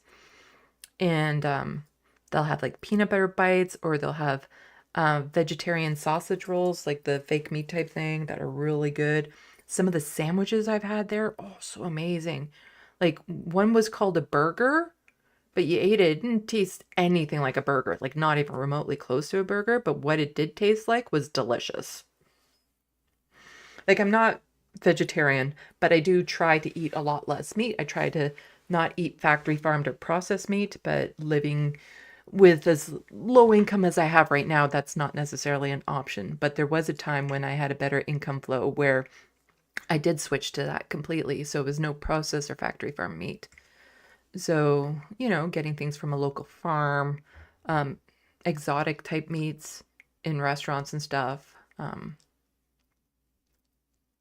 You know, I could go for that. But just knowing that the animals were humanely treated type thing.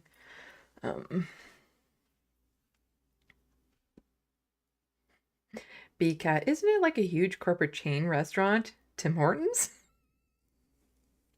Oh, the jokes about that. The only thing that kind of rivals it right now are all the cannabis stores that have been popping up since it's been legalized. And it wouldn't surprise me if they finally get into that too.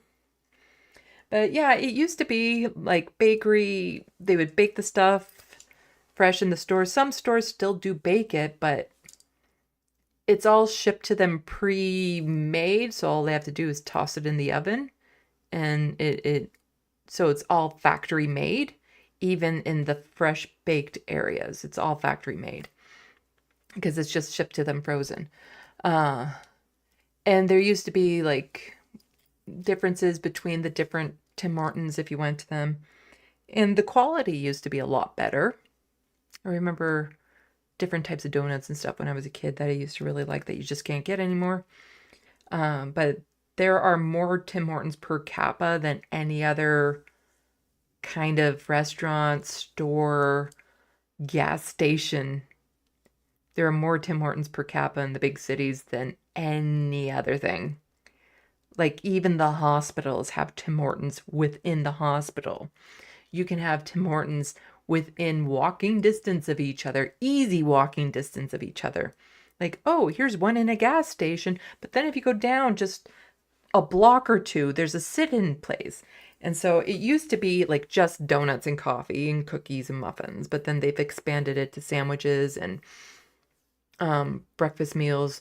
Now you can get pizza. I tried one. Not as good as I was hoping.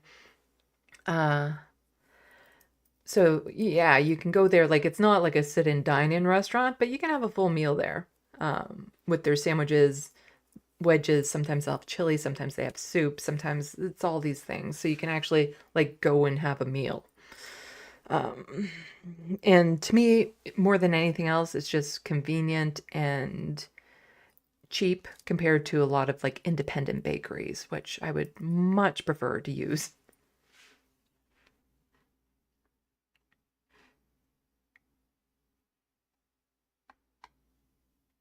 Let's see. Soul Life, thank you so much for the $5 super sticker. It's really cute. A lemon high-fiving a little lime. Super appreciated. Thank you so much.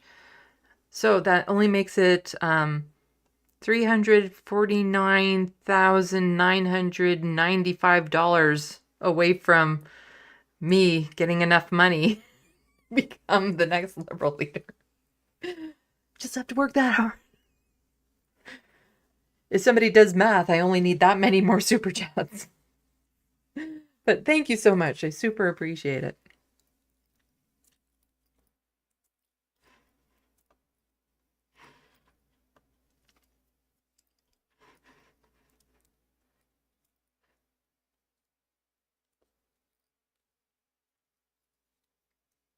I still see crotchety when I see your name.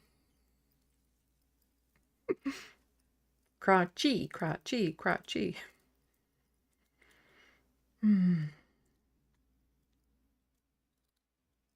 Chimegli, yeah, Tim's are just everywhere like McDonald's. It'd be nice if there were more proper independent bakeries where you could get a coffee and a pastry or whatever. Remember one place had like the best peanut butter cookie I'd ever had in my entire life, but it was an independent bakery and it's not around anymore. And some of my favorite bakeries, even though they were chain, but they just weren't as common, they come and go so quickly. It's unfortunate. I love exploring bakeries because I'm not much of a drinker. So it's not like I would want to go around to different bars or anything, but I really love bakeries, you know, sweet treats and stuff. You know, I like the sweet treats and coffees and things of that sort. It's just a good place to sit down and meet people and chat. Well, people are saying that something I said was really funny.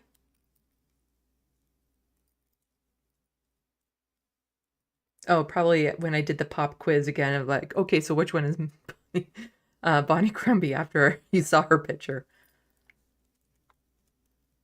From the looks of it, that's what it is. Anti-case tariff. My doctor retired. Now I feel so lost.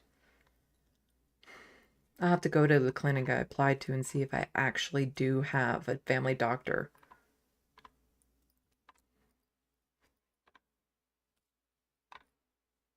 Ah, I jumped. Where am I? Where am I?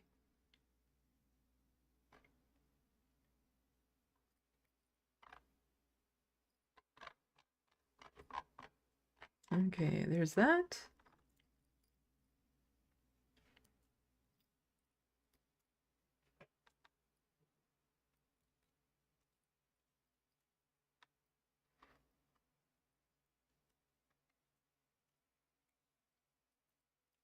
The Wild West, I have some rare autoimmune diabetes, but oh well, just walk it off, I guess. Looney Tunes 9000, Sandy, ugh, I'm triple modding. You mean I'm not your only one? This isn't an exclusive relationship?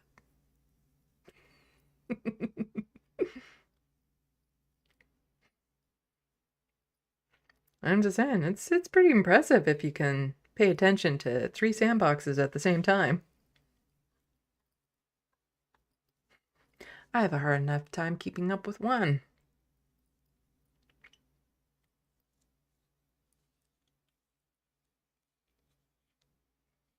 Rainy DeWitt. Well, I don't know that anything has given me any feeling that Doug might lose, so I'm afraid you're right. He is probably going to win if he calls an election this year. Like, even without the tariffs right now, I'm pretty sure he would win if there was an election right now. Just given the way that he's riled up his base and the lack of interest of, you know, people who would normally vote NDP and Liberal for cases I've already stated. Like, they've done nothing to energize the base and get them out and give them something to vote for, so they stay home. And the turnout of the last election was a good indication of that. But yeah, it's... but he's going to win much more strongly should he coincide it with the tariffs. And so, as much as I hate Doug Ford as premier, I'd rather wait until the official election date, because that might give enough time for enough scandals, enough reports to get out, maybe a leadership change in one of the parties, so that we can at least tell them apart.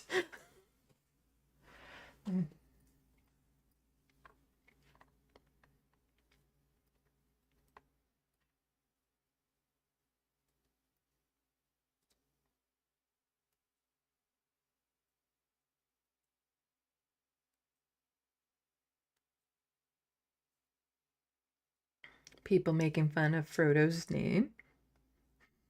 I know what you're talking about, Lord of the Rings. I actually have a really weird time watching Lord of the Rings now because my association to the name Frodo is my cat. And so whenever they start saying Frodo all the time, I'm just like, but he's not a cat. Like, he's a little cutie, no doubt about that, Elijah Wood, but he's not a cat.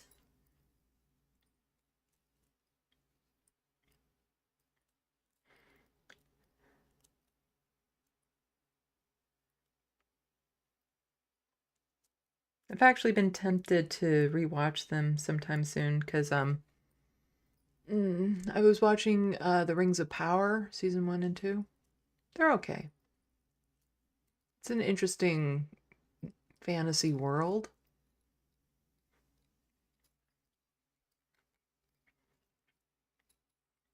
Anti-case tarot. I have space for faith, but not Christians because of the genocide they committed on my people. Totally understandable. Like, I know how Christians love to say, oh, the Romans persecuted us. Look at what the Romans did. And it's like, and what exactly have you guys done since? Like, there's just so much blood attached to that religion. So much. So much, like, trying to control the populations, control thought. It is just, again, religious institutions, I want them all gone. I'd be fine with them all gone. People can keep their personal faiths, but oh my God, just what the churches in general have been responsible for under the name of a god?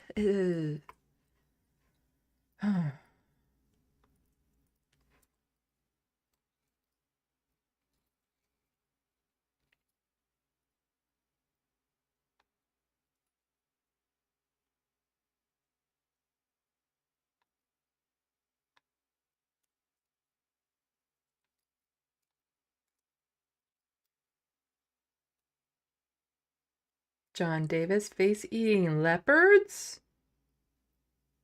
I'm not entirely sure why you're saying that. Talk about, the leopards eating face party, and it's like, I didn't know the leopards would eat my face. And then Canada has a party of leopards, and the Americans have a party of leopards, but the leopards are different breeds. And, sometimes those American leopards look up at the Canadian ones and be like, there's something a little odd about your spots, and I'm getting hungry. Your face looking real tasty. I don't think that would really happen the other way around, though. Because it's almost like the American right-wingers are the big brothers to the Canadian right-wingers, and the Canadian right-wingers always want to prove themselves to their American brothers or something like that. So I don't know if, like, the Canadian leopards would eat the American leopard's face, but the American leopards definitely would eat the Canadian leopard's face. I think it's just a power imbalance, too.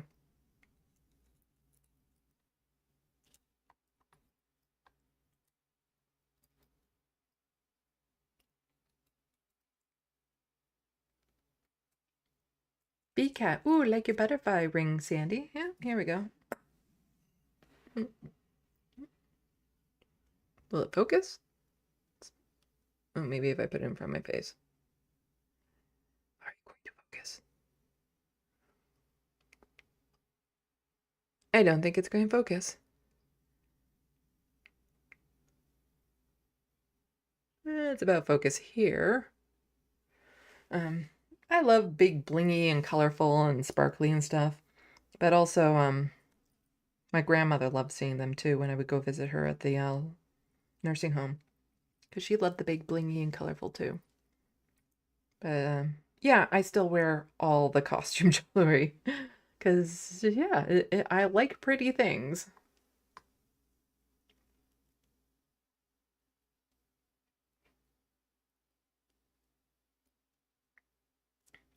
John Davis, a dictator for the left. I'd be a very benevolent one.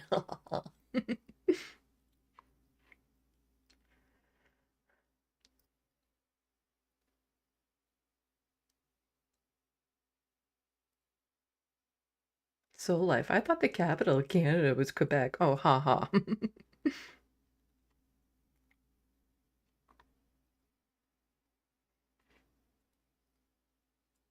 A scout is taken. Je ne parle pas québécois.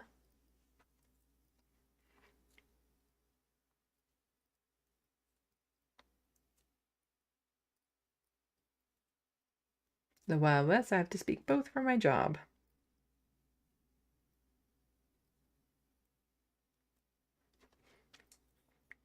Yeah, I'm against the whole idea of like the prime minister needs to be able to speak English and French. And it's like, why those? Like, okay, I know why those two, but some people can't learn a second language no matter how hard they try. Learning disabilities later in their life, that sort of thing. But there's lots of other languages that are original to this land that they could learn. I heard that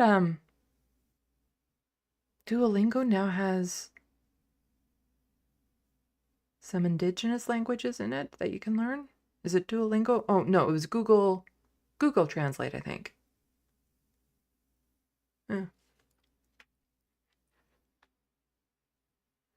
I would like to learn French. My grandmother was French, which I didn't even learn until until a few years before her death. Even though like her last name was French and everything, but it just never connected the dots because my grandfather was very British. Like not I don't even know. I don't know much about my family ancestry. But British Isles area, he was like a Viking, like that built, that type of build and stuff. But I had never heard my grandmother speak French until one day I was speaking with her and she was mentioning this river that she used to love going near, and it's like, and she just said it with like the most beautiful French accent possible, and yeah.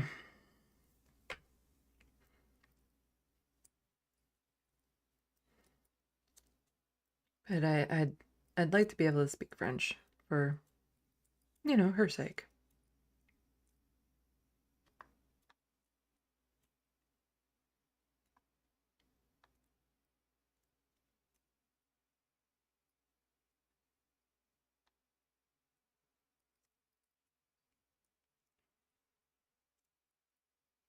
Bad lefty, I think they all say that, Sandy. I think. Oh, are you talking about being a benevolent dictator? Well, I actually mean it. Uh,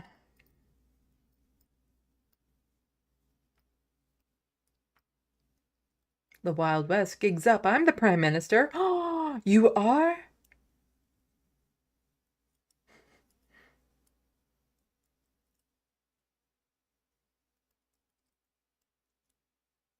Now we have a whole bunch of Spartacus. The Wild West. I'm Luigi. Whoops.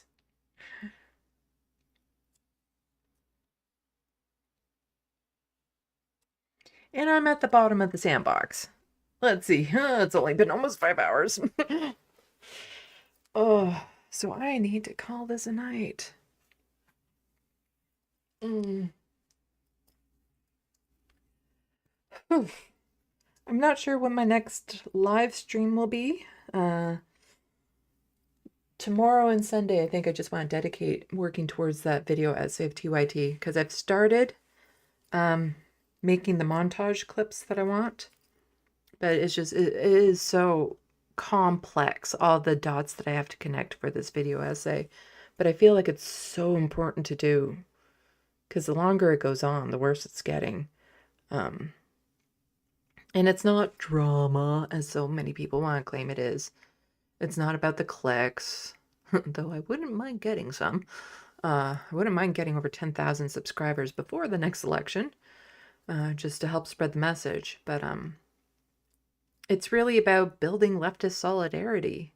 And I get the feeling, well, my theory is that Cenk and Anna are the biggest barriers to that right now, by far. They're the ones that are causing the rifts in the leftist movement. So, yeah. It's a very clip-heavy video. So, like, it is just like, okay, I need to find like 6 different instances of Cenk saying, my book, whatever the book name was. My book. Oh, what was it? I can't remember the name of his book, even though he said it so many freaking times. But I need to get like 6 different times of him saying that through the videos and stuff. And at least now, it's taken me long enough to figure this out.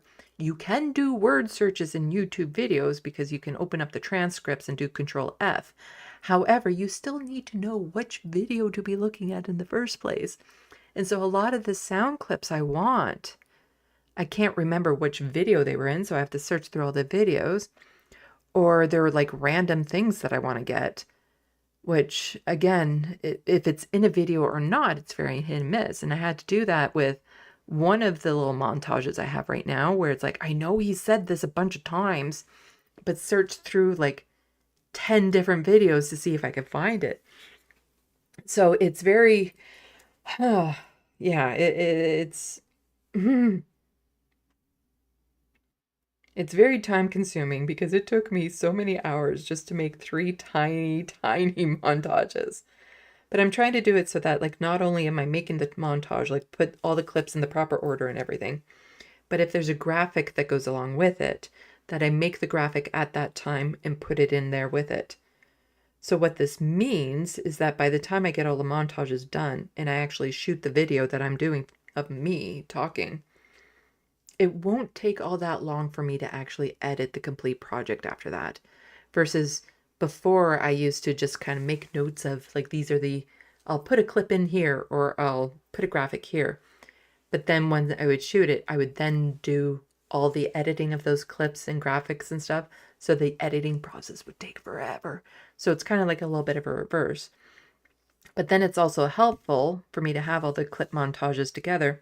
So I know if I need to add more dialogue in between. So like there was this example, but then they also said this, you know, to add little things like that in it. Oh,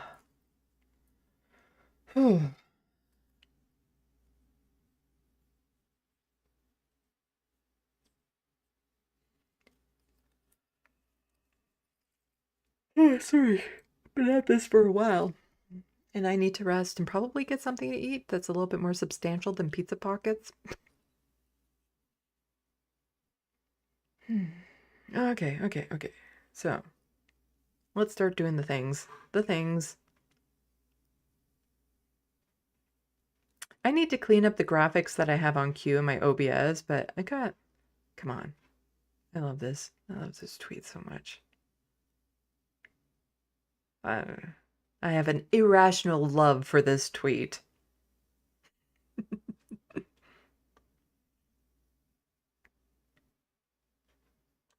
Aw, there's Proto. Yeah, I'm just like, oh yeah, and then there's the celebrate graphics that I have. I need to like clear out some of these just so that I'm not having to scroll through so much when I'm trying to do things. And look for things. I also still have this in the queue. Because I'm looking for people to help out with it. Because I've changed this image a lot. I've made the print white so it's easier to see. But I want to get like audio recordings of all the names of the schools being read out as they appear on screen type thing and make that into a video.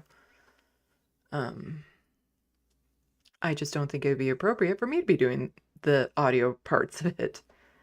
So I was trying to find people to collaborate with to do that. But I've cleaned up that image a fair bit to make it clearer. And the print is white and stuff. So this is an older image that I had. Let's see.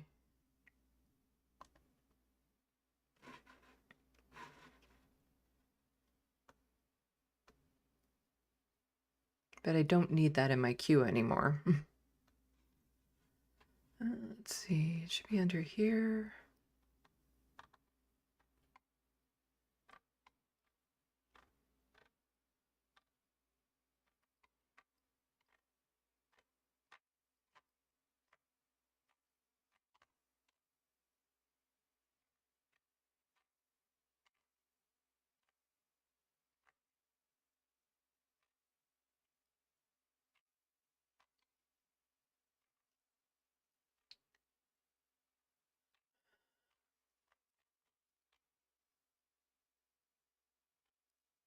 Where is it?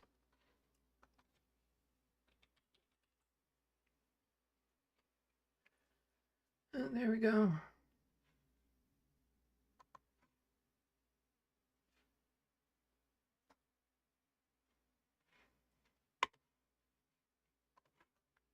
Oops. There we go. Let's do this. So, yeah, I've cleaned it up and oh, you can't quite see all of it. Oops. There we go. So I've made the resolution on it better. Can zoom in. But I want to have like all the names because it's a Photoshop file, so I can have all the names appear as I go along.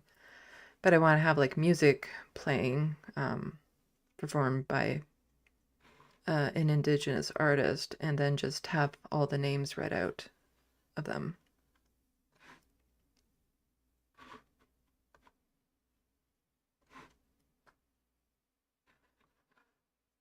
Because I made the original one shortly after found out about Kamloops and just It's the first time I cried in one of my videos, and it wasn't even related to that originally.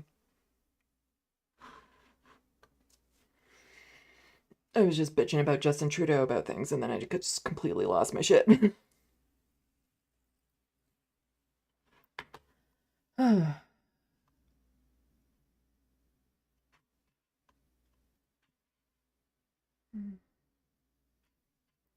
we go. All right. I have the new covers that I'm going to be doing for that.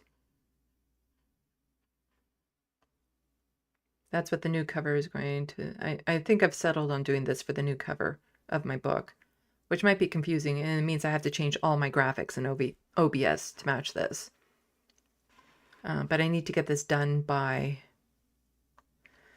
the time I have the video released about TYT, because I'm going cheekily promote my book in it too.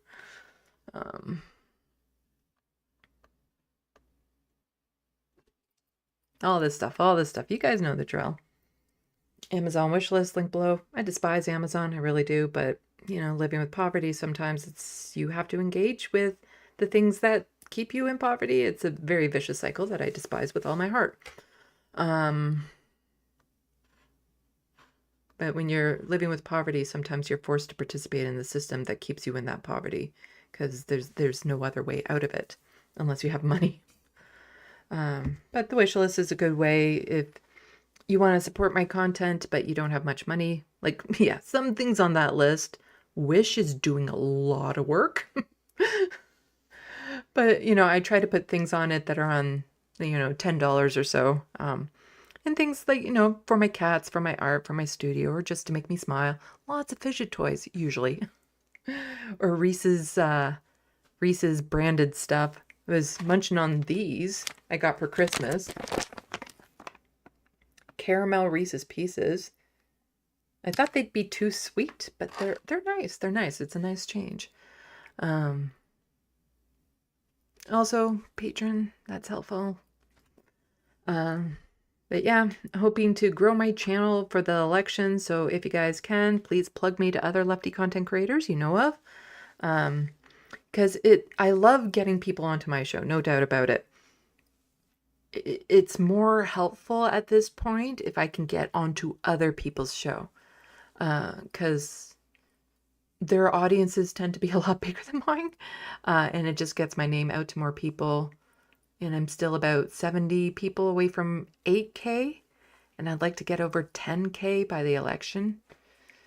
So please plug me to other lefty content creators. Try to bug them to get me onto their shows. I have no idea how well my TYT video will do, but it could push me over the 8K mark for sure. But it's one of the things, like, I'm putting all this work and time and energy into this video. It might only get 1,000 views. You never know with the YouTube algorithm. But fingers crossed. You know, like, share, promote my channel. Like, if you have no way to help out financially, those are great ways to help out. Thank you to the editor who's been in the Sandbox, who's been helping me get some of the clips out to you guys. Thank you to the mods, keeping the Sandbox clean of turds. Thank you for everyone who's watching and participating in the Sandbox. I appreciate you all. You know, we help make the channel what it is. And yeah, I'm tired and rambly, so. Just seeing, okay. So with all of that said, again, not sure when my next live stream will be, but just stay tuned. Salut, à la prochaine. Thank you for watching and stay tuned. I'm Sandy, wishing your tomorrow is better than your today.